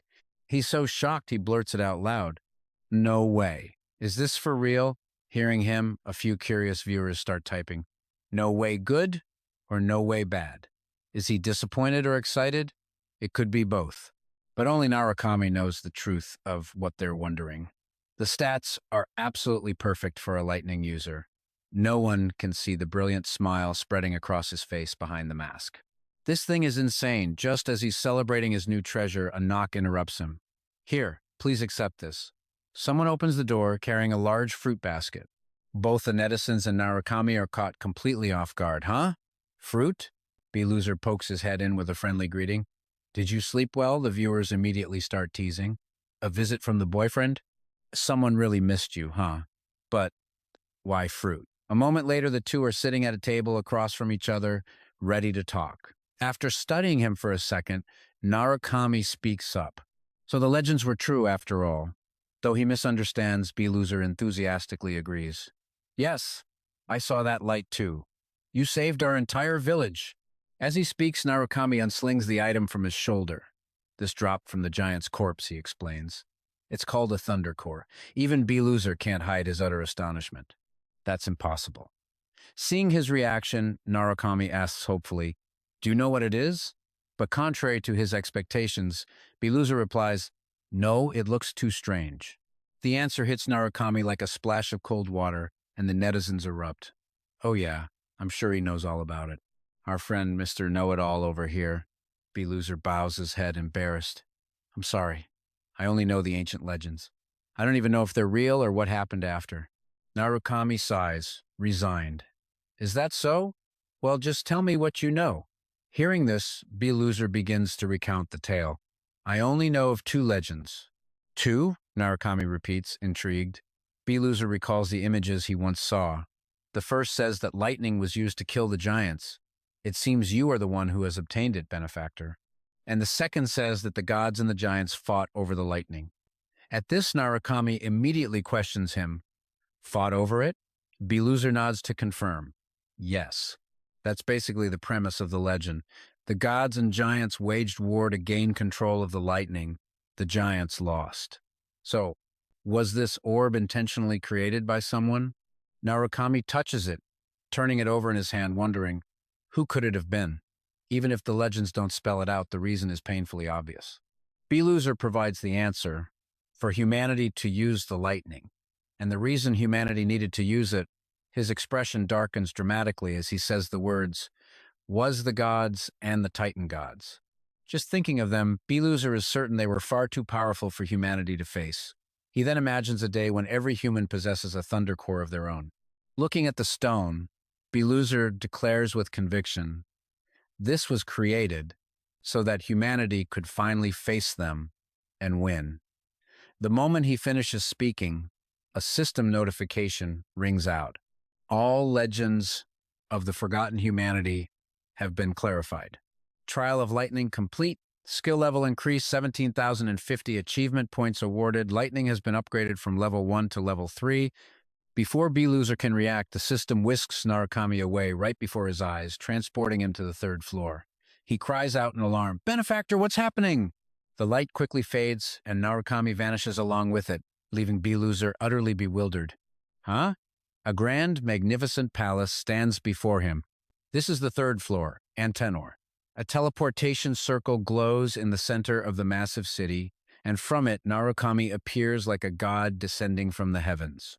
But the netizens kept putting words in his mouth, and finally he reached the 3rd floor. So, I'm finally here? The people standing around looked on, completely fed up. Another fake Narukami? When is this stupid trend going to end? Before he could begin, the system prompted him. Narukami has been awarded 1,000 reputation points. Congratulations on reaching the 3rd floor. How do you feel right now? Caught off guard by the interview, Subaru wasn't sure how to answer. How do I feel? His mind drifted back to a few memories he had of this place. I'm here. Back then, a woman had asked him, "Excuse me?" He had turned instinctively, caught by surprise. Yeah, thinking back on it now, Subaru felt a wave of nostalgia. At the time, she looked incredibly hard to approach. The girl explained shyly, "I got separated from my party." Gina held up her hand, describing someone about Subaru's height. "Have you seen a guy about this tall?" Listening to her description, he thought for a moment. He was a head taller than me. As if remembering something, Subaru told her, "Yeah, I've seen him." Gina's face lit up. "Really?" He pointed off into the distance. He went that way. Gina fell for it and followed his direction. "Thank you so much." She ran off like a naive child, while he stood there, awkwardly looking around for someone. After spinning in a few circles, Gina's eyes landed back on Subaru. In the end, Subaru had no choice but to let her tag along. I'm heading this way anyway. That day, Gina was overjoyed, shouting out, "Wait, really? Are you sure?" He just nodded and started walking ahead. Yeah, I don't have anything else to do today anyway. If Subaru had just given her directions and left, she would have run right after him to talk. That helps a ton. The paths here are so confusing. I'm Jenna. What's your name? Back then, he had answered Narukami. Even now, Subaru wondered if they were still alive. Back in the present, the system's question was still displayed, waiting for his feelings. Subaru's gaze turned sharp as steel as he stared into the void and answered, "It feels like I've lost something important." The brain-dead netizens immediately started mocking him.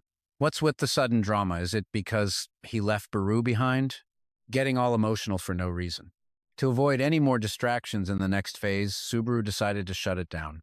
He gave a standard farewell to everyone. The next stream will be a collaboration with Hoki. They voiced their disappointment. Wait, it's over already? That was way too short, man. Damn it, what a waste. Finally, the system announced, Narukami has ended the live stream. In a vast, luxurious room, a crystal chandelier glittered brightly. A hand suddenly slammed down on the table where Subaru was sitting. Sorry to keep you waiting. Ron stood opposite him, looking down. Hatsuka is on her way here now. Unlike climbing through challenges, simply moving between floors takes time. The man smiled brightly and extended his hand. It's a pleasure to meet you. I'm Ron from Southern Entertainment. Subaru, slightly annoyed, grumbled to himself as he recalled her words, so naggy, that loudmouth boss. Ron didn't quite hear him, his face showing confusion. Huh? Subaru shook his hand and replied, Nothing. My manager has told me about you. It's a pleasure. Ron smiled again and sat in the chair opposite him. Normally I'd have Hatsuka relay the message, but I wanted to meet you in person. She's only ever praised one other player to such a high degree. Only twice, so it made me curious. Subaru was a little surprised to hear that. Twice? The man then explained, the first time, well, that one goes without saying. The moment Ron spoke the name, Subaru froze. Narukami Subaru of the Blue Eyes. Ron crossed his arms and leaned forward. That one really surprised me. For that harsh judge to take an interest in you, a man who shares the name Narukami Subaru. Subaru raised a hand to scratch his head, laughing awkwardly. I wouldn't know anything about that. But may I ask something, even if it's sudden? Before Subaru could finish, Ron cut him off. Are you interested in a guild called the Blue Eyes? Subaru was stunned, his eyes widening as he stared at the man. Seeing his reaction, Ron reached into his pocket for something. From that reaction, I guess you're not entirely uninterested. Subaru, a bit puzzled, asked, Why are you suddenly asking me this? The man took out a device, his head bowed as he looked down at it. Actually, that's part of the reason I wanted to see you. Ron held the device out in front of Subaru. In 5 days, this will be the grand prize for a tournament held on the 3rd floor. The light from the screen illuminated Subaru's face. Are you kidding me? Under the table, his hand began to crackle with small bolts of lightning. This was Gina, holding a device displaying the same announcement, lost in thought. Narukami Subaru has ended the live stream. She let out a sigh. It's over. Gina turned and walked into the forest. I wonder if the other one has ended too. The crunch of her high heels on the grass echoed softly. She walked toward a patch of grass covered in white snow, and the deeper she went, the thicker the snow became. Gina came up behind Saiger and asked, Is it over? He turned his head, his breath forming a white cloud in the cold air. It ended a long time ago. Confused, she chided him. Then what were you just doing? Sigurd whipped his head away. Considering, before him stood a person frozen mid-attack. Further away, a whole group of people were frozen in the exact same way. Should I kill them or let them go? Gina stated her opinion bluntly. Just kill them. We already know who sent them. He was still hesitant, refusing. We can't be sure yet. That's why I'm still considering it. Sigurd lowered his head slightly. If it was Kiyozo, if he was the one who sent them, he wouldn't have used such small fry. Hearing him say that, she couldn't help but sigh. But letting them go will cause problems too. As she spoke, a faint light began to emanate from her body. If they expose our location. From beneath the snow, razor-sharp blades shot upwards. She raised her arm, commanding them to rise into the air. As Gina's hand stilled, the blades froze in place. With a flick of her fingers, the vertical blades all pivoted, pointing in the direction she indicated. Her expression was cold and unreadable as she stared at the group before them. Seeing this, Saiger yelled in alarm. Hey! He spun around to face her. Stop! The moment the words left his lips, the swarm of blades shot forward. The blades pierced straight through the frozen figures. Their bodies were impaled and sliced apart. No one could have escaped that deadly rain of steel. When the carnage stopped, only chaos remained on the ground. Saiger, his face etched with worry, demanded loudly, What are you doing? Gina met his gaze with a steady, unyielding expression. Whether Kiyozo sent them or not, if we let them go, they'll know we're still alive. Your hesitation is a real problem. You need to be more ruthless. He turned his face away, avoiding her gaze. You're right. I'm sorry. Suddenly, the device in Sigur's pocket buzzed. He reached in and pulled it out to look. Siger held the screen in front of her face and said, "Look at this." She angrily snatched the device and screamed, "What the hell is this?" Those bastards. Gina trembled with rage, her eyes turning bloodshot. Sigur calmly crossed his arms and watched her. "Pisses you off, doesn't it?" Her hands shaking, she replied, "Of course it does." Gina looked at the shoes on the screen again and yelled, "Because those are Suzama's shoes." He reached out and took the device from her hands. "This is bait. It's a trap to lure us in." Hearing this, her veins pulsed with anger. He's realized we're still alive somewhere, but that doesn't mean we just stand by and watch. We have to get those items back. Gina turned away, a hint of sadness in her expression. "I know what you're going to say." His brow furrowed slightly. "I'm not good at covert operations. But you've always been good at that kind of thing, haven't you?" She immediately turned and walked away. "You don't have to say it. I was going to handle it myself anyway." Sigur quickly grabbed Gina's arm. "Wait." He swiftly tried to stop her. "I'm not saying you should rush in recklessly. Wait until a winner is decided, then make your move. That's the safest method." Back in the other room, Ron held up the photo of the shoes. He said cheerfully, "The relic of a Blue Eye member, a Tenasia item. This is the prize the Blue Sector is offering for this tournament." He was about to extend an invitation. "Are you interested in?" But Subaru quickly cut him off. "I am." The atmosphere around him became suffocatingly tense. Ron smiled, though, a bit awkwardly. "That's good to hear. I didn't expect you to be this interested. This plan completely depends on whether you agree or not." Hearing this, Narukami paused for a moment. "A plan?" Ron, regaining his composure, calmly explained. "Considering the broadcast is under the name Narukami Subaru, I think a storyline revolving around the exchange of a Blue Eye relic would create some very compelling content." After hearing him out, the face behind the mask contorted with pure fury. "How dare you?" Subaru's hands clenched so tightly they trembled, his power radiating uncontrollably, using Suzama's relic as a promotional stunt. Seeing his state, Ron asked with concern, "Is something wrong? Is there something bothering you?" Subaru said nothing, his voice chillingly cold as he replied, "Let's do it." Although Ron was still a bit worried, a flicker of joy crossed his face. "Really? That's fantastic." Subaru stood up and pulled back his chair. "Then, if you'll excuse me, I'll be going." Ron, still seated, looked up at him. "Yes, I look forward to working with you." Subaru walked away. From behind, Ron tried to shout loud enough for him to hear, "I'll always be cheering for you from behind my screen."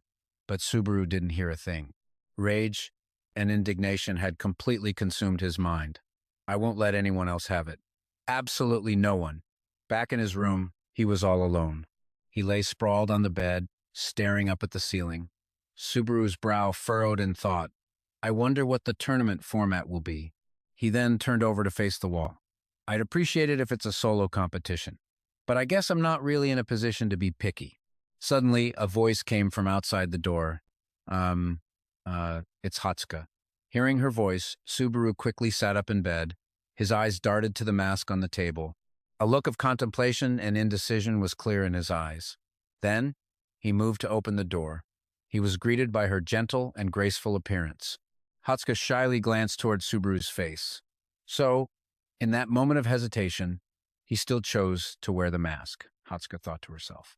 He even wears his mask inside his own room? And then Subaru offered an invitation. "Come in." Hearing that, she blushed and stepped forward. She stammered, Yes, you mean. I should come inside?" Subaru had no idea how easily his words could be misunderstood.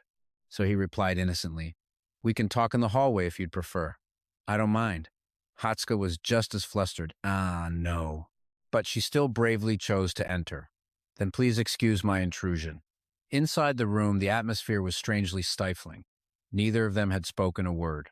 Hatsuka's eyes darted around, taking in the surroundings. She couldn't help but think about the room. It's so empty. After observing for a moment, she finally looked directly at Subaru.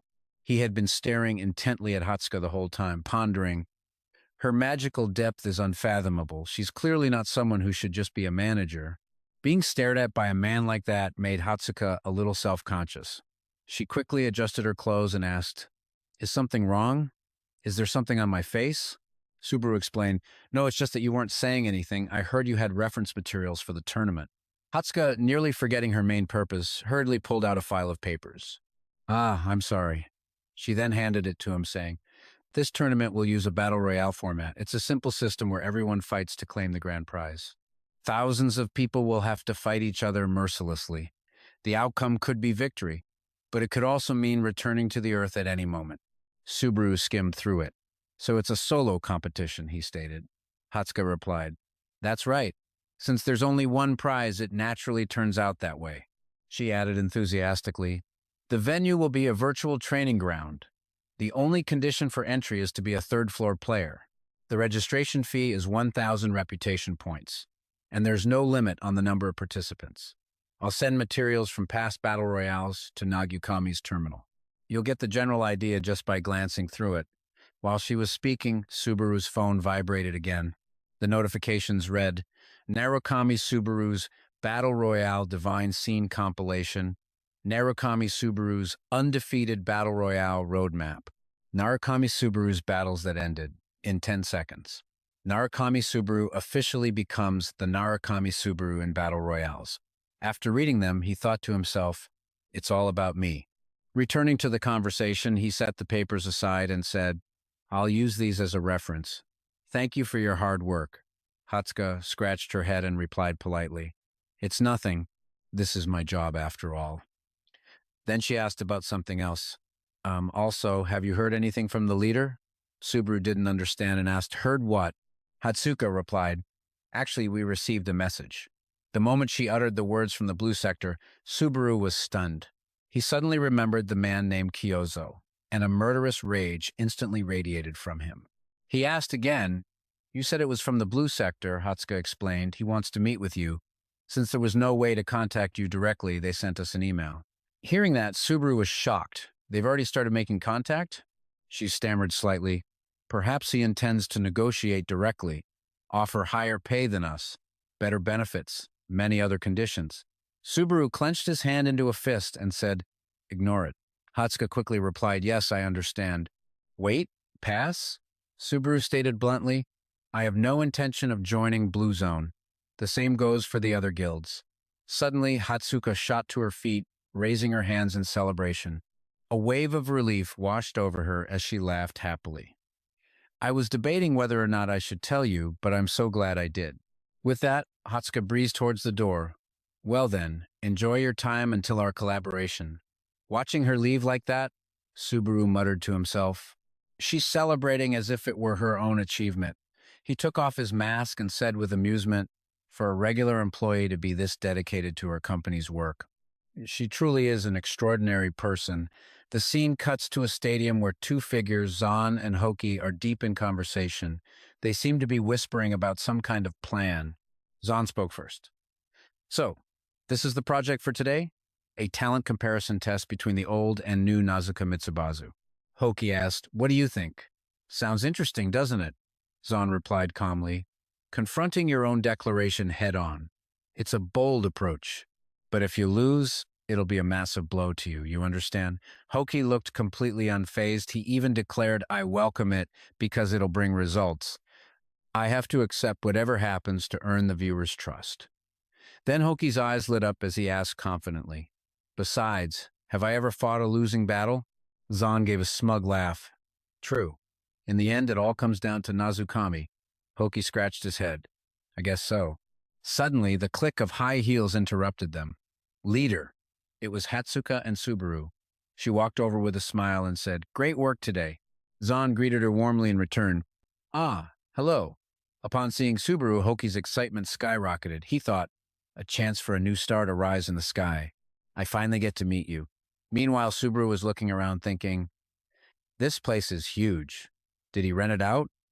Just then, Hoki extended a hand and spoke up. Hey there. He then introduced himself with a smile.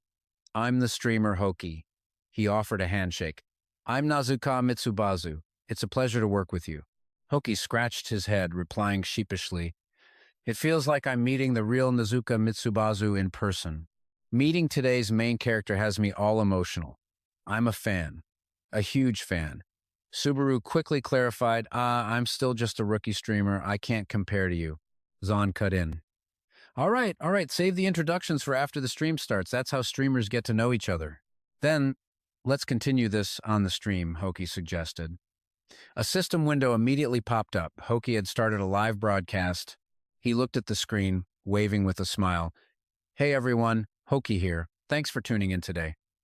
At that moment, status windows flooded the screen, and a wicked thought formed in Hoki's mind. I heard the last-minute announcement was trending, but to have 12,000 viewers right from the start, he announced, today is the moment you've all been waiting for. I've invited that person here. With that, Subaru's feet appeared on the arena floor. Hoki presented him. Ta-da! It's Nazuka Mitsubazu. Subaru replied, hello, everyone. Narukami Subaru here. The information window was instantly flooded with notifications. He began responding to comments. No, I've never seen his face either. I heard even his manager has never seen the real Narukami. Do you have some kind of secret? Subaru scratched his face and replied, it's not like that. Besides, I'm handsome. Even Hoki was shocked by the massive community reaction to Subaru. He thought, whoa, this is getting even more hype than my own streams. As expected, his influence is far greater than I predicted. Subaru continued to enthusiastically engage with the viewers. Sorry, he said, but I'm not going to lose to any of you. It's not a fight, just a friendly get-together. Hoki marveled inwardly. His ability to interact with the audience is even better than I thought. Meanwhile, Subaru kept answering questions. A girlfriend? Don't have one. Friends? Don't have any of those either. Hearing this crucial piece of information, Hatsuka let out a sigh of blissful relief, leaving Zahn feeling completely helpless. What's up? Hoki spoke up. All right, let's stop teasing our important guest. It's time for the main event. As he finished, a system announcement rang out. The challenge will begin now. Suddenly, the stadium lights flared to life. Rows of golem-like monsters slowly began to activate, thousands upon thousands of them waiting to charge into battle. Hoki calmly explained, why did I choose this challenge, you ask? I'll tell you. As the golem's feet slowly began to move, he began his explanation. There are two reasons. First, it's perfect for measuring control. Then he added mysteriously, and the second reason is that I can prove whether I'm right or wrong. Right here. Just then, Subaru received a notification. The prickler has sent 100 reputation points. Do you seriously think you can win? But Subaru replied calmly, if I wasn't confident, I wouldn't have agreed to come here in the first place. On screen, the contestants appeared, and a comment popped up. You can practically feel his confidence. Is he really planning to break the record in a single try? Another comment appeared. Maybe so, I'm so nervous. Standing in the center of the arena, Subaru's palms unconsciously tightened. The system announced, Muchosa BC has issued you a quest. Kill 43 in a single run for 10,000 reputation points. Fail and your face gets plastered on camera. Subaru hesitated, then slowly raised his hand. No, it's still too early for me to risk taking off my mask. Another notification. Masked Maniac has issued a quest. I want to see your face too, so here's 2,000 points. Badmouth Toilet sends 3,000 reputation points. Lava Monster adds 3,000 points to make it interesting. Just Dust has issued a quest. Subaru raised his finger. Thank you for the gifts. I promise to reveal my face if I fail. Comments flooded in. Weren't you just about to refuse? Damn. Only the loser gets a penalty. And he's even sharing the quest rewards? Hoki chuckled. Yep, that's right. For this quest, all reputation points will go to Narukami. He quickly started the timer. All right, let's begin. His finger finally pressed the button. It was showtime. A timer immediately appeared on the screen. The golem swiftly flew into the air, preparing to attack. But Subaru's eyes were sharp, fearless. Activating his lightning, his body shot towards the golems. A powerful current of electricity enveloped Subaru's arm. His palm instantly clamped down on a golem's face. In the blink of an eye, he had effortlessly taken one down. Kill count 1. A comment popped up. 1 hit. He didn't even use his demon sword. That was too easy. Or the wide-eyed shock of witnessing raw lightning firsthand. Subaru's strong hand quickly gripped the hilt of his sword. With a single fluid motion, he effortlessly struck down countless golems. The system announced, time elapsed, 239. A comment flashed on screen. This guy is so fast. In theory, this pace would net him 70 kills, but the challenge was only getting harder. Countless golems with sharp, glowing eyes stared him down, then began to charge forward in a violent frenzy. Subaru's foot slammed directly into a golem's face. 23. His body was now suspended in midair. A comment appeared. "Oh my God, they're recreating the legendary scene!" This was the red armor, Type A. Aerial combat was Subaru's specialty. In unison, the golems tilted their heads, tracking his every move from above. Subaru expertly spun the sword in his palm. Finally, he gripped the hilt tightly, raising it high before plunging it straight down into the ground in the blink of an eye. His powerful inner energy erupted, sending arcs of electricity radiating outwards. 1, 22. Piercing strike 26. The tip of his blade crackled, shrouded in lightning. A comment popped up. So cool. Everyone watching on the sidelines was completely engrossed in the fight. Another comment appeared. He's definitely going to take first place, right? He might actually do it. My condolences to anyone who assigned him that quest. Hoki's eyes suddenly froze at the sight before him, the timer on the bright screen continuing to tick down. Subaru was still fighting with an uncontrollable ferocity. In a flash, a golem's body was split in two. 1, 22, piercing strike 42. Subaru struggled to stay on his feet, panting heavily. Finally, he returned to his initial state, his eyes sharp and focused once more. But now, countless more golems appeared before him, weapons in hand. Subaru planted his feet and dashed forward, the twin tips of his sword instantly piercing through the golems' necks. The timer on the screen was rapidly counting down. The final number ticked back to the starting position. A system notification appeared. The challenge has ended. Total kills, 43. The record has been updated. The system displayed a long line of text. First place Bologna. Narukami Subaru. Comments flooded the screen. 43 kills is insane. No way. I can't believe it. He was just 1 kill short. Oh my God. This is a historic moment. Hoki rushed over, exclaiming, 43! He tied with Nazuka Mitsubazu. It's a draw. That was so close. What does everyone think? A comment appeared. That gave me goosebumps. And I thought he just got lucky climbing to second place. I thought second rank was already a stretch. I figured he was just a random scrub. Rambler Lynn has donated 100 prestige points to you. I was so scared I peed my pants. I've subscribed to the channel. Hoki laughed and said, "Thanks for the 100 prestige points." A comment from Rambler Lynn appeared. Hawkeye the Foot Wiper has donated 200 points. I backed you for a reason, you know. Hoki replied, "You again? Hawkeye the Foot Wiper, you've donated 100 times. Please change your username." Anyway, thanks for the prestige points. A new comment appeared. Violet Dung, I has donated 1,000 prestige points to you. Hoki scratched his head. Are you asking if this is Nazuka Mitsubazu's livestream? It's not. Another comment popped up. Geno has donated 10,000 prestige points to you. Suddenly, Hoki's eyes froze on the name that appeared. Geno.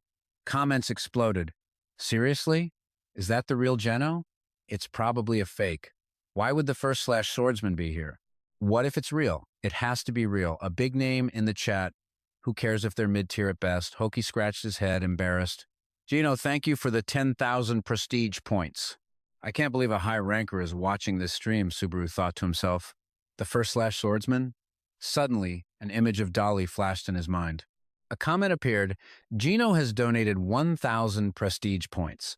I always watch your streams. Nazuka Mitsubazu's run inspired me. Oh my God, Hoki actually did it. Hoki chuckled. Really?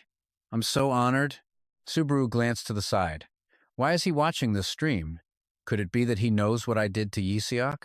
A comment appeared. Geno has donated 1,000 prestige points. I'm always watching your streams.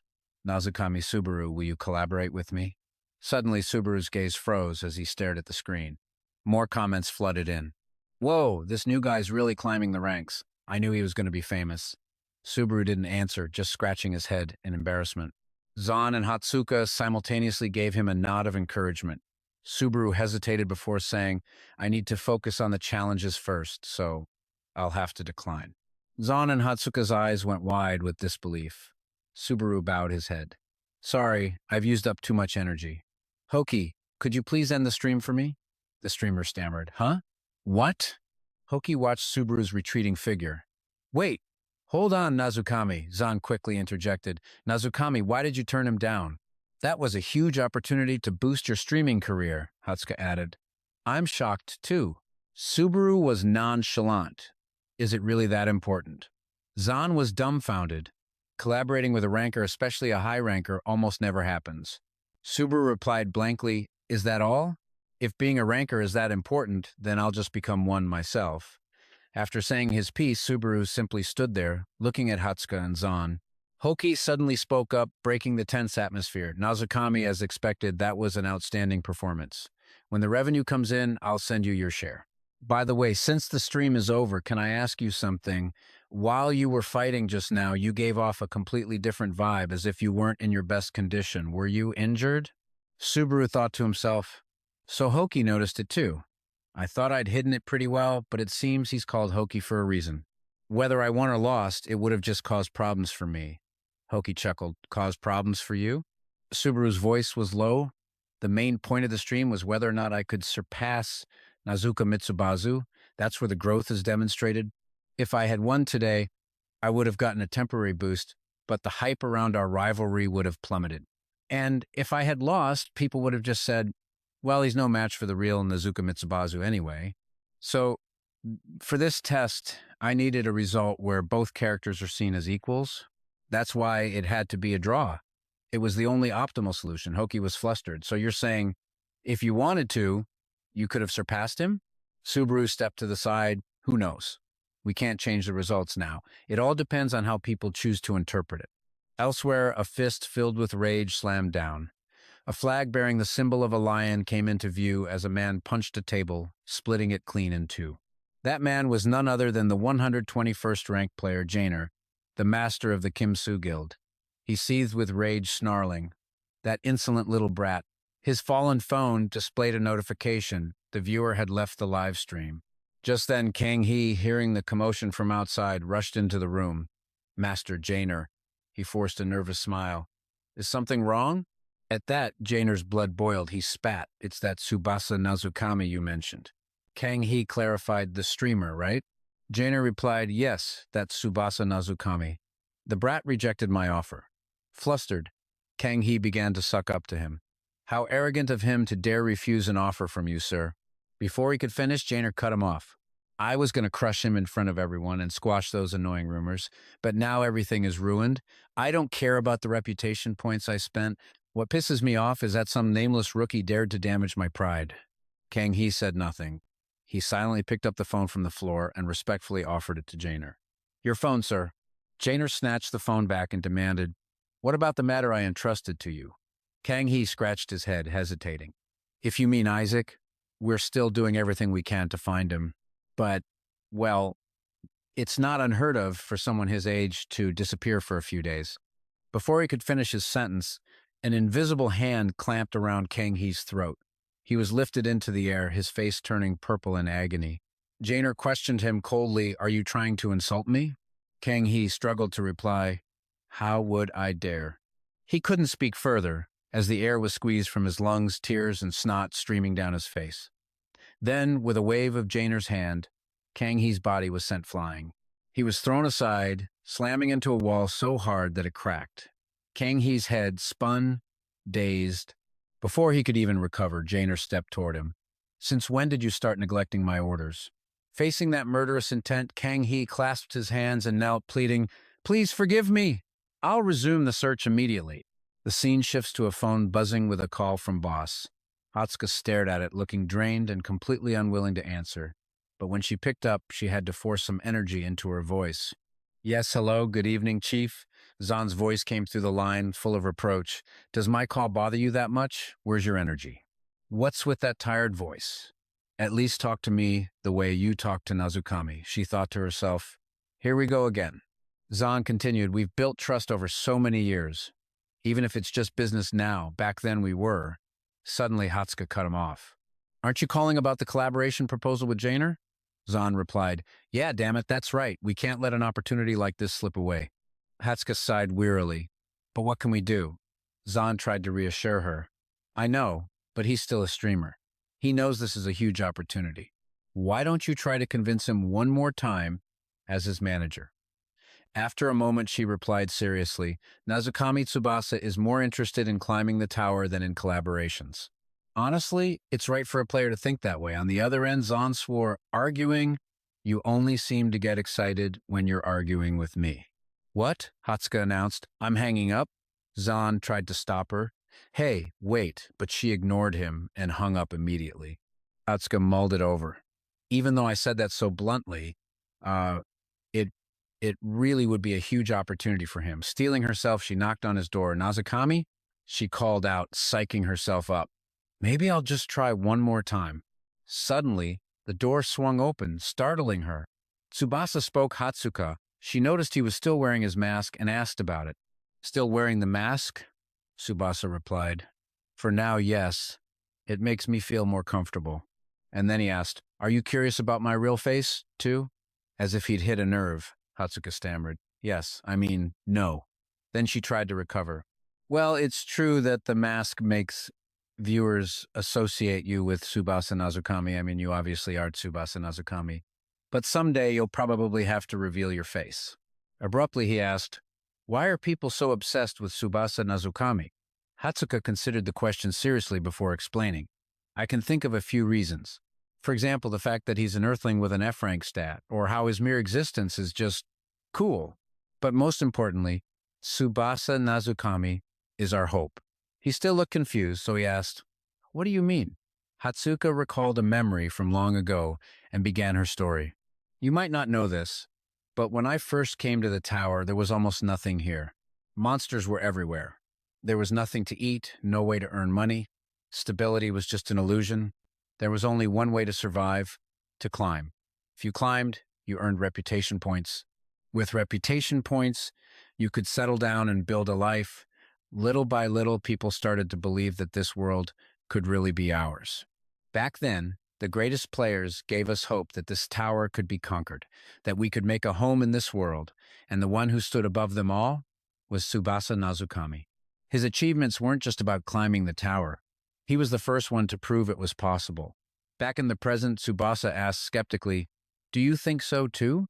Hatsuka playfully leaned closer to him and answered enigmatically, That's a secret. Just like the face behind your mask, maybe I'll tell you someday.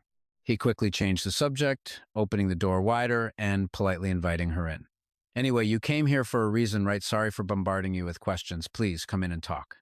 Hatsuka blushed at the offer and quickly waved her hands. No, it's nothing important. I'll be going now. Good night. With that, she turned and left, as Tsubasa stood there watching her go. Once out of sight, Hatsuka let out a quiet sigh of relief. She thought to herself, After all that rambling, I don't even want to try to convince him anymore. Why does he always try to invite me into his room? It makes my heart pound. Tsubasa was still standing at his door, mumbling the word to himself. Hope. Huh? The scene cuts to a white room where a system voice rings out. It's good to see you again, Tsubasa Narukami. Thank you for the 1,000 reputation points. He replied, I hope we win today too. Mixer Violin. The system displayed a notification. Kimsu has gifted you 500 reputation points. A message popped up. Are you really not going to cooperate with Master Jainer? Another followed. IGG super gifts you 5,000 reputation points. Nice to meet you. I'm Mondo from the YGGD Racial Guild. I have something important to discuss. Are you free? On his live stream screen, Tsubasa sighed. The viewers were also constantly commenting, asking about his next decision. Which faction are you joining on the third floor? Or are you going to keep going solo? He thought to himself, that collaboration, it's insane. Viewers and donations are pouring in. At this rate, I should give the people what they want, and they'll reward me with reputation points. Just then, the system announced the initiation of the third floor's challenge, presenting Subaru with two choices, the Ottoman Kingdom and the Kanzak Kingdom. Choosing a faction is everything on this floor.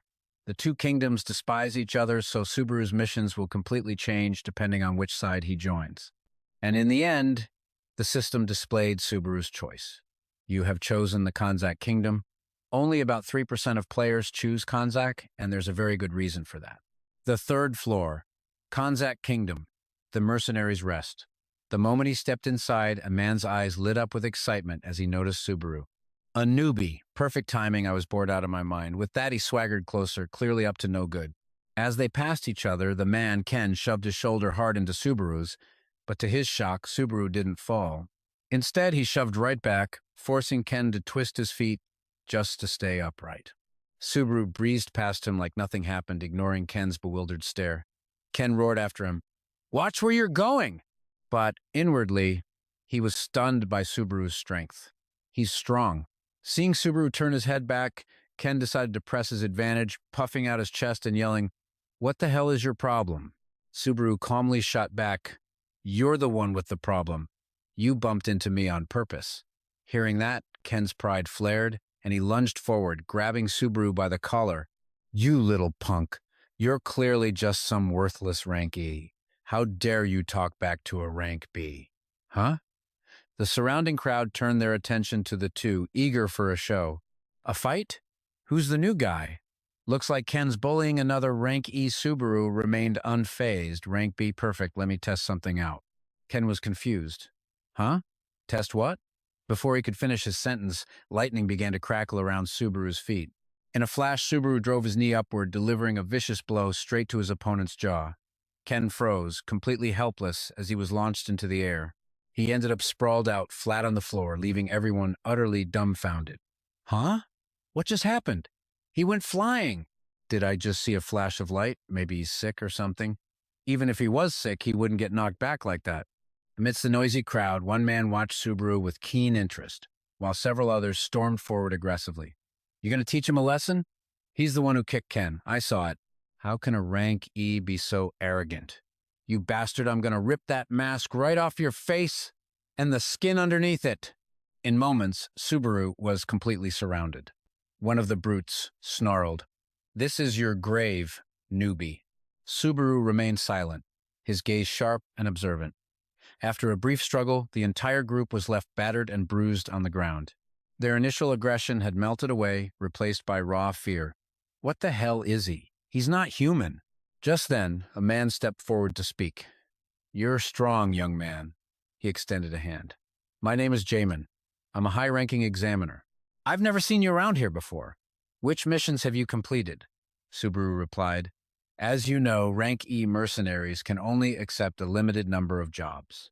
Meanwhile, the live chat began to chime in. What a waste of time. Give us another topic. Is he just causing a scene to get more jobs? That rank B guy got wrecked, though. The main challenge of the third floor was to complete various mercenary jobs and earn 10,000 points. The total reward for all E-rank jobs was 50 points at most. That's why so many players underestimating the grind get stuck on this floor for about a year. Subaru glanced at the battlefield he'd created and thought to himself, I need to find a shortcut. I can't afford to waste time in my current situation. I can't just leisurely level up like this. Jamin spoke up, "A shortcut? Come to think of it, are you a new player? You don't usually see them around here. Even so, I can't give you special treatment. Everything must be done in the proper order." Subaru pressed, "Surely there must be a way to shorten that process?" Hearing this, Jamin just waved his hand dismissively. "Do you really think it's worthwhile to give special treatment to players who are just going to leave anyway?" At this, Subaru grew pensive. There was only one way to clear the third floor instantly. He spoke, "I will make your dream a reality." His words left Jamin confused. "What do you mean by that?" Subaru elaborated, "The Thunder Cave. I will turn it into a traversable road." Jamin's reaction was immediate and shocked. His jaw dropped as he exclaimed, "Wait, you mean you're going to conquer that place?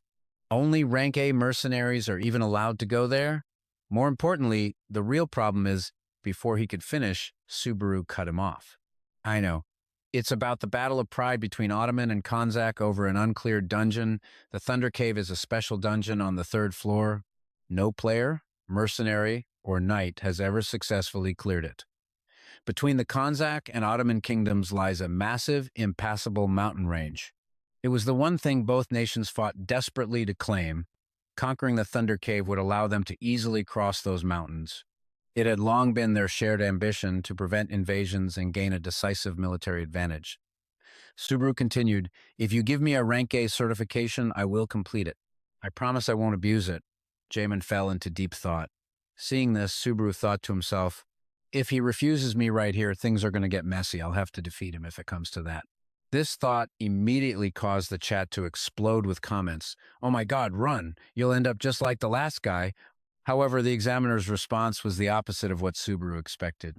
Jamin broke into a knowing smile and said, in that case, I will write you a letter of recommendation. It will allow you to participate in a raid. Raid teams are always short on manpower. At this, a collective sigh of relief went through the chat. Phew, he made it out of there alive. He doesn't even know he just dodged a bullet. Jaimon turned and began to walk away, saying, model. Narukami answered confidently, because I plan on going in there alone. The moment he said that, the chat absolutely exploded. Comments immediately flooded in. Is he seriously going for it? I mean, yeah, he soloed the second floor, but who can't do that? This is a whole different beast. Instantly, Jaimon piped up in the guild chat, are you insane? The Thunder Cave is a quest that takes 20 people to clear. And you're saying you'll go in alone? Narukami shot back, I heard Guild Z is much more short-staffed than Atman. The real question is whether they can even gather more than 20 people. To be honest, even that seems tough. I thought you'd at least have a partner. However, Narukami answered without a hint of hesitation, I don't. Or at least, not right now. At the same time, on a treacherous mountain peak, someone was walking across wooden planks while watching Narukami's stream. He let out a small, surprised gasp. Now that's impressive. He plans to handle that alone? He's exactly like Narukami? Too bad this wasn't a live broadcast. Meanwhile, Narukami spoke again on stream. You're asking if I'll do anyone else's gates? Nah, I'm not interested in them at all. And with that, I'll also be taking a little break from live streaming. At this point, the chat was utterly bewildered. What the hell? He just started streaming! Netmako was also completely stunned, exclaiming, huh? But it was already decided. A notification popped up. Nagumo Narukami has ended the live stream. She sounded a bit disappointed. And here I thought this would help me kill time until the third floor. But then Netmako's cheerful demeanor returned. He really does remind me of him. He always walks his own path, no matter what anyone says. It's almost as if Narukami is really live streaming. All right, he's participating in the tournament too, isn't he? I might just follow him and have a chat, but I hope he doesn't win. Back with Narukami, he was now wandering with his younger sister, Hatsuka. She spoke up, impressed. Just as I predicted. That's exactly how Nazgami would have handled it. You're really like the original, she said, Narukami replied. But none of the viewers liked me. Hatsuka explained, if you just came here to take on normal jobs, your stream would be nothing special. Don't you think? Narukami was quite surprised by this reasoning. He asked, you think so? Thanks for the advice. Then Hatsuka asked, so what are you planning to do next?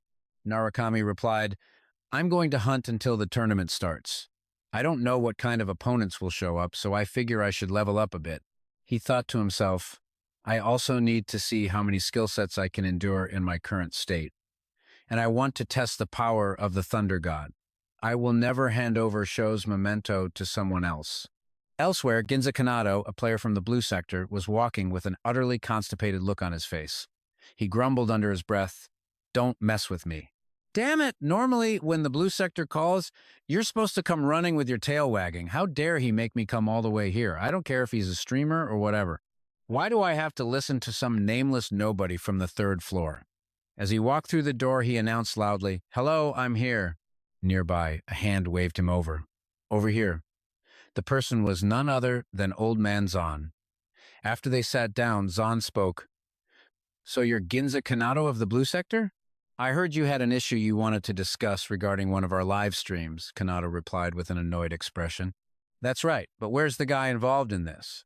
Zan told him. He's not here at the moment, he's busy. Kanado complained with an air of superiority. For a newcomer, he's far too arrogant. Busy? What could possibly be more important than this? Zan gave a wry smile and replied, it's a private matter, so we can't answer that. Then he turned the question back on Kanado. More importantly, we've already stated our wishes, haven't we? That's why he isn't here.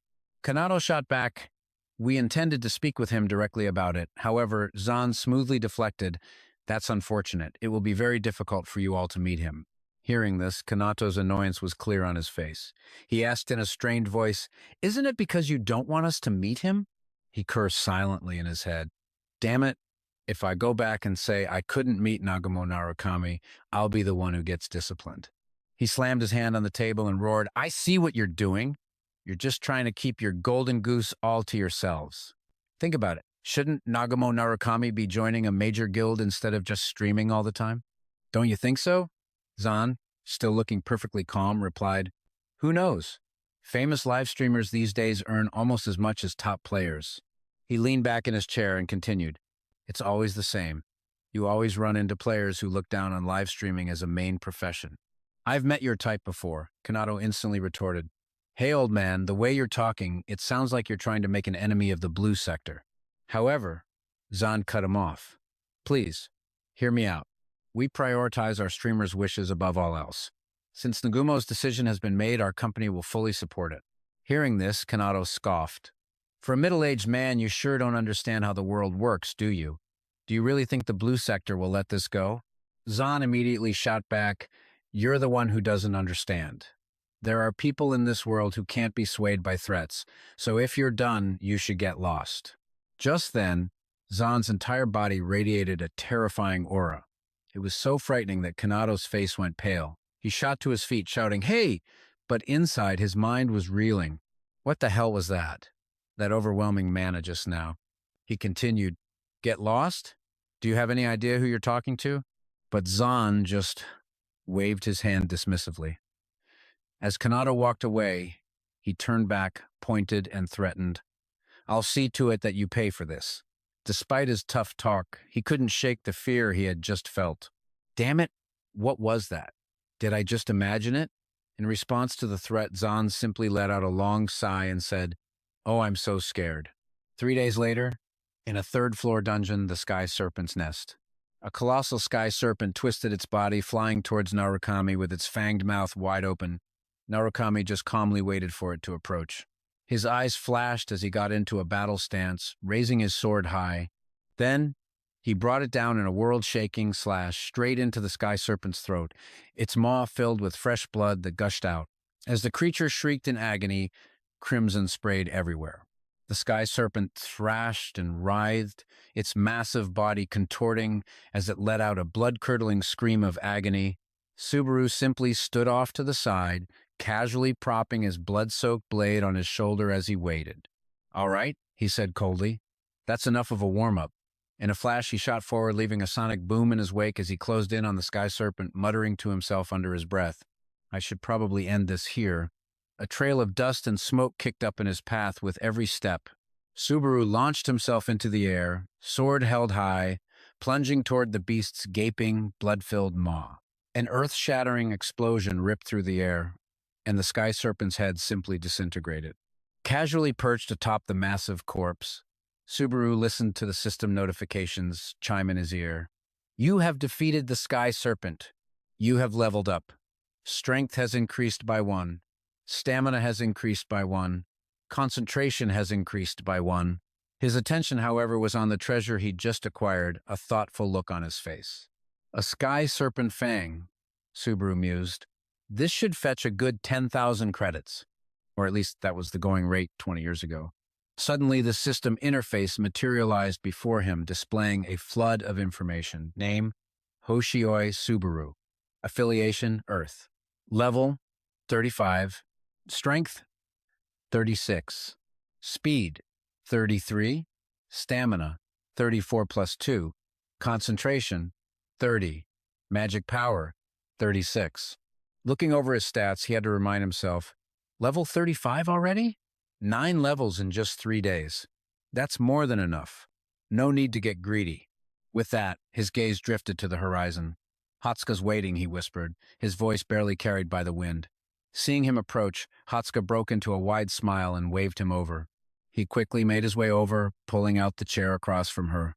You look happy. What's up? He asked. Hatsuka's eyes were practically sparkling, her grin stretching from ear to ear as she shot a question right back at him. Have you seen it yet? Subaru looked lost.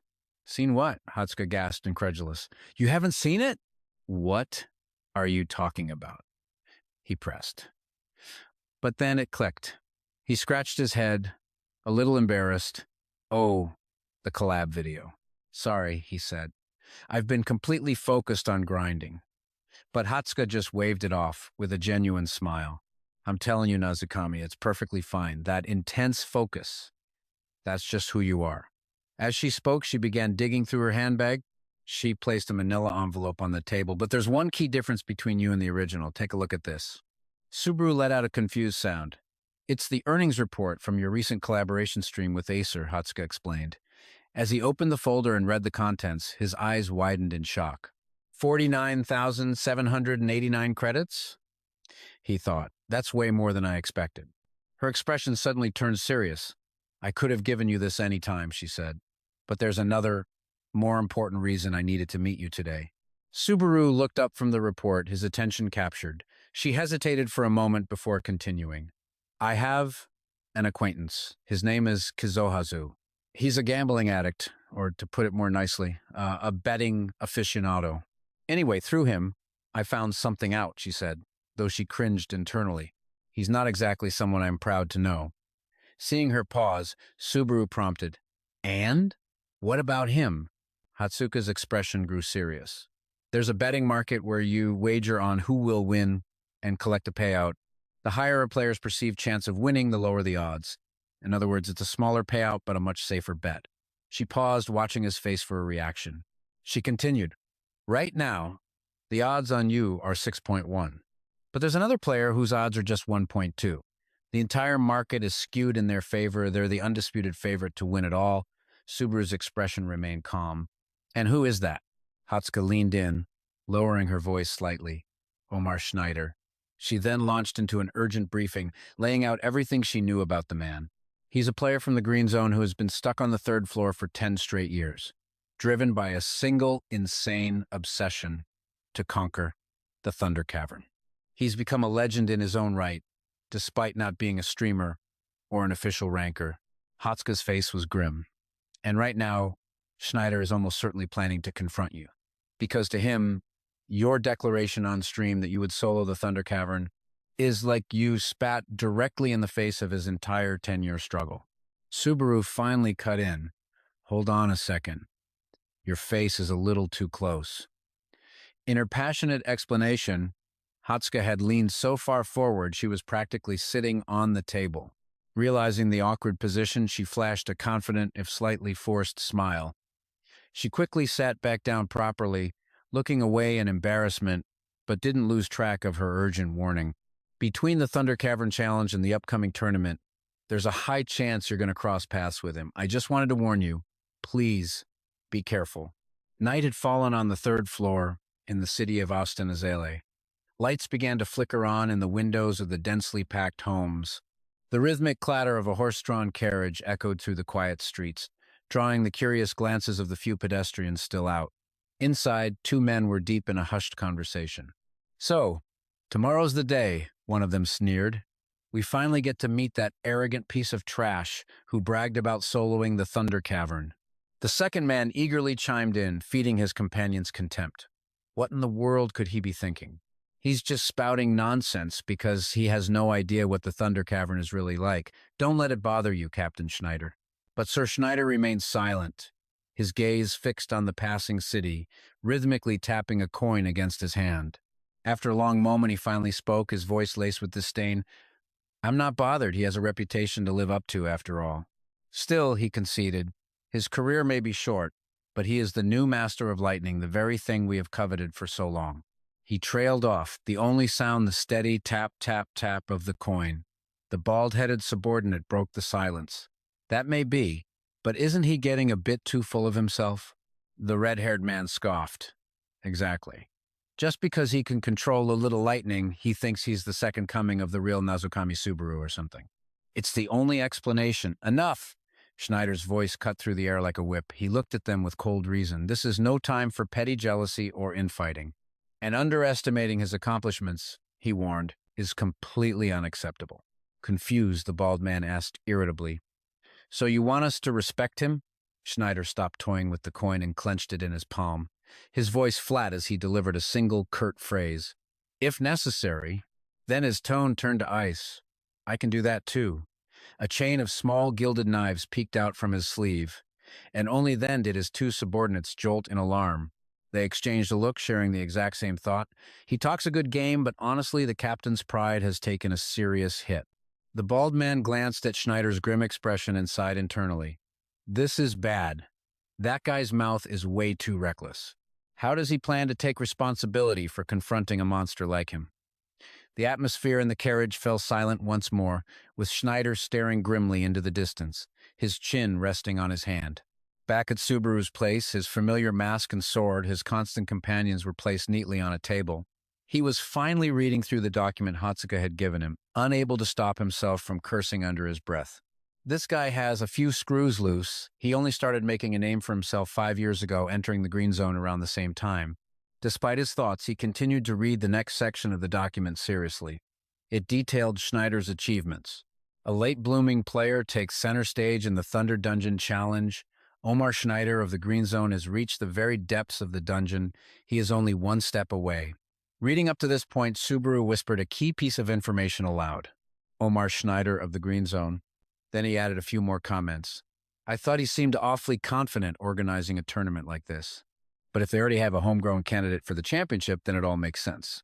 Suddenly, a strange, mocking grin spread across Subaru's face as he spoke.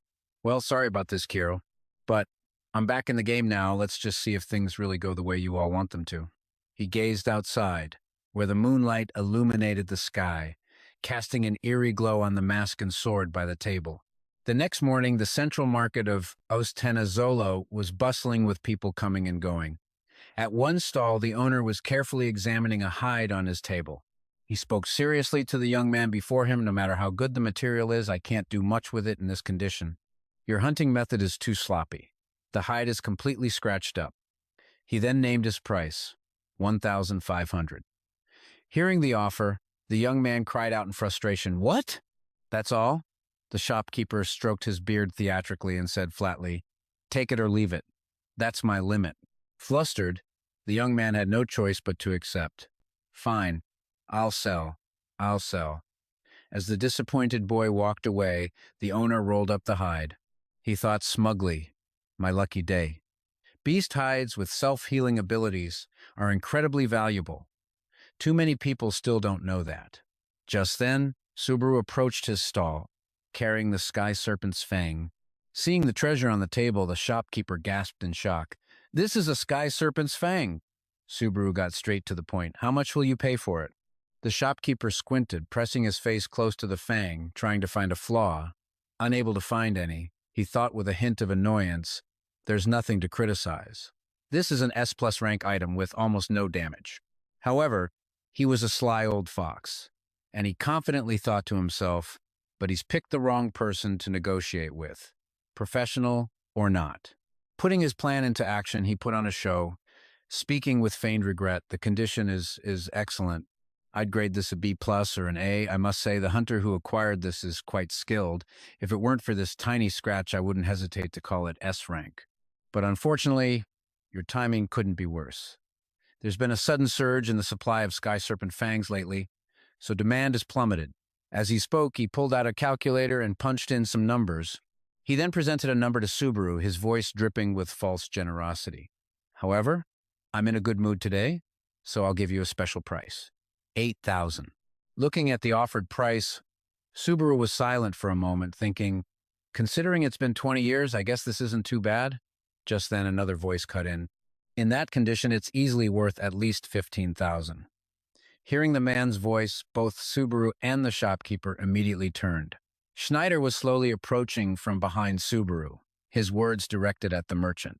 Sky serpent fangs are extremely hard to come by, so basically, the seller can name their price. Schneider had hit the nail on the head. The flustered shopkeeper sputtered in protest. That's a blatant lie. For the first time, Subaru and Schneider stood face to face, neither speaking a word.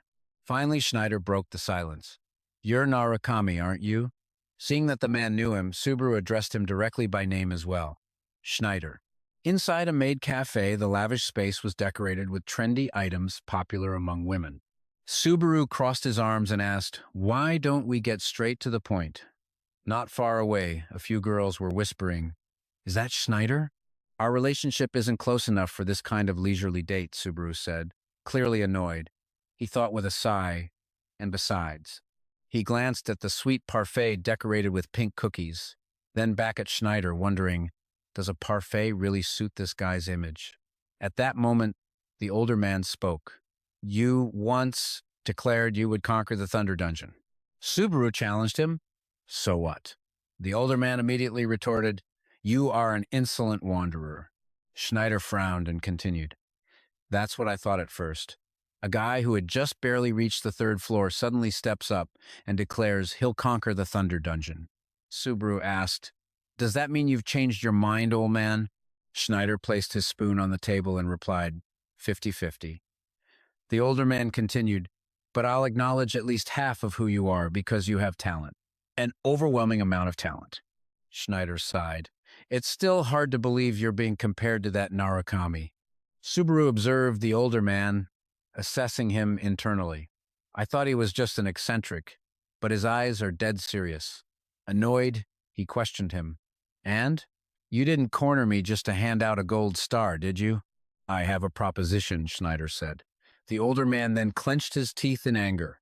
Take back what you said. That declaration about a solo conquest you made the other day, Schneider ordered. Admit that it was nothing but arrogance born from ignorance. Open your mouth and offer a sincere apology.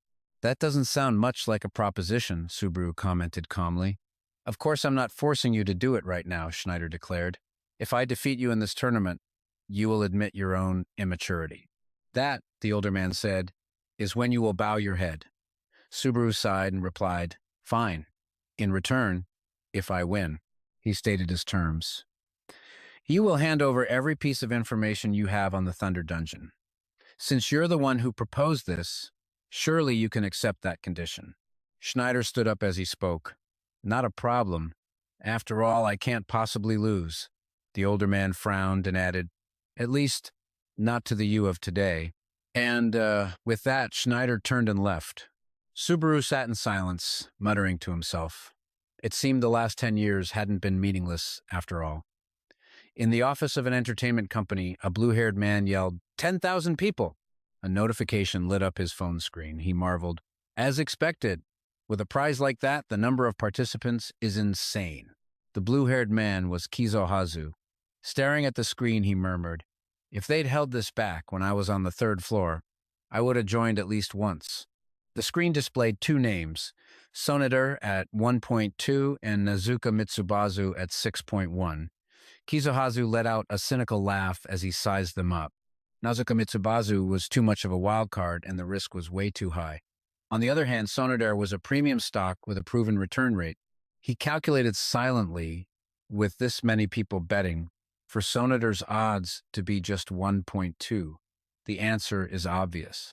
A professional gambler like me prioritizes certainty over raw probability. Kizohazu tapped the screen. All right, I'm going all in on Soneder.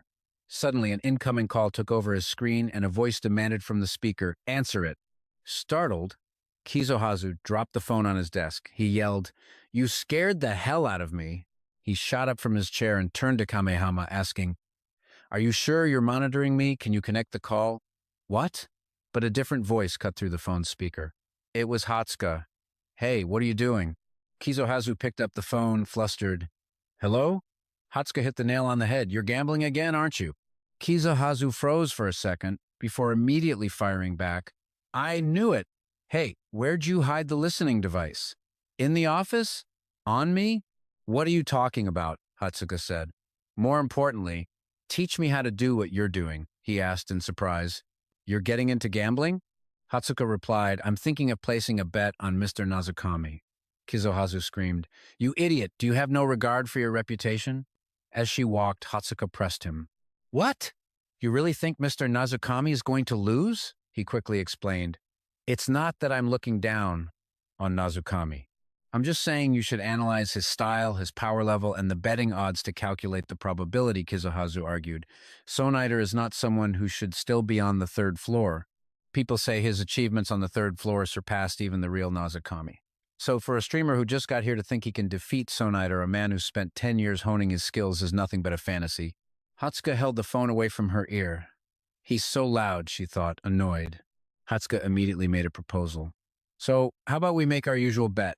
Your entire salary for next month. Kizohazu sealed the deal. All right, you're on. Just then, a figure in a black cloak brushed past her. Hatsuka froze, her eyes widening in shock. From the phone, Kizohazu's voice taunted, "Don't you dare complain when you lose." Hatsuka spun around, watching the cloaked figure walk away as she ended the call. Kizohazu muttered in frustration, "That girl, she can't just hang up on me like that." He frowned. Why would she suddenly bring up betting, anyway? Did something happen? Elsewhere, Sonider was walking with another man. The man asked, "So, what's he like?" Sonider replied, "He's no amateur." The man exclaimed in shock, "No way! Is it possible for the captain to lose?" Sonider shot him a death glare. The older man gritted his teeth and said, "It wasn't until I met him in person that I realized." Sonider declared with confidence, "There is no way I can lose. Absolutely not." From a rooftop high above, someone was watching Sonider. The observer murmured, "So? That's him?" "The favorite to win, Sonider," she smirked, assessing him. "He has a decent amount of mana, I'll give him that. Looks like I won't have to worry about any surprise comebacks." A few days later, blue flags, adorned with the dragon seal, were hung throughout the city. The day of the tournament had arrived at the Antina Arena. The streets were packed with citizens and adventurers. Subaru walked down a long, sunlit corridor, approaching the massive closed doors of the stadium. Subaru pushed the doors open and stepped into the light. The moment he set foot in the arena, the crowd in the stands erupted into a roar. Murmurs of shock spread through the crowd. That mask. It's Narukami Subaru, that streamer. He's competing today? The betting's already closed. His odds were definitely the second best. Then, who was number one? The gate on the opposite side of the arena opened, and a figure slowly emerged. It was Sonider striding onto the field with a spear on his shoulder.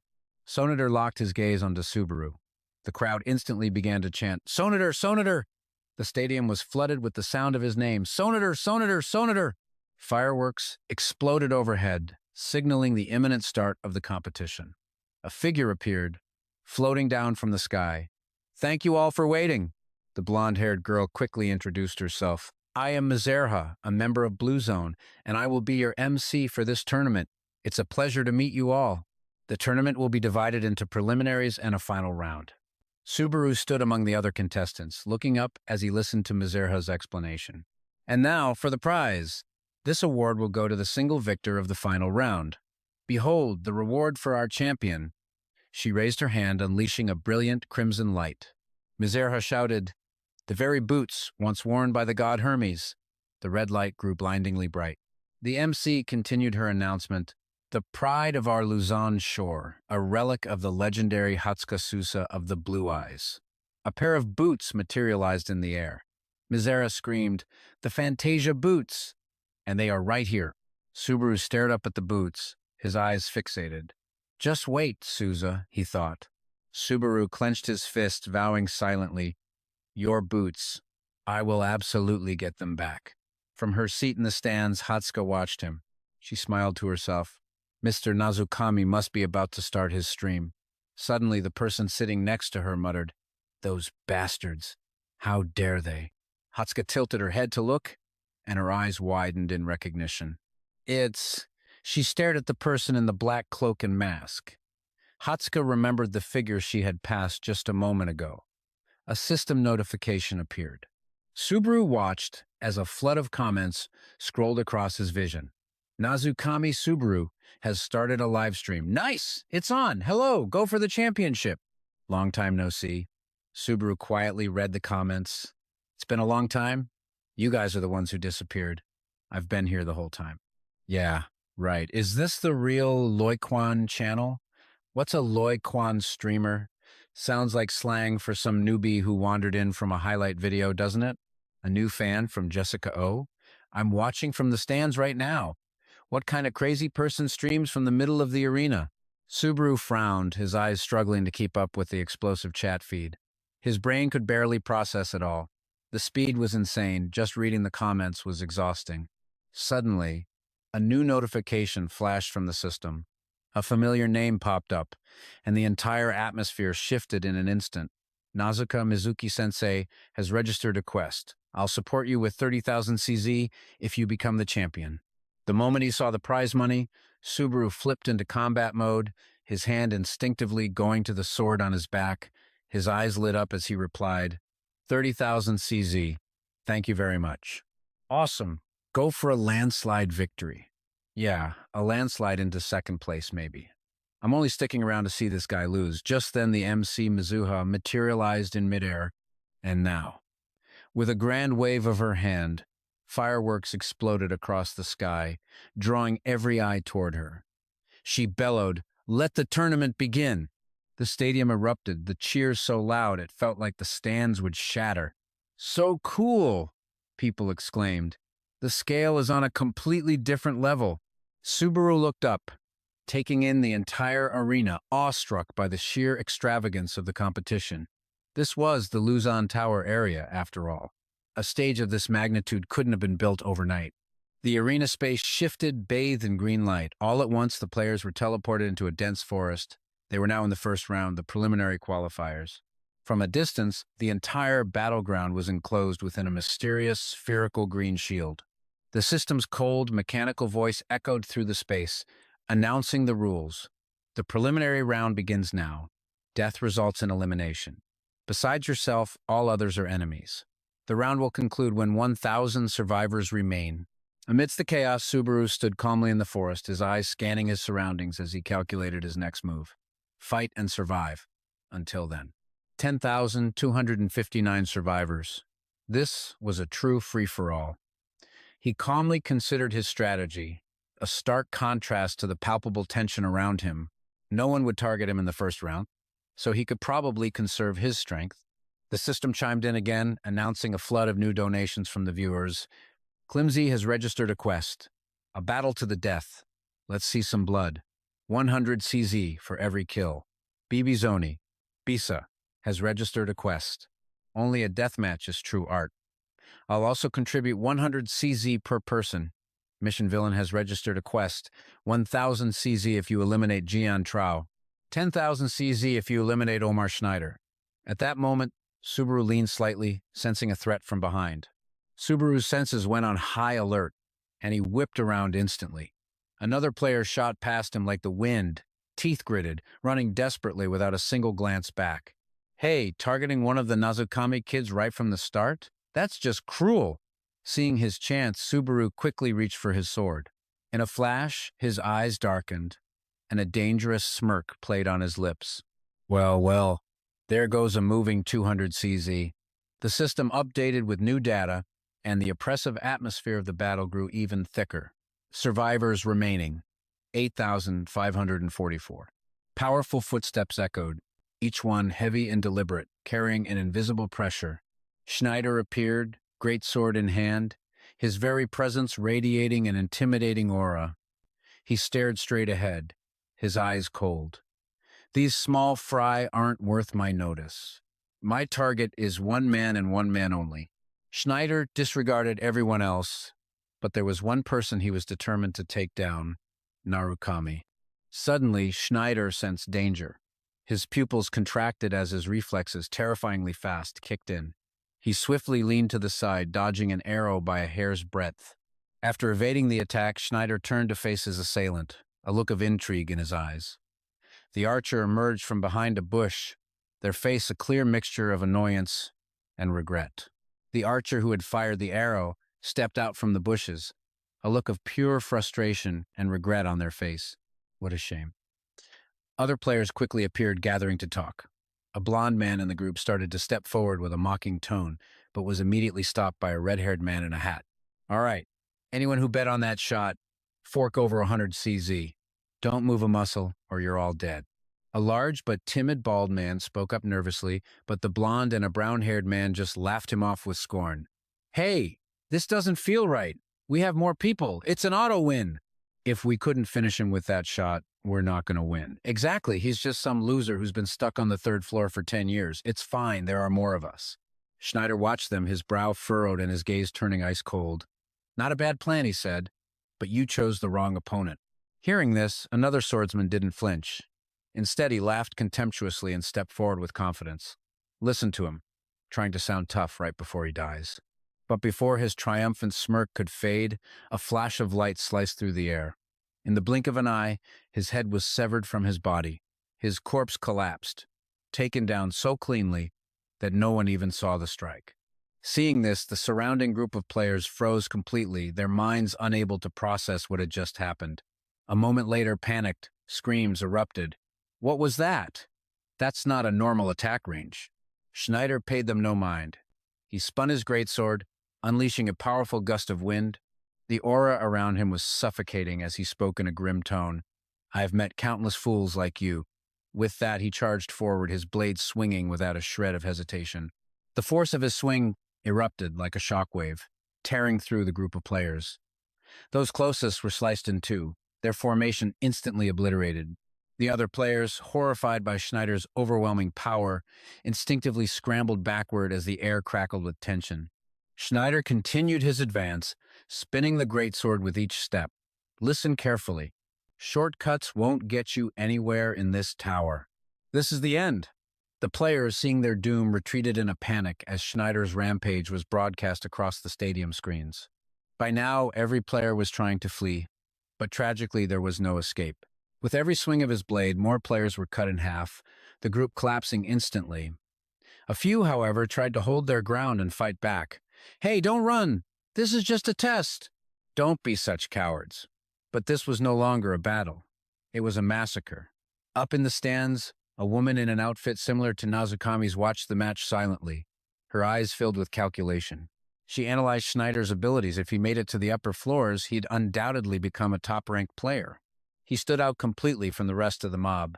Suddenly, a piercing scream cut through her train of thought, making her grimace in annoyance. Damn it, that reminds me. She turned to her side and saw Hatsuka glued to her phone, which piqued her curiosity. Hey, get back to fighting! Every last one of you is a coward! She glanced over, trying to see what was on Hatsuka's screen.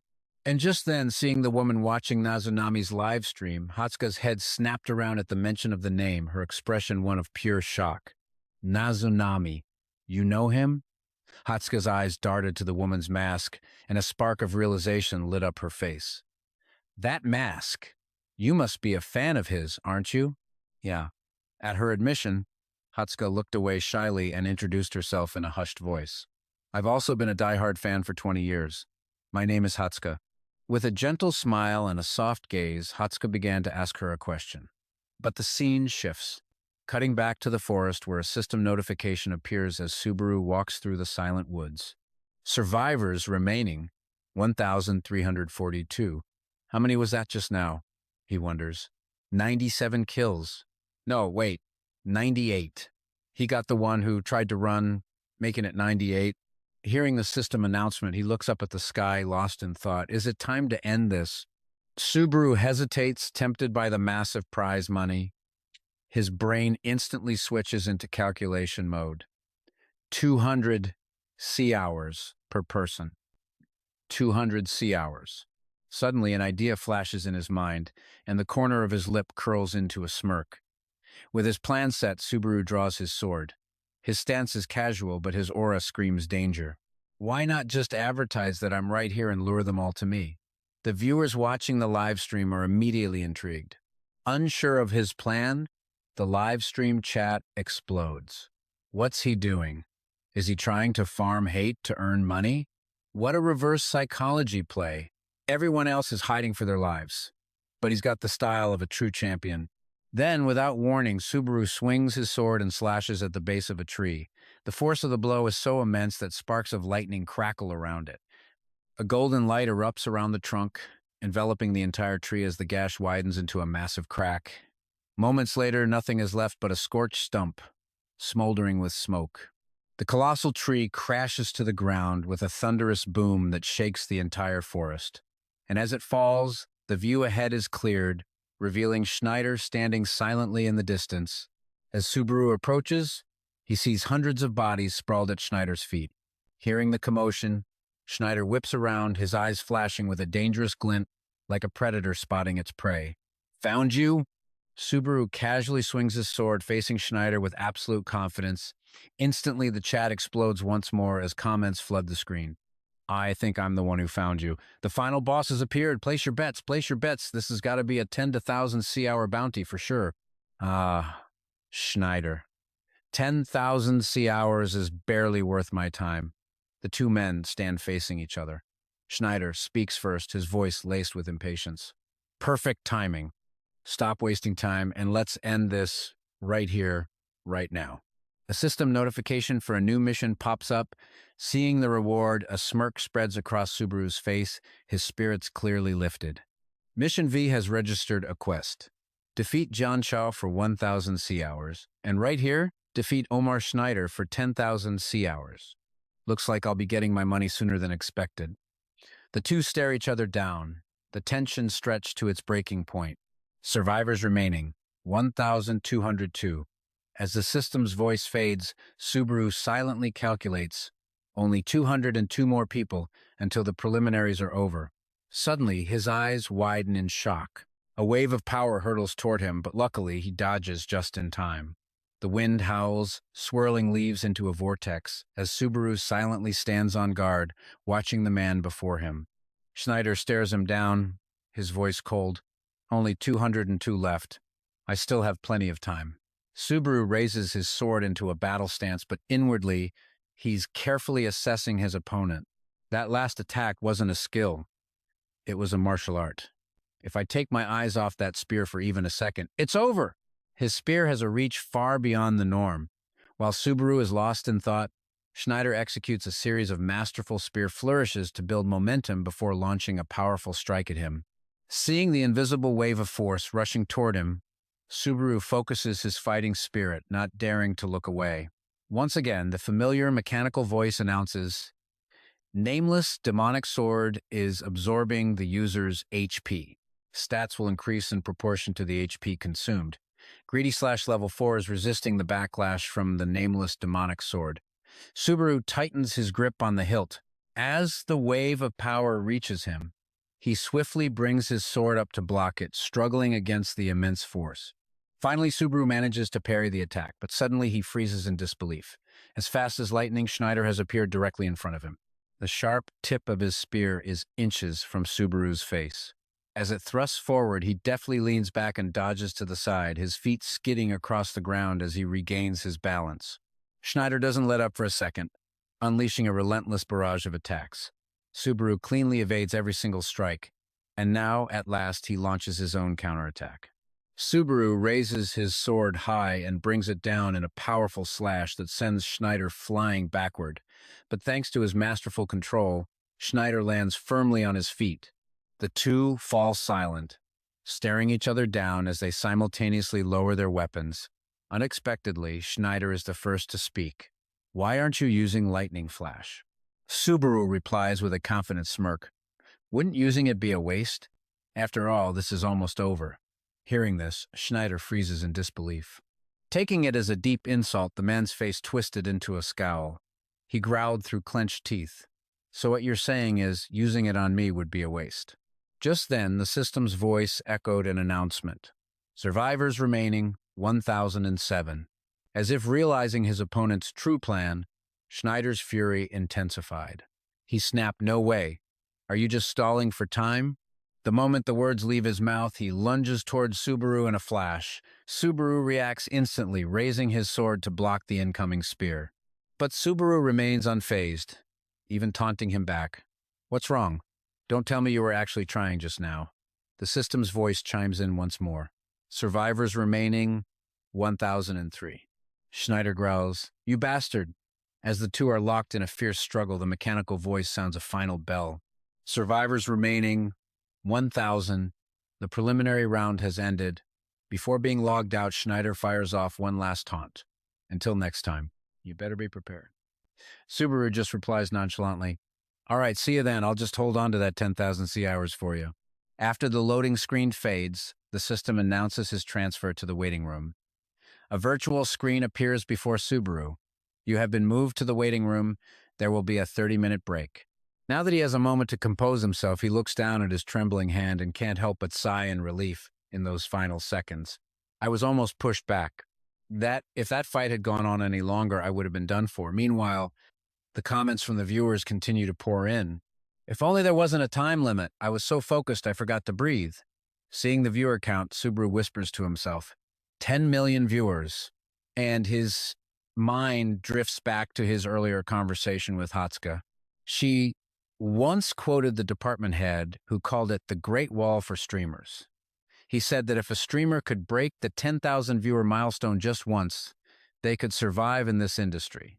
Reflecting on this, Subaru felt a sense of accomplishment. 10,000. He had successfully captured the attention he needed as a streamer. Both the stream and the match against Snyder had gone smoothly, but there was still one thing that worried him. Even so, it was unbelievable that someone of Snyder's caliber couldn't overcome the Thunderclap Labyrinth. Outside the simple wooden house, the sky looked cold and refreshingly clear. Looking up at the brilliant sunshine, a man sighed in weary boredom. He muttered to himself, "It's not like I'm playing for some underdog team. I wonder what the hell I'm even doing every day." Snyder still has the advantage right now, he said, letting out a massive yawn and a stretch. Why is a guy like him even on the third floor in the first place? The device in his hand responded with a mechanical voice. The deeper you go, the harder it is to close the gap in levels. If there's one thing Narukami Subaru has over Snyder, it's his lightning flash. Of course, if he truly possessed equivalent talent, it could lead to a spectacular upset. At this point, the system hesitated for a moment. The man stared intently at the device. The mechanical voice spoke again, but based on the current data, that does not seem to be the case. Back with Subaru, the cold voice of the system chimed in with a series of notifications. Mission complete. Dig Two Graves has donated 9.8 Kresedith. Mission complete. Vong on Noodles has donated 9.8 Kresedith. A flood of admiring comments from viewers followed. Wow, he claims his reward so fast. He's still finding ways to make a profit at a time like this. This guy is on another level. You're just greedy. Subaru read a few of the comments and typed back a quick reply. If it's something I can take, I'm going to take it. Thank you all very much. A chime rang out as a virtual screen appeared before Subaru, reporting that he had spent 80,000 Kresedith. Skill level up. Greedy Wedge, level 4. Remaining Kresedith, 1,602. Greedy Wedge, rank B. Skill type level 5. Suppresses the side effects of skills and items used by the user. Can be ranked up and leveled up. Kresedith required 16,000. Staring at the dense lines of text, he calculated silently. B rank, huh? In that case, maybe I can use that. Subaru fell into deep thought. Seeing no movement, his viewers started chattering in the chat box. Why'd he go quiet all of a sudden? He's probably running tactics in his head for the main tournament. So greedy, but damn, he still looks cool. Night had fallen, and a full moon hung high in the sky. In a hidden location, Mijaha stood in the shadows, her eyes fixed on a pair of shoes floating within a protective barrier. She whispered in a doubtful tone, "Is it true that an exceptional thief will appear after this event, and his true identity is?" She trailed off, uncertain, gazing distractedly out the window. Suddenly, a voice called out to her, "Mijaha." Mijaha turned to see who it was. The person immediately bowed and reported, "Reinforcements from the guild headquarters have arrived." Mijaha asked carefully, "Ha? Again? Who's leading them?" Before the subordinate could answer, a man stepped into the room, his voice low. That would be me. Recognizing the man before her, Mijaha was so stunned she stumbled over her words. Sir, why have you personally come all the way down to the third floor?" "Sir Kuzo Kawai." Kuzo Kawai stated simply, "The guildmaster is not in a good mood." As he approached, Mijaha asked, "Is it because of Narukami Subaru?" Kuzo Kawai put his hands in his pockets, looked out the glass window, and said slowly, "Both Narukami Subaru and Snyder." "That's right, but another problem has also arisen," he said, glancing down below. Through the glass, a crowd of people were laughing and talking cheerfully. His eyes were unintentionally drawn to a person wearing a mask as he thought, someone possessing this much magical power. His gaze then shifted to Hatsuka, who stood beside the masked figure. A deeper question formed in his mind. Why are they in a place like this? Suddenly, the masked person raised a hand to their mask, speaking hesitantly to the one beside them. Removing the mask, the girl introduced herself with a hint of shyness. "I'm Tame. Calling me sis makes me feel a little awkward." Hearing her words, Hatsuka just laughed to brush off the embarrassment and offered a sincere compliment. Well, you have an aura that is clearly anything but ordinary. I can tell you've been training for a very long time, she said, before asking in a friendly tone. Besides, that face of yours, Tame, you're using a disguise technique, aren't you? Tame offered a faint, sly smile. Hearing Hatsuka's words, she thought to herself with a hint of disbelief. What is with this girl? I was trying to test how much she could see through.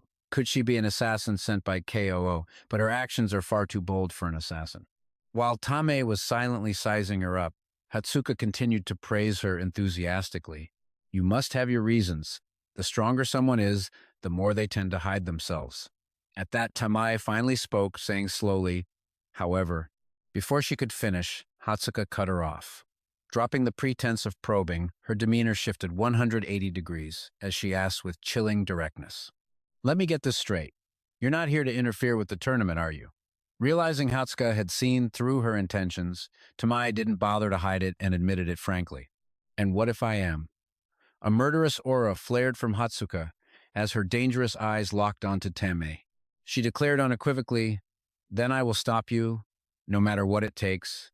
A sudden flash of light erupted from behind, startling Subaru. The virtual wall that had separated them slowly vanished as an announcement echoed through the arena. The break is over. The final round will now begin. As the barrier disappeared, the other players looked around in utter confusion. What the hell? We were right next to each other this whole time? I didn't hear a thing. A screen displayed the rules. The final round will be a territory occupation match. Capture your enemy's territory. Immediately, the area where each player stood was illuminated in a different color. Subaru silently observed his surroundings. Just as he expected, no one made a move. He narrowed his eyes, calculating, if I fight now, I'll only get one territory tile at most, but later in the game, defeating a single person could net me a huge amount of territory. Waiting a bit before acting is the basic strategy. However, Subaru didn't wait. He instantly surged forward and in the blink of an eye sent someone's head flying. He landed lightly and let out a sigh. That would normally be the case, but I'm getting paid 300 crédits per head. In another part of the arena, a different player was under ferocious assault. The attacker was none other than Sir Nider. His purple territory expanded rapidly, and Sinider's eyes immediately locked onto his next target. The man's face went pale with terror. Wait, I haven't even done anything yet. Sinider paid him no mind, instantly running the man through. His eyes darted back and forth. Where was Nazuka Mitsubazu? A straight line of blood-soaked corpses marked his path, all victims of Sinider's blade. He suddenly whipped his head around, his ice-cold gaze sweeping the area. The arena seemed dominated by two factions, Sinider's purple and Subaru's yellow. The gruesome slaughter raged on, and at that moment, their eyes finally met. Despite the distance, Subaru could feel the chilling stare from the man. However, Subaru abruptly turned and walked in a different direction. Seeing this, Sinider roared in fury. Hey, where do you think you're going? Trying to run away? The spectators buzzed with confusion. This guy's lost his mind. What's wrong, buddy? You want to talk about it? Just fight him already. Subaru simply replied in a cold tone, It's not time yet. Subaru still had a goal in mind. I have to wipe out the Soshi clan. Hearing this, the crowd was exasperated. We're speechless. So greedy, he's just farming for glory. A moment later, another person fell before his sword, red blood dripping from the sharp steel blade. Subaru's territory had now expanded significantly. He thought to himself, the skill level on the third floor is much lower than I expected. I didn't realize the gap between them and Sonider was this huge. Just then, the system suddenly announced, Player Zong Chao has invaded your territory. There are currently 2 players in the territory. You are prohibited from moving to another territory. As the words faded, a man strode forward with swagger. He brandished the spear in his hand, a clear show of force. You must be Subaru, right? The comment section immediately erupted. It's Zong Chao from the Luzon shore. I think he's one of Sonider's underlings. Oh, this is going to be good. Zong Chao curled his lip into a mocking sneer. I'm going to get an earful for defeating you here. Subaru cautiously tightened his grip on his sword. Luzon shore, huh? Zong Chao suddenly launched himself forward, appearing right in front of him and shouting, Apologies in advance, Captain. He thrust his spear straight into the arena floor where Subaru was standing. Then, using it as a lever, he vaulted high into the air, twisting his body mid-flight to deliver a kick. But Subaru quickly ducked to evade it. Seizing the opportunity, he instantly swung his sword, cleaving the spear's shaft in two. Having lost his support, Zhong Chao flailed. What? He crashed to the ground in a panic, his weapon cleanly sliced in half. Subaru's sword was pointed directly at Zhong Chao's face. Just as he was about to strike, the man hastily blurted out, "I take back what I said!" "Captain!" Subaru was completely baffled. He finished his opponent with a single, decisive blow. He let out a confused sigh. What is wrong with this guy? The comment section was buzzing. Is that Zhong Chao, the one/swordsman? Swordsman? More like trash. How did he even get into the Luzon shore? The system issued another warning. Player Suniter has invaded your territory, someone immediately commented. Wow, you're popular, huh? Looks like everyone's lining up to take a turn. A loud shout echoed, and Subaru's eyes shot back. Just as the notification announced, Suniter charged in with a surprise attack, finally caught you. He thrust his spear straight at Subaru. But Subaru reacted just in time, blocking it with his sword. Their weapons ground against each other, sending sparks flying from the friction as they both pushed each other back. But Suniter immediately slashed down a second time, threatening, use lightning flash. If you don't, you'll die on the next strike. The audience commented excitedly, does he want to kill him or keep him alive? Make up your mind. Seriously, this guy is a legend. He's even waiting for the other guy to power up. Subaru was knocked backward. He quickly planted his feet to regain his balance. For some unknown reason, Subaru suddenly sheathed his sword behind his back. Seeing this, Suniter taunted, what? Trying to run again? Subaru immediately raised his hand, gathering crackling lightning. At the same time, he declared, I'll give you exactly what you want. The system announced deploying lightning flash.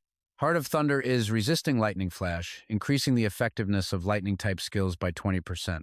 Grants resistance to the electric shock status ailment. But that wasn't all. Subaru snapped his fingers again. And there's more the system displayed. Covenant of Greed, level 5, is resisting the side effects of lightning flash. In his hand now was a spear of pure lightning. Running is for the weak. Watching the series of events unfold before him, Suniter was momentarily stunned. Is he materializing an elemental attribute into a weapon? Is that even possible? Subaru answered, does it look like we're running now? Suniter gritted his teeth and forced out a reply. No. Subaru gave a smirk. Then let me ask you this. He pointed the lightning-wreathed spear directly at Suniter. Now, are you going to run? Suniter's mind raced. If I can break through this, I can finally overcome it. After a moment, a smile crept onto Suniter's lips. A few days earlier, Zhong Chao had suddenly spoken up. Captain, can I ask you something a bit disrespectful, he replied. The way you're asking is already disrespectful. The man tilted his head in confusion. I was just wondering why you're so obsessed with lightning flash. With your strength, you could easily reach the 5th or 6th floor. Suniter shrugged. Who knows? He explained, guys like me who get too fixated on one thing often forget how it all started. Zhong Chao was bewildered. Come on, what kind of answer is that? Suniter elaborated, to put it nicely, it's a conviction. To put it bluntly, it's an obsession. But one thing's for sure, he stated firmly, whether I overcome it or not, it will change my life forever. That's why I will never give up. After saying this, Suniter's lips curved into a slight smile. Back in the present, he slowly raised his spear, his wrist rotating continuously, the tip tracing cold, sharp arcs in the air. The rotational force grew stronger and stronger as Suniter fixed his gaze on his opponent, his voice low. And as for you, I have a feeling you're about to become my second obsession. After spinning his spear to gather power, he finally gripped the shaft tightly and charged straight ahead. His footsteps were rapid, clean, and decisive, carrying an unwavering will. On the other side, Subaru also dug his feet firmly into the floor. His eyes sharpened. To honor your 10 years of hard training, I won't be holding back. With that, he leaped, his body tearing through the air. The distance between them closed in an instant. The tips of their spears finally collided in a blinding flash. Both roared, pouring all of their strength into the assault. Neither one was willing to retreat even half a step. The force from the impact radiated outwards violently, and the ground beneath their feet began to spiderweb with cracks. A thick cloud of dust billowed up, obscuring the space. Under the immense pressure, the entire area exploded. From the stands, Tame stared intently at the arena, silently awaiting the result. Hatsuka was the first to speak up. It's because she revealed that I'm Narukami Subaru's manager. Seeing Tame's bewildered expression, Hatsuka explained shyly, "What I mean is, if the tournament was ruined, it would have a huge impact on his stream, too. I couldn't just stand by and let that happen." Her eyes filled with admiration. "Are you really his manager?" "No way. I can't believe it." With tears welling in her eyes, she lamented, "It's true. And getting this position was an absolute nightmare, you know? I had to push past all those blind, ignorant fools who opposed me and everything else." "Ignorant fools? Are you talking about me?" Tame only grew more excited. "That's incredible. I've been watching his streams like crazy, ever since his battle with the Wolf Warrior." Hatsuka was just as enthusiastic. "You're a day one fan?" "Wait a minute. So you were a fan of Narukami Subaru from the start?" Suddenly, a massive explosion cut their conversation short. On the screen, an image of a fiery blast filled the view. She quickly grabbed her device to check the situation. "No!" Hatsuka cried out in shock. "It can't be!" The battlefield had been reduced to a pile of rubble. Through the smoke, the silhouettes of two men could be seen facing each other. Blood was already trickling from the corner of Eschai's mouth. A huge chunk of his torso had been torn away, and he could no longer support himself. Eschai collapsed to the ground. Subaru stared silently at the man's body for a long moment. He thought to himself, "See you again soon, S-Ider." As the match concluded, the system announced that he had captured a total of 283 territories. The winner was, without a doubt, Narukami Subaru, with 283 territories. The announcement was met with thunderous cheers celebrating his victory. Tears of joy streamed down her face. But contrary to the festive atmosphere, another girl was lost in thought. A deep sense of unease churned within Tame. She just couldn't believe it. She thought with resentment, in the end, the one who will receive the grand prize is. Just then, Mizuha appeared on stage. "All right, allow me to announce it one more time," she declared again. "The glorious winner of this tournament is," before shouting his name, "Nazuka Mitsubaru." Mizuha then gestured and said, "And next," she announced the prize. "The long-awaited reward will now be presented to our winner." At that very moment, Tame stood up and walked away. Hatsuka watched her go, completely confused. On stage, the prize shoes had finally found their rightful owner. They now rested in Subaru's hands. He wondered to himself, has it really been 20 years? Subaru's eyes suddenly darkened. He recalled the past, the sound of a ruckus. "Come on." Back then, Souza was interrogating one person after another. "I told you guys not to touch my shoes, so which one of you wore them?" A guy stepped forward to intervene. "What's wrong, Souza? Throwing another tantrum?" The guy in the blue shirt grumbled. "Dude, you're way too uptight. I already told you." At his feet was a pair of shoes that had been stretched completely out of shape. Sousa's face turned beet red. "My shoes?" Sousa lunged forward without a second thought. "I warned you a million times not to wear them." The reason Sousa was so enraged was because wearing them would ruin their shape. Thinking back on that memory now, it was actually a happy one. Back in the present, the comments were flooded with speculation. "Looks like the broke Nazuka Mitsubaru is getting into collecting rare items. He'll probably sell them out of greed. The resale value on those must be insane." He immediately shot down their theories. "I'm not selling them. The audience is saying you could get a high price if you put them up for sale." Mizuha even estimated a figure, something around a few 100,000, maybe even as high as 1,000,000 golds. But Subaru still refused. "No matter how much they're worth, I have no intention of selling." The audience started getting riled up, shouting offers. "Sell them to me! Name your price, I'll pay anything. If you want, I have way better items in my inventory." They threw out unbelievable prices. "How about 2,000,000 golds? 2.1 million golds. Then I'll offer 2.5 plus items. 3 million? 4 million? Subaru's patience wore thin. "Get out of my sight." Just then, a massive surge of electricity erupted, forming a bolt of lightning that slammed down into the center of the stage. He glared at everyone. "Let me make this crystal clear. I will never sell them, not even for 10 million golds. Mizuha quickly jumped in to salvage the situation. Well, there you have it, ladies and gentlemen. But internally, she was screaming, "Why me too? How did I get dragged into this?" With that matter settled, Subaru made his exit. All right, I'm out of here. With that, he grabbed the shoes and quickly left the arena. One night, in a bustling part of the city, two figures stood in a dark alley. Kuzukawa spoke with genuine admiration. He actually won. This was completely outside of my expectations.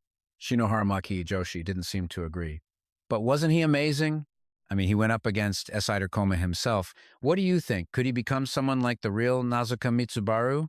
Her partner wasn't so sure. Who knows? Lately, she revealed, people have been saying things like, if the original Subaru could do it, then the new Subaru should be able to do it too. This piqued Kuzukawa's curiosity. Original and new? So, Issei, Hijoshi explained, that's what people are calling the two of them. Narukami Subaru Matsunoha is the original and the streamer is the new one. Geez, you're so out of the loop. He admitted it nonchalantly.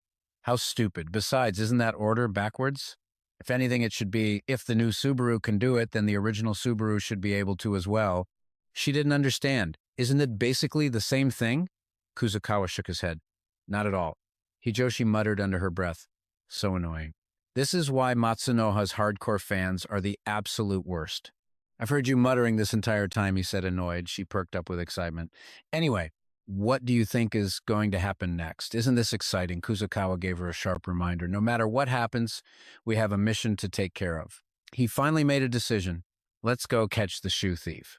Hijoshi scrambled to follow him. Wait, you're good at that? Hey, wait up! The moment they turned to leave, a group of people appeared behind them, and they clearly had hostile intentions. Meanwhile, the comments were still fixated on the shoes. Don't they look a little old-fashioned?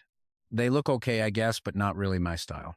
Are those the famous shoes? I bet they'd go for an insane price. Dude, that's a forbidden topic now, man. Subaru's mind was screaming, I'm rich! But despite that fleeting thought, he expressed his true feelings. I'm so glad I get to see you again. Thanks for the missions, everyone. Because of you, my heart aches a little less. The comments exploded. It's not your heart that's hurting less, it's your wallet, isn't it? You look way too calm. I can't believe you're not even fazed. You shouldn't underestimate monsters from the Wolf Clan like us. At that same moment, a notification appeared.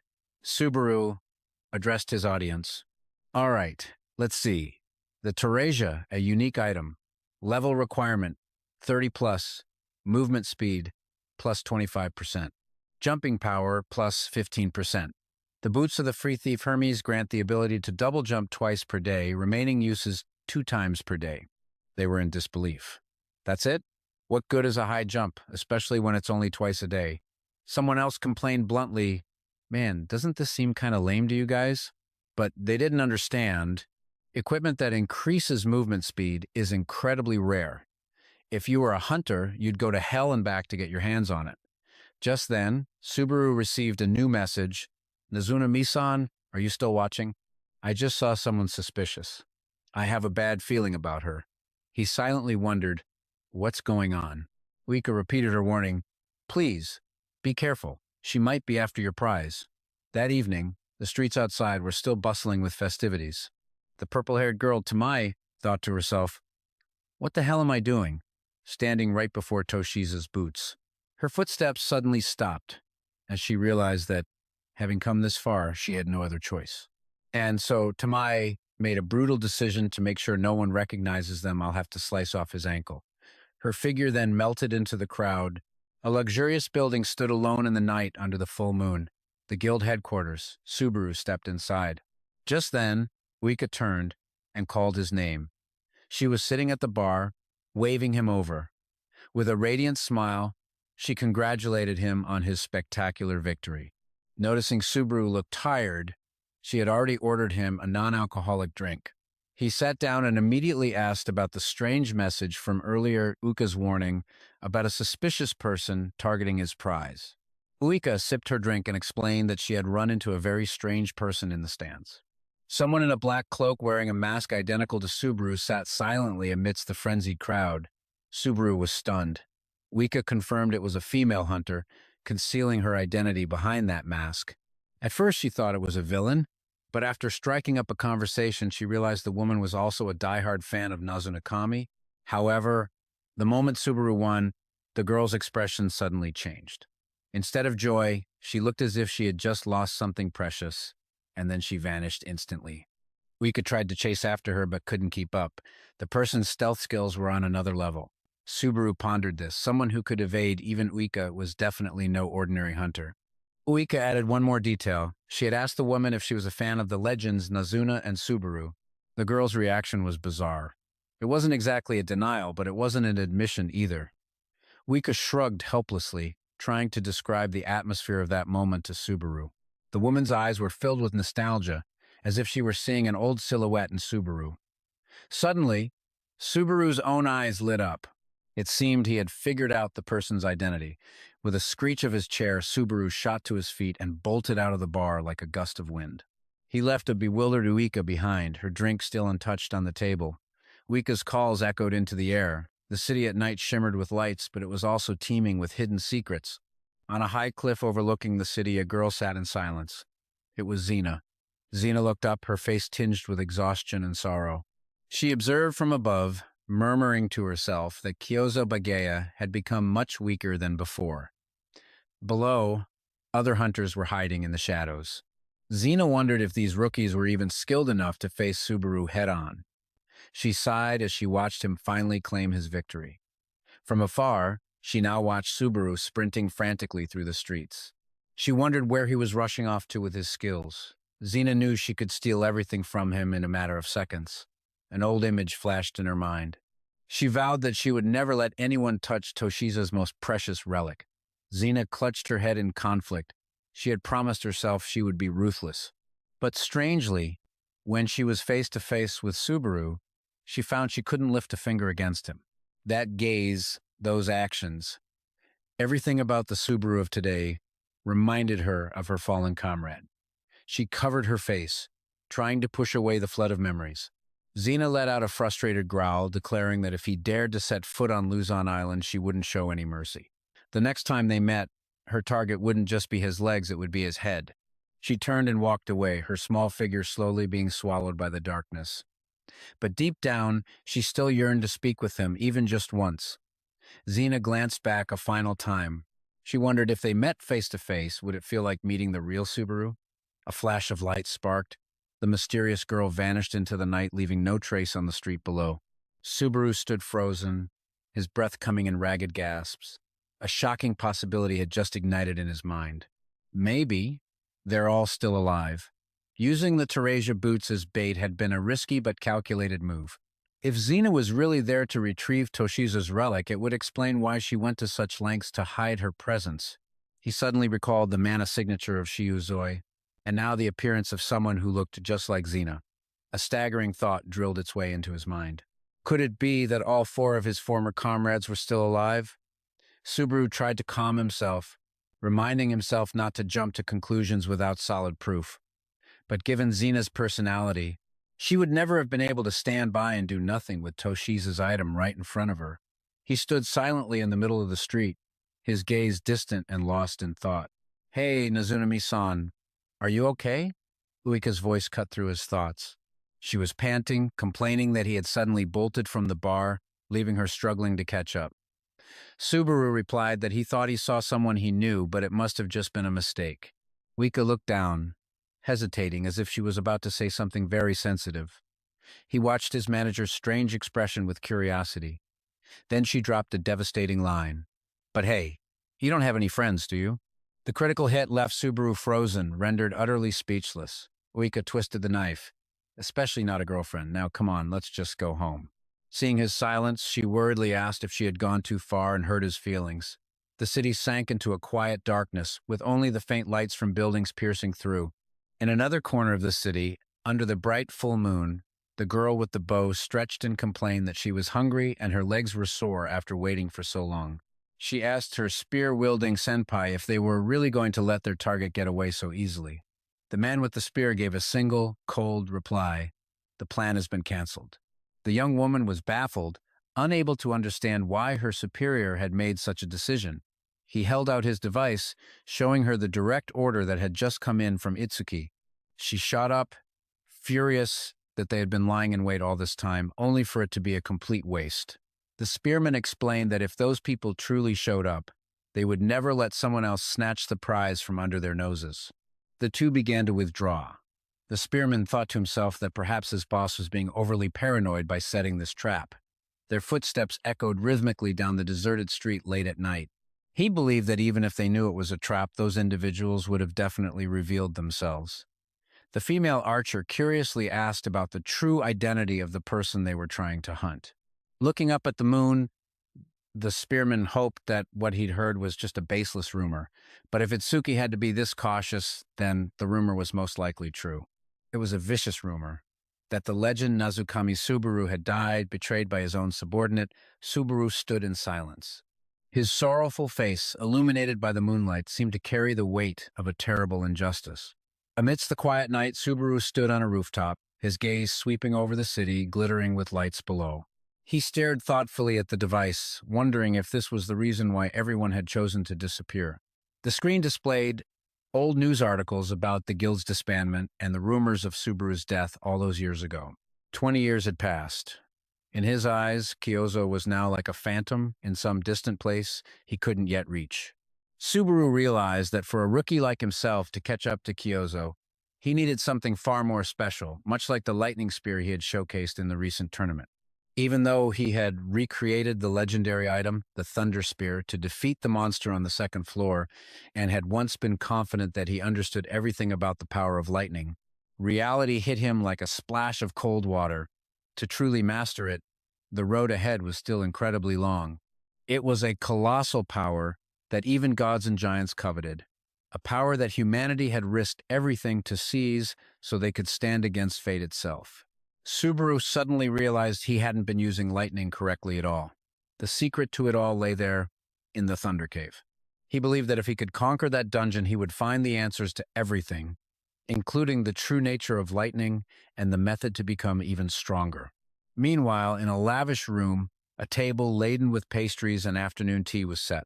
Uika sat there with a bored expression, her chin resting on her hand as she stared at the communication screen, pretending she couldn't hear a thing.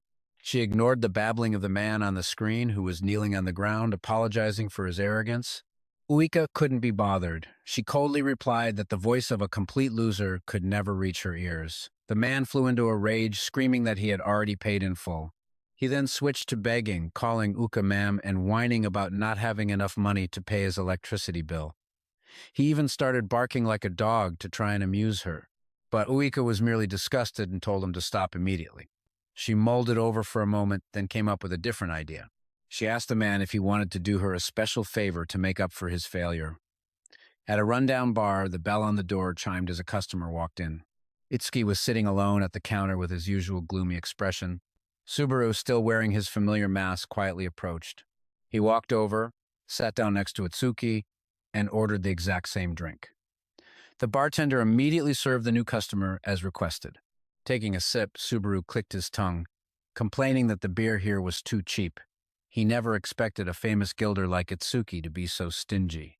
Itsuki just gave a faint smile, saying that back when the guild had more members, he was constantly broke from buying everyone drinks. He said he had gotten used to the taste of cheap beer by now. If he didn't, he wouldn't know how to face them. Itsuki's gaze darkened as he mentioned how they had all joined him in the selfish decision to conquer the Thunder Cave. He reminisced about a time when everyone was poor, with no guild to support them, and hunting to level up was their only way forward. The two men clinked their glasses, a quiet moment amidst painful memories. Back then, even the entry fees for competitions were a huge problem. If a player failed midway, they would lose everything and end up in an even worse state. On that fateful day, the whole group had gone hunting together to earn a little extra money for the entry fee, or at least to raise their levels a bit. It was a day Itsuki would never forget. He recounted in a choked voice how they had run into a giant ice monster. 7 inexperienced players stood absolutely no chance of survival against it.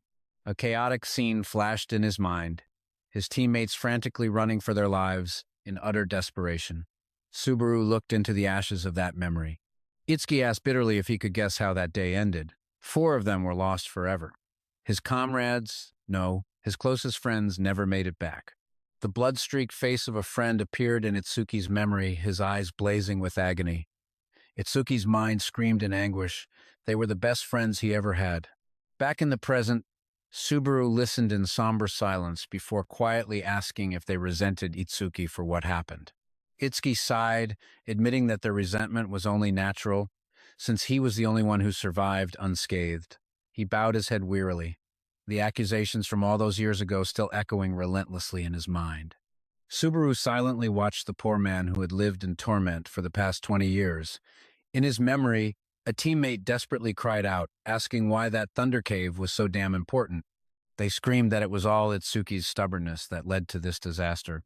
Distorted faces in the darkness endlessly shrieked, demanding to know why he was the only one who lived. Subaru was stunned into silence by the cruelty of the accusations Itsuki had endured. He told Itsuki to stop, but Itsuki just gave a wry smile and asked if he was pitying him now. He said anyone would have given up after something like that, but he couldn't because he was the one who had led them to their deaths. Subaru listened silently to his senior's bitter confession. Itsuki slumped over the bar, admitting he'd been obsessed with this dungeon for so many years. But then he looked up at Subaru with a completely different expression, saying that thanks to him, he had finally seen a glimmer of hope. Subaru was a little surprised to hear the word hope come from Itsuki's lips. Itsuki decided he would tell Subaru the true nature of the Thunder Cave. The scene shifts to a secluded mansion deep within a silent, dark forest. Heavy footsteps echoed on the wooden floor inside the house. Faint traces of lightning energy swirled around the legs of the mysterious man as he walked. Uika's hands were clenched as she calculated, wondering if Kiyozo had truly seen through her plan. He checked his communication device. He was stunned that someone had managed to see through Zena's stealth technique. Fury began to boil inside him. He slammed a hand against his head in frustration as everything went off track. In the darkness, his eyes flashed with a cold, murderous blue light. He muttered the names Kiyozo and Izuki, pure contempt etched on his face as an immense cold aura erupted, freezing the entire room. He swore he wouldn't let them die easily, but in the middle of his rage, he froze, a new notification flashing on his tablet. It was an apology message from Zena, but her tone was infuriatingly flippant. She said she couldn't get the shoes back, then jokingly added that it probably didn't matter anyway. Reading those words, he roared in fury at his useless teammate. His scream, "Are you kidding me?" echoed through the silent forest. Meanwhile, in a magnificent dungeon lobby, Subaru's live stream was officially underway. His viewer count skyrocketed as excited fans flooded the chat, asking if he was going to clear the dungeon today. Subaru greeted his audience, confirming he was streaming his conquest of the dungeon for everyone to see. But as he was busy interacting with the chat, he suddenly heard someone calling him from behind. A stylish young man walked up, asking if he was the streamer, Narukami Subaru. The man smiled warmly, saying it was a coincidence since his group was also planning to conquer this place. He pointed toward his teammates and suggested Subaru join their party for support. Subaru glanced at his tablet, a strange feeling beginning to creep in. Just then, a message from U.E.ca popped up, warning him that they were just a bunch of leechers trying to steal his farm. Jaemon stepped forward, urging Subaru to party up to conquer the Thunder Dungeon together. In the comments, viewers were buzzing with excitement at seeing Subaru in the flesh.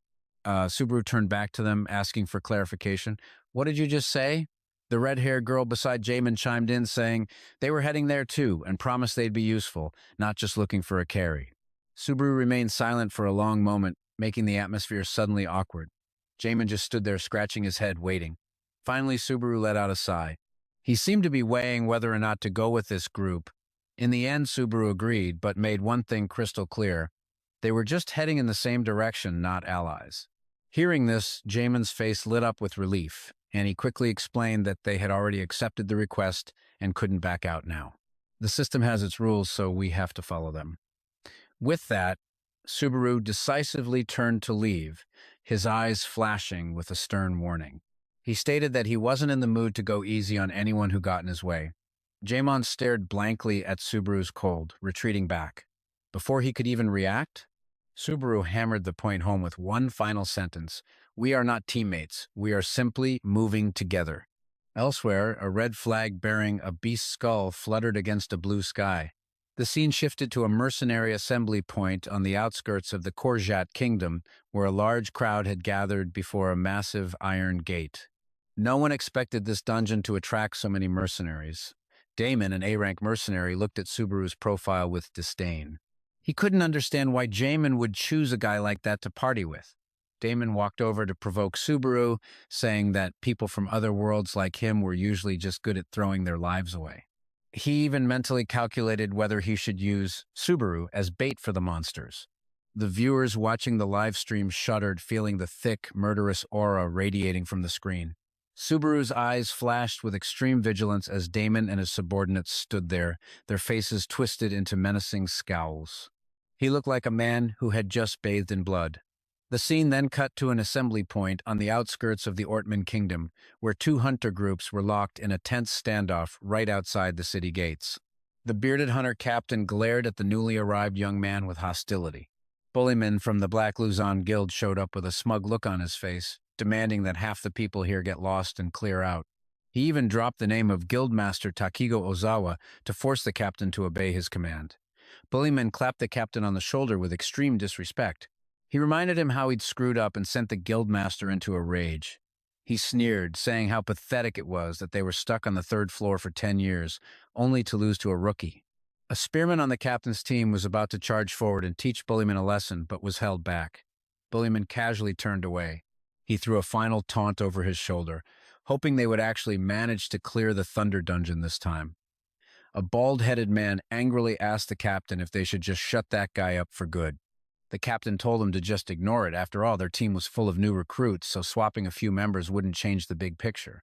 He looked ahead with grim determination, vowing that this time they would conquer that dungeon no matter what. The group began to advance down a dark trail, flanked by towering, gloomy cliffs that radiated danger. Damon, walking at the rear, narrowed his eyes, scanning the surroundings. He felt something was off about this place. It didn't seem natural. Damon muttered his observation that these periodically opening dungeon gates seemed artificial, which got the livestream viewers talking. A calculated glint appeared in his eyes as he stared toward the entrance. Before them lay the Thunder Dungeon. Streaks of blue lightning crashed down relentlessly, as if trying to incinerate anyone who dared to approach. Damon explained that the lightning normally strikes without stopping, and they could only enter during specific time windows. Hearing this, Damon asked how many times he had tried.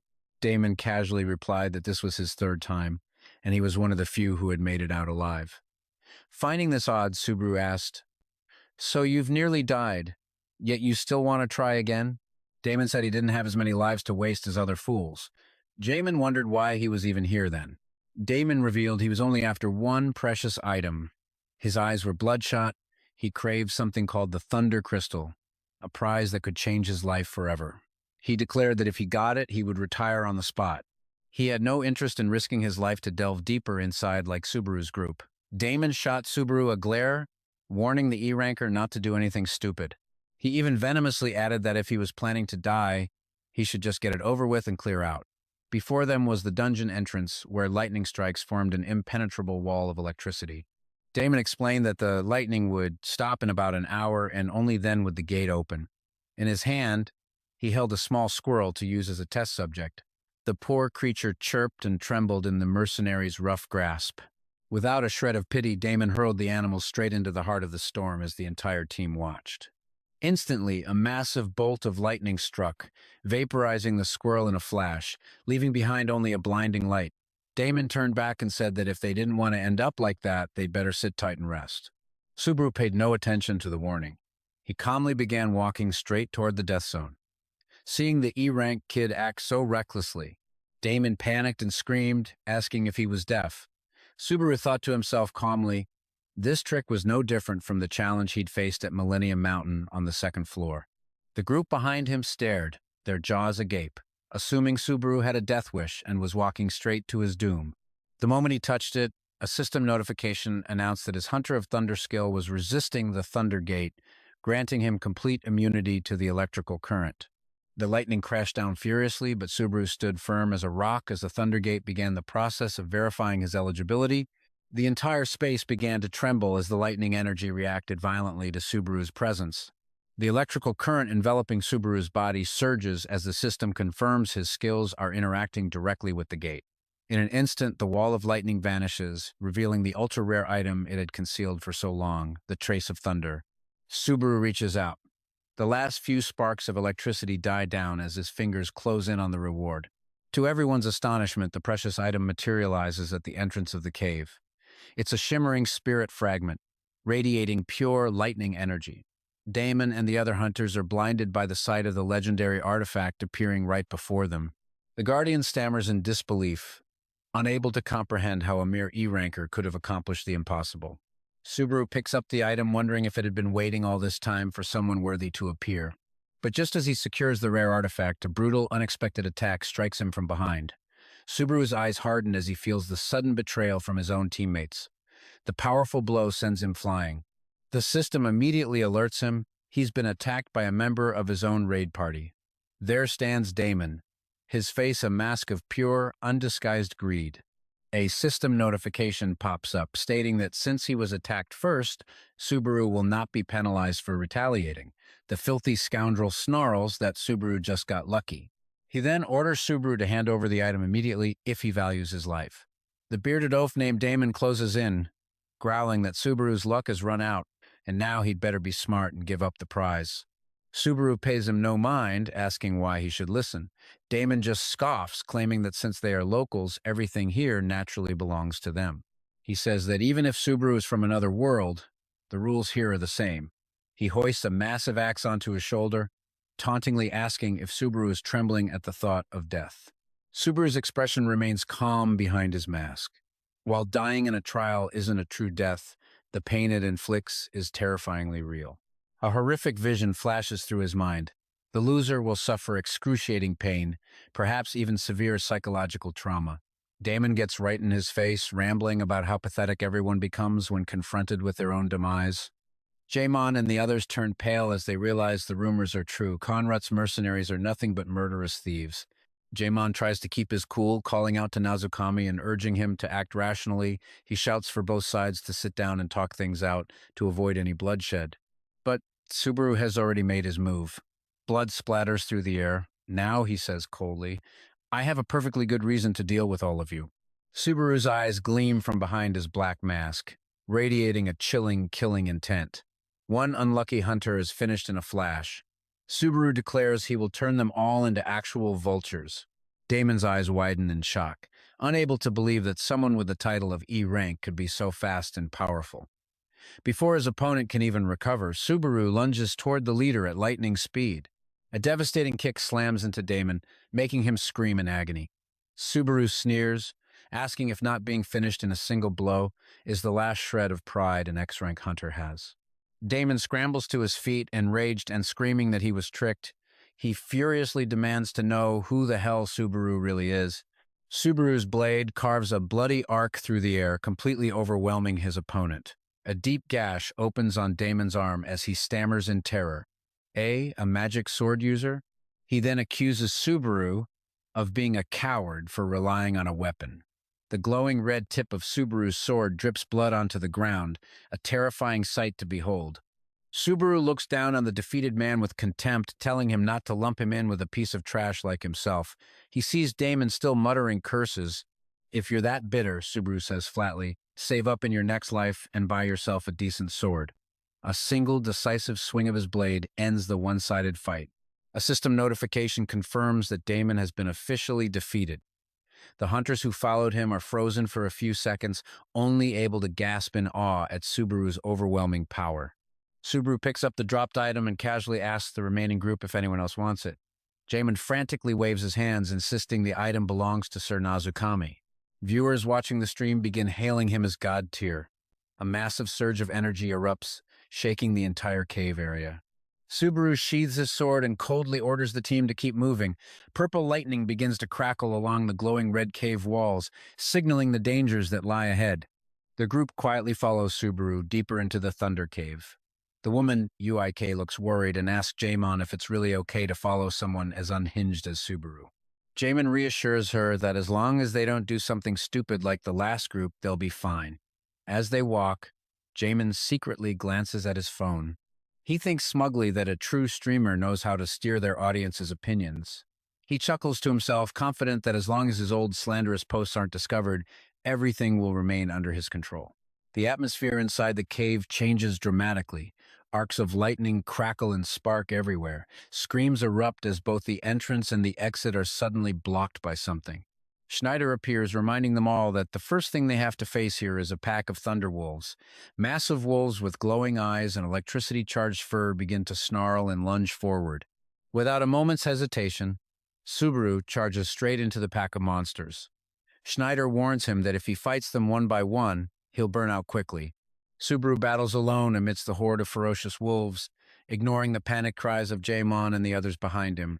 Old Man Schneider explains that normally the biggest one is the leader, but these Thunderwolves play by different rules. Their true alpha is actually the smallest one in the pack. A cunning boss indeed. Subaru dives into the fray, his movements incredibly agile. He activates his Cloud Walker Step skill, allowing him to move freely through the air. For 3 brief seconds, Subaru can walk on the wind like a god. He soars into the air and brings down a fatal blow on the snarling, clawing monsters below. Surrounded, Subaru suddenly thinks of someone named Toshiza. This feeling of isolation, it's strangely familiar. The wolves begin to channel their power, the lightning around them growing denser. A deafening explosion rings out, sending sparks flying throughout the cave. Subaru narrowly dodges a bite from the alpha wolf. A massive blast of lightning energy detonates, wiping out everything in its path. He lands safely, but the wolves continue to growl, ready to tear him to pieces. Subaru channels lightning into his magic sword. Preparing for a decisive blow, he coldly declares that he will use lightning to answer lightning, because that's how he plays.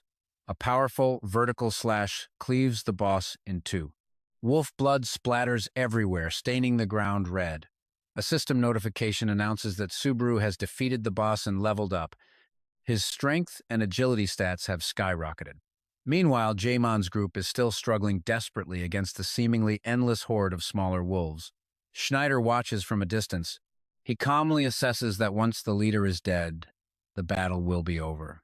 Subaru stands before the remaining pack and utters a single, powerful word: sit. Instantly, the entire wolf pack went still, sitting like well-trained puppies. The system announced his success. The pack was his.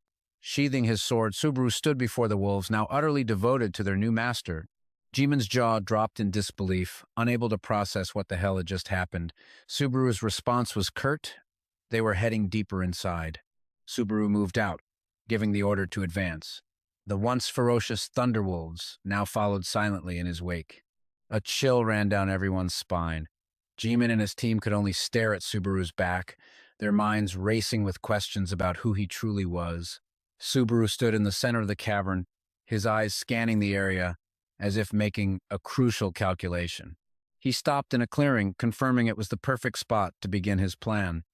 His eyes turned ice cold as he gave the order. The wolves were to howl on his command. The howls of the Thunderwolves echoed through every corner of the cave, crackling with powerful bolts of lightning.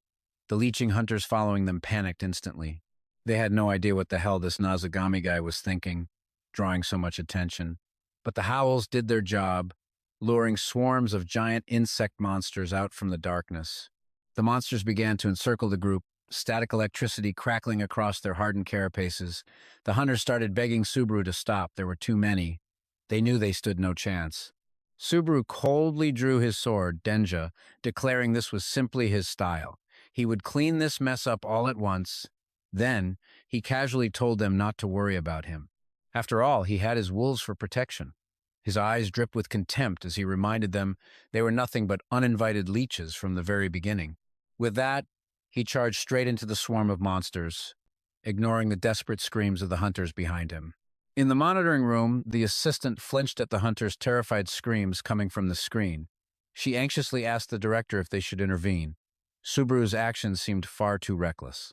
She felt Subaru's treatment of his teammates was cruel, as the screen showed the bloody battle between the wolves and the monsters. But the director just smiled. He held out a tablet, explaining that this was a special case and everything had been meticulously planned. On it was a recruitment post, a call for hunters to join Narukami in the Cavern of Thunder. It was the perfect trap for freeloaders. The director noted it was essentially a free bus ticket, so it was no surprise the hunters had swarmed to it. Those hunters were nowhere near skilled enough to clear this brutal dungeon on their own. The assistant worried about potential backlash from the audience for Subaru abandoning his party. But the director understood perfectly. If Subaru let those bloodsuckers tag along, he'd never have a moment of peace. Subaru was using these hunters to make an example. He was sending a clear warning to anyone else who might think of leeching off him in the future. On the screen, Subaru's combat effectiveness was off the charts. His lightning-fast sword strikes tore through the monsters as system notifications popped up one after another. Subaru had leveled up. His strength, stamina, and focus stats had all skyrocketed as he gazed upon the effortlessly cleared swarm. As casually as if he'd just finished a daily chore, Subaru turned back to the hunters. He asked if they still had a problem with him going solo. Meanwhile, the stream chat exploded with heated debate. Standing amidst the monster corpses, Subaru issued a direct warning to anyone else planning to exploit his power.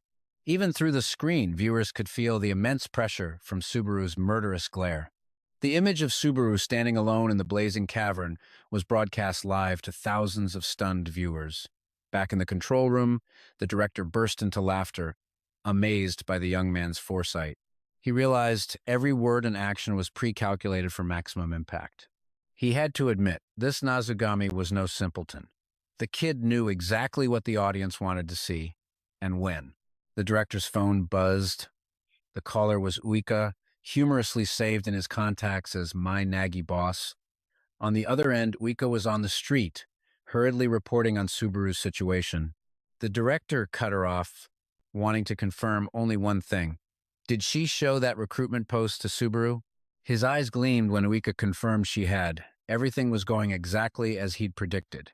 Uika, however, sounded a bit confused. She didn't understand why the director was so focused on such a minor detail right now. The director, however, let out a sigh of relief. He confirmed everything was in place to protect Subaru's image. He declared it was time to show the world that a powerful organization stood behind Nazugami Subaru. On screen, Subaru's wolves roared, beginning the true purge of the freeloaders. The leeching hunters paid the price for their greed, torn apart by the wolves amidst desperate screams. Elsewhere, Damwon furiously roared Schneider's name. He looked pathetic, bloodstains covering his chest. In stark contrast to Damwon's panic, Schneider stood firm, the very picture of a seasoned, experienced hunter. While swinging his sword to fend off the wolves, Damwon grumbled that Schneider was deliberately making things difficult to get back at him for joining the team. Schneider paid his complaints no mind. He focused his gaze, reached for a weapon on his back, and whispered, "Found it." With blinding speed, Schneider hurled a dagger tearing through the air itself. The dagger, crackling with blue electricity, shot forward, stunning everyone around. Damwon was still in shock, unable to believe the pinpoint accuracy he had just witnessed. The blade sank deep into a thunderwolf's head, killing it instantly before it could even roar. Damwon sneered that Schneider had finally decided to act, only to take out a single, small fry monster. Schneider simply gave a quiet command for the wolves to sit, as if training a pet. Damwon froze. He couldn't understand why the ferocious beasts had suddenly stopped. The entire hunting party was dumbfounded as the thunderwolves obediently and bizarrely. Damwon stammered, asking Schneider what the hell he did to control the monsters. Schneider coldly replied that they knew nothing about the Cavern of Thunder. He said that even the high rankers from the Blue Zone were nothing but amateurs here. He advised Damwon to turn back immediately unless he wanted to be humiliated in front of his underlings, leaving the baffled group behind. Schneider ventured deeper into the lightning-filled cave. Elsewhere, Subaru, now in a masked hunter's outfit, was preparing for a major battle. A colossal insectoid monster, a Thundermorbot, appeared, its maw lined with razor-sharp teeth dripping with venom. The beast charged forward to attack. Its attack sent powerful tremors shaking the entire cave. Subaru swiftly dodged its lunge by a hair's breadth, leaving a trail of blue light with every movement. An earth-shattering explosion of energy erupted as Subaru launched a counterattack, striking its weak point. He landed solidly on his feet, surrounded by a thick cloud of dust from the massive impact. Schneider's voice echoed, as if narrating the scene. He recalled how it took him 3 long years just to get this far. In front of Subaru now stood a colossal, circular gate. This, Schneider declared, was the true starting point of the Cavern of Thunder. A system notification announced that Subaru was now entering the first Gate of Thunder. The line between life and death is drawn as the lightning trial officially begins, promising dangers that far exceed anything he's ever faced. Subaru stands before a colossal, circular gate. A notification announces he has entered the first lightning gate. He can't help but think the lightning cave feels just like any other ordinary dungeon so far. But according to Schneider, the real test is only just beginning. A system window pops up confirming the official start of the lightning trial as Subaru gazes up at the massive dragon relief carved into the rock face. He proceeds under the watchful eyes of his curious audience, all wondering about the strange mural on the wall. Subaru recalls Schneider mentioning that it took him over 5 years to conquer this very place. The dragon on the wall seems more alive than ever, sparking questions from the viewers as electricity courses through the cracks in the stone, as if the monstrous beast had just moved. The system begins to assess Subaru's qualifications for the power of the lightning god. Suddenly, a pair of brilliant eyes materializes from the void, looming directly behind him. A massive, electrified claw extends, enveloping the entire space. In an instant, Subaru feels an overwhelming pressure crush down on him. Before he can even grasp what's happening, a brilliant, blazing blue lightning dragon takes full form, majestic and utterly menacing. This is Jack Nell, the judge of the lightning god, staring down at the tiny challenger before him. Schneider once warned Subaru that defeating the wolf warrior was nothing compared to this entity. He cautioned him to never even think about confronting Jack Nell directly. A single glance is enough to tell this is an opponent on a completely different level. Schneider explained that Jack Nell's trial changes for each person. Sometimes it's enduring millions of lightning strikes. Other times it's having all 5 senses sealed in absolute darkness or being forced to fight colossal monsters. Jack Nell's voice booms, asking if he is the one who seeks to conquer this challenge. Subaru calmly replies, stunning the viewers on the stream with his composure. The judge seems intrigued, noting that Subaru has already proven his qualifications countless times before. He demands that Subaru take out the item he has hidden. Subaru reaches into his pouch. He realizes Schneider never mentioned this detail. He pulls out a brilliantly glowing object, holding it up to Jack Nell's gaze. The judge recognizes it as a trace of lightning and wonders if anyone else possesses such a thing. Behind his mask, Subaru's eyes harden as he faces the powerful being. He figures this makes sense since he's the only one with the lightning skill. Jack Nell declares that he will now impose the trial upon him. The demand is terrifyingly simple, yet fraught with danger. Swallow it. The item, named the Trace of Lightning, hovers in Subaru's hand, a priceless crystal pulsing with electrical energy. He hesitates for a moment, wondering if he should really obey the dragon as the crystal glows ominously. Despite the risk being far greater than any potential reward, Subaru thinks that using it now seems like a bit of a waste. But he had already prepared himself for the next trial. He decides not to back down, as doing so would tarnish his own honor.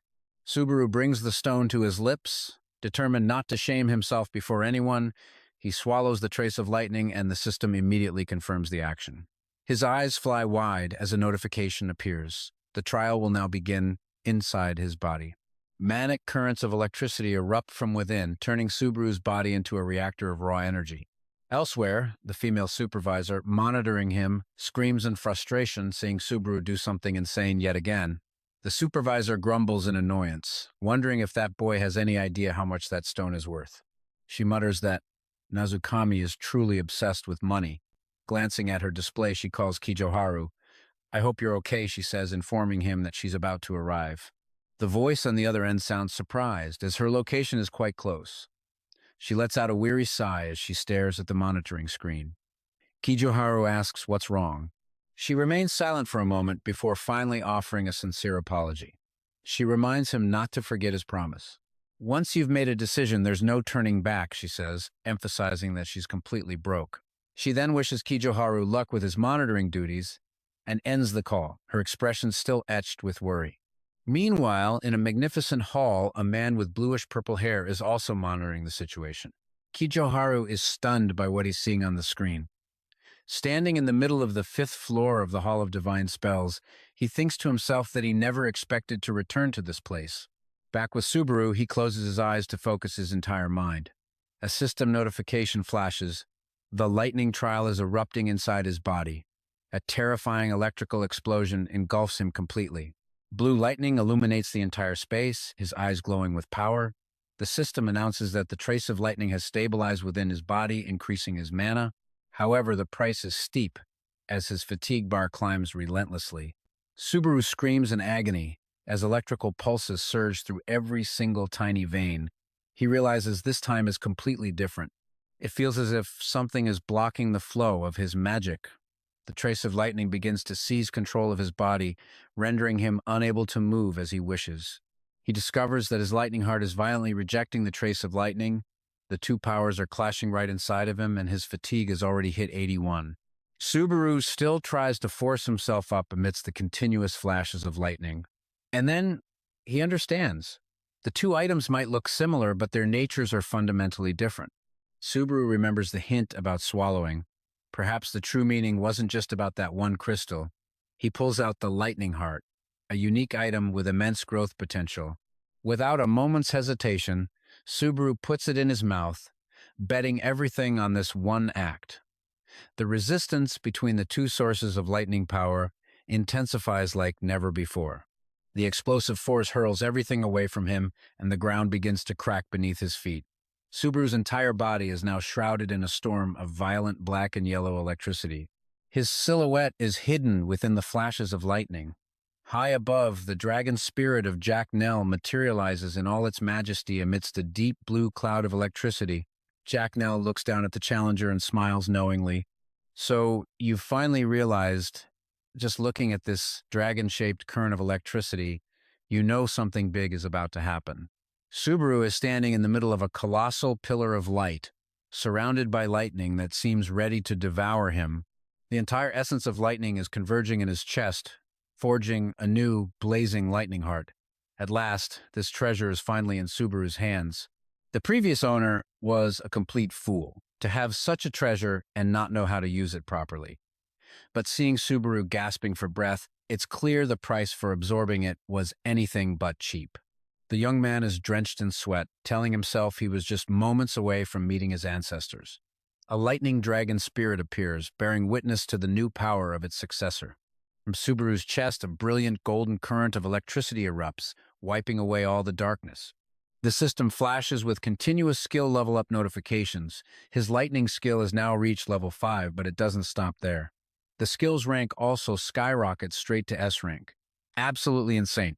In another development, a group of hunters led by a rugged-looking captain has just arrived.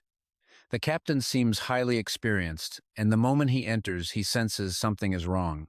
The entire party freezes when they see that the massive dragon mural on the wall has vanished without a trace. The bald hunter scratched his head in confusion. The entire area looked like it had been wiped completely clean. He naively asked if the captain was the one who had erased the mural. "Don't be ridiculous," the captain shot back. He knew someone had beaten them to it, and whoever it was, they were definitely ahead of them now. At that, the entire group's thoughts turned to one name, Nazuka Mitsubazu, but they couldn't figure out how he'd done it. The long-haired hunter started to panic. He was terrified Subaru would snatch all their rewards. He urged everyone to hurry before they lost out, but the captain remained unnervingly calm, a smirk playing on his lips. Finally, he thought, after all these years, someone strong enough to actually make a change here has arrived. His steps remained slow and powerful, and a single glare from him silenced the long-haired hunter instantly. Not daring to say another word that might ruin his boss's mood, the subordinate fell silent. The captain casually recalled how he had effortlessly defeated Subaru in the last tournament, which only confused his men even more. Why would their boss show so much respect for someone he'd already beaten? But the captain simply reminded them to stay focused. Their ultimate goal right now was survival. A chill ran down the long-haired hunter's spine. Unsure of what awaited them, the group finally stopped before a colossal gate, radiating an aura of solemn, imposing grandeur. The captain placed a hand on the gate, declaring that the end of the dungeon lay just beyond it. He was confident that Subaru was right behind this very door. As they stepped through, a system message announced they had entered the second Thunder Gate, revealing a magnificent grand hall with an ancient, ornate throne at its center. A message beckoned the conqueror to sit upon it. The group advanced cautiously down the red carpet leading to the throne, their eyes darting around, but there was no sign of anyone. The captain confirmed it once more with absolute certainty. Subaru isn't here. But he was ahead of us. Where could he have gone? The long-haired hunter asked, bewildered. He guessed that Subaru must have sat on the throne, unlocked a secret passage, and moved on. The captain shook his head, a gut feeling telling him that a grave danger was lurking nearby. The moment one of them accidentally stepped too deep into the throne's domain, a red alert flashed. They had trespassed into the forbidden territory of the sovereign. Instantly, a blinding bolt of azure lightning crashed down from the ceiling into the middle of the hall and from within that brilliant light. The Thunder Knight, B-Loser, appeared, causing the hunters to cry out in pure terror. A system notification confirmed his presence. B-Loser stood there, majestic in his silver armor, crackling with electricity. The hunters began to panic, confused as to why a boss monster had a human form. The captain stared intently at his opponent. He knew this was an obstacle he was forced to overcome. B-Loser was an absolute wall that no one had ever managed to breach. The very name B-Loser the Thunder Knight was a herald of death. The captain remembered that B-Loser had never spoken his name to any challenger before. In an old tavern, he had once theorized about the connection between the Thunder Trials. He was the only one who knew this knight's name, but his true identity remained a mystery. B-Loser stood silently amidst the crackling battlefield, cold and solitary. The captain was certain that Subaru's lightning skills and this knight were deeply connected. Back in the present, sweat poured down his face as he faced the suffocating pressure. The rhythmic clang of B-Loser's armored boots echoed through the hall, each step sparking with electricity as the knight advanced. He recognized the old challenger who had returned, but the captain realized B-Loser was actually waiting for someone else, not his group. He asked curiously if the knight had met the one he was waiting for, but the answer was still no. The captain slowly drew his weapon, preparing for the worst-case scenario. But his underlings were impatient to prove themselves. "Let's get him!" they yelled, swarming their opponent. "Stop!" the captain roared in desperation, knowing that charging in blindly was nothing short of suicide. B-Loser just slightly flicked his spear. A single, basic motion sent a brilliant red light tearing through the air. The knight had effortlessly cut down the reckless fools, sending blood flying everywhere. "Cheap tricks," B-Loser sneered with contempt. The captain's face went pale, watching his comrades fall in an instant, but the long-haired hunter stubbornly charged forward, refusing to hear another word of warning. He unleashed his full power, hoping to make a difference. The piercing shriek of metal on metal rang out as lightning exploded violently at the point of impact. The hunter's eyes widened in horror as he realized the overwhelming difference in their strength. He gritted his teeth, but his body began to tremble under B-Loser's immense pressure. The scene shifts. We return to Narukami, who is just waking up after a long period of unconsciousness. He slowly opened his eyes, regaining his senses. Still a bit dazed, he mumbled, "It's been a while. How long was I out?" A stream of viewer comments appeared. "Probably about 30 minutes. Fainting really is this main character's specialty, isn't it?" He was gifted 100 Gios detectors, along with a message. "I'm getting sick of watching you pass out. If you faint again, you should do a collab with Narukami Subaru." After reading it, Narukami paused for a moment. He began to think. The collab with Hoki had been a huge success. If he collaborated with Narukami Subaru, who had a massive fan base, the results would surely be even better. He looked down at his hands, nodded slightly, and said, "All right, count me in." Immediately, a status window appeared before him, displaying his current level, 37. He carefully reviewed all of his stats, his expression gradually turning serious. The numbers were genuinely worrying. He muttered something under his breath, then took a deep breath to compose himself. Well, he said, "Let's put that aside and keep going." The scene cuts back to B-Loser. He was preparing to launch a finishing blow, ready to end the fight, but at that exact moment, Snyder suddenly rushed in, blocking the attack. The sound of the impact reverberated throughout the great hall. Without hesitating for even a second, the two engaged in direct combat, the battle exploding instantly.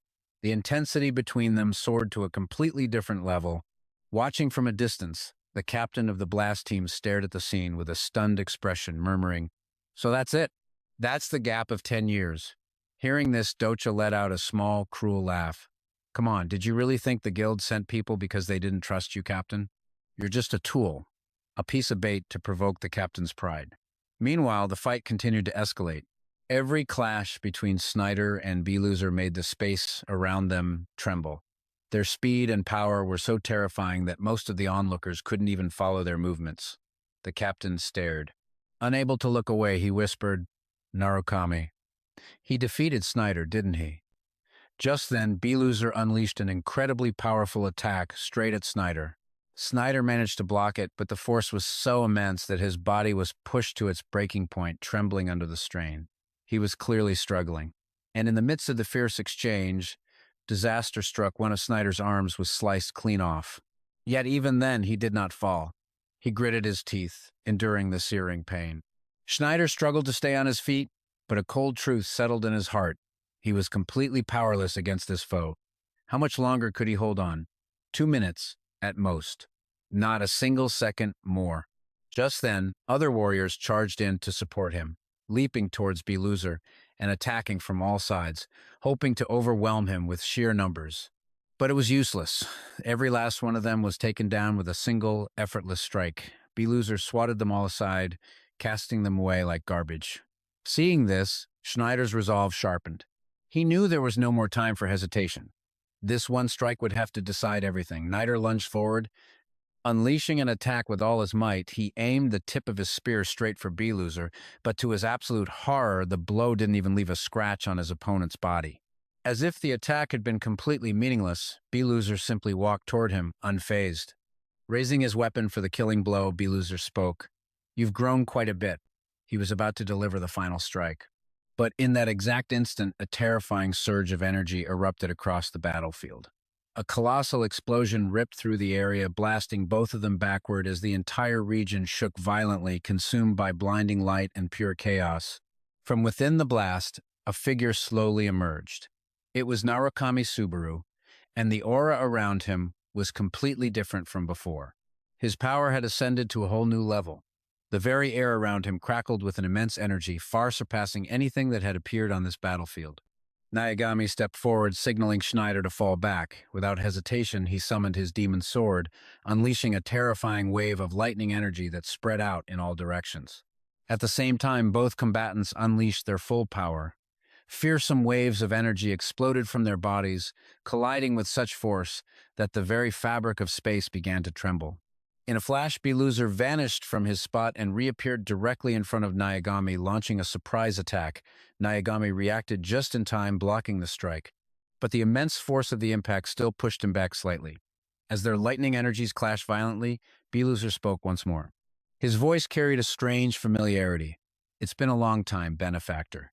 Their weapons separated, and both the hero and his opponent simultaneously fell back to regain their footing. Nyagami held his ground and replied, "I've heard the story." Standing to the side, Snyder was utterly bewildered. What in the world is happening? Just then, B-Loser slowly pulled down his hood, revealing his true face for the very first time. He looked directly at Nyagami and spoke in a calm, steady voice. I don't know if you still remember this face. "Therefore, allow me to reintroduce myself properly. It is I, B-Loser. After you departed, I had no idea where you had gone. But I believe that if I came to this place, we would one day meet again." Nyagami stared at him, trying to process it all.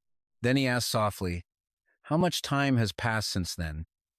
B-Loser looked at him calmly and replied, "You really are from another world. I am not certain of the exact time, because after about 100 years, I stopped counting." Hearing this, Narukami Subaru was stunned for a moment, his mind racing to make sense of it all.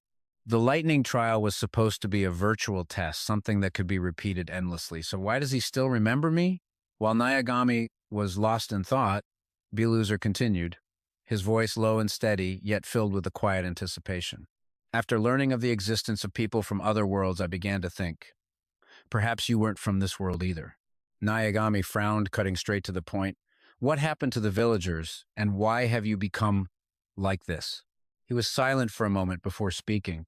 "And so I went in search of the power you once used, and eventually I came to this very cave. I found it, but the price for someone like me, someone unworthy of pursuing such great power, was far heavier than I could have ever imagined." His voice grew darker as he revealed that price. "I lost both of my eyes. I could no longer see anything. And then I was cursed. Unable to take even a single step outside this cave, all I could do was wait. Wait for the day you might return."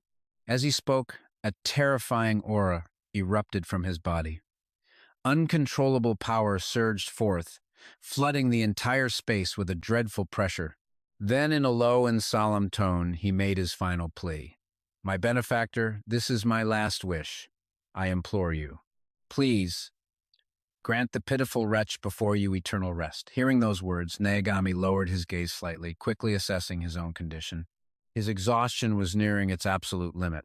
If he didn't want to drag this out, he had to pour everything he had into this very moment.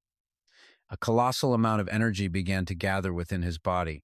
The system panel appeared, showing accumulating lightning heart, followed by another warning, your fatigue level has reached 78%. Despite this, the power inside him continued to surge, relentlessly building. Lightning exploded from all around him as his aura intensified, growing ever stronger. He then looked directly at B-Loser. With a resolute voice, Narukami Subaru declared, All right, I will grant that wish. In the next instant, both of them unleashed their full power simultaneously. Their lightning energies collided violently, creating a terrifying and overwhelming confrontation that made the entire sanctuary tremble. The sheer force of it was beyond anything seen before, a power of true destruction.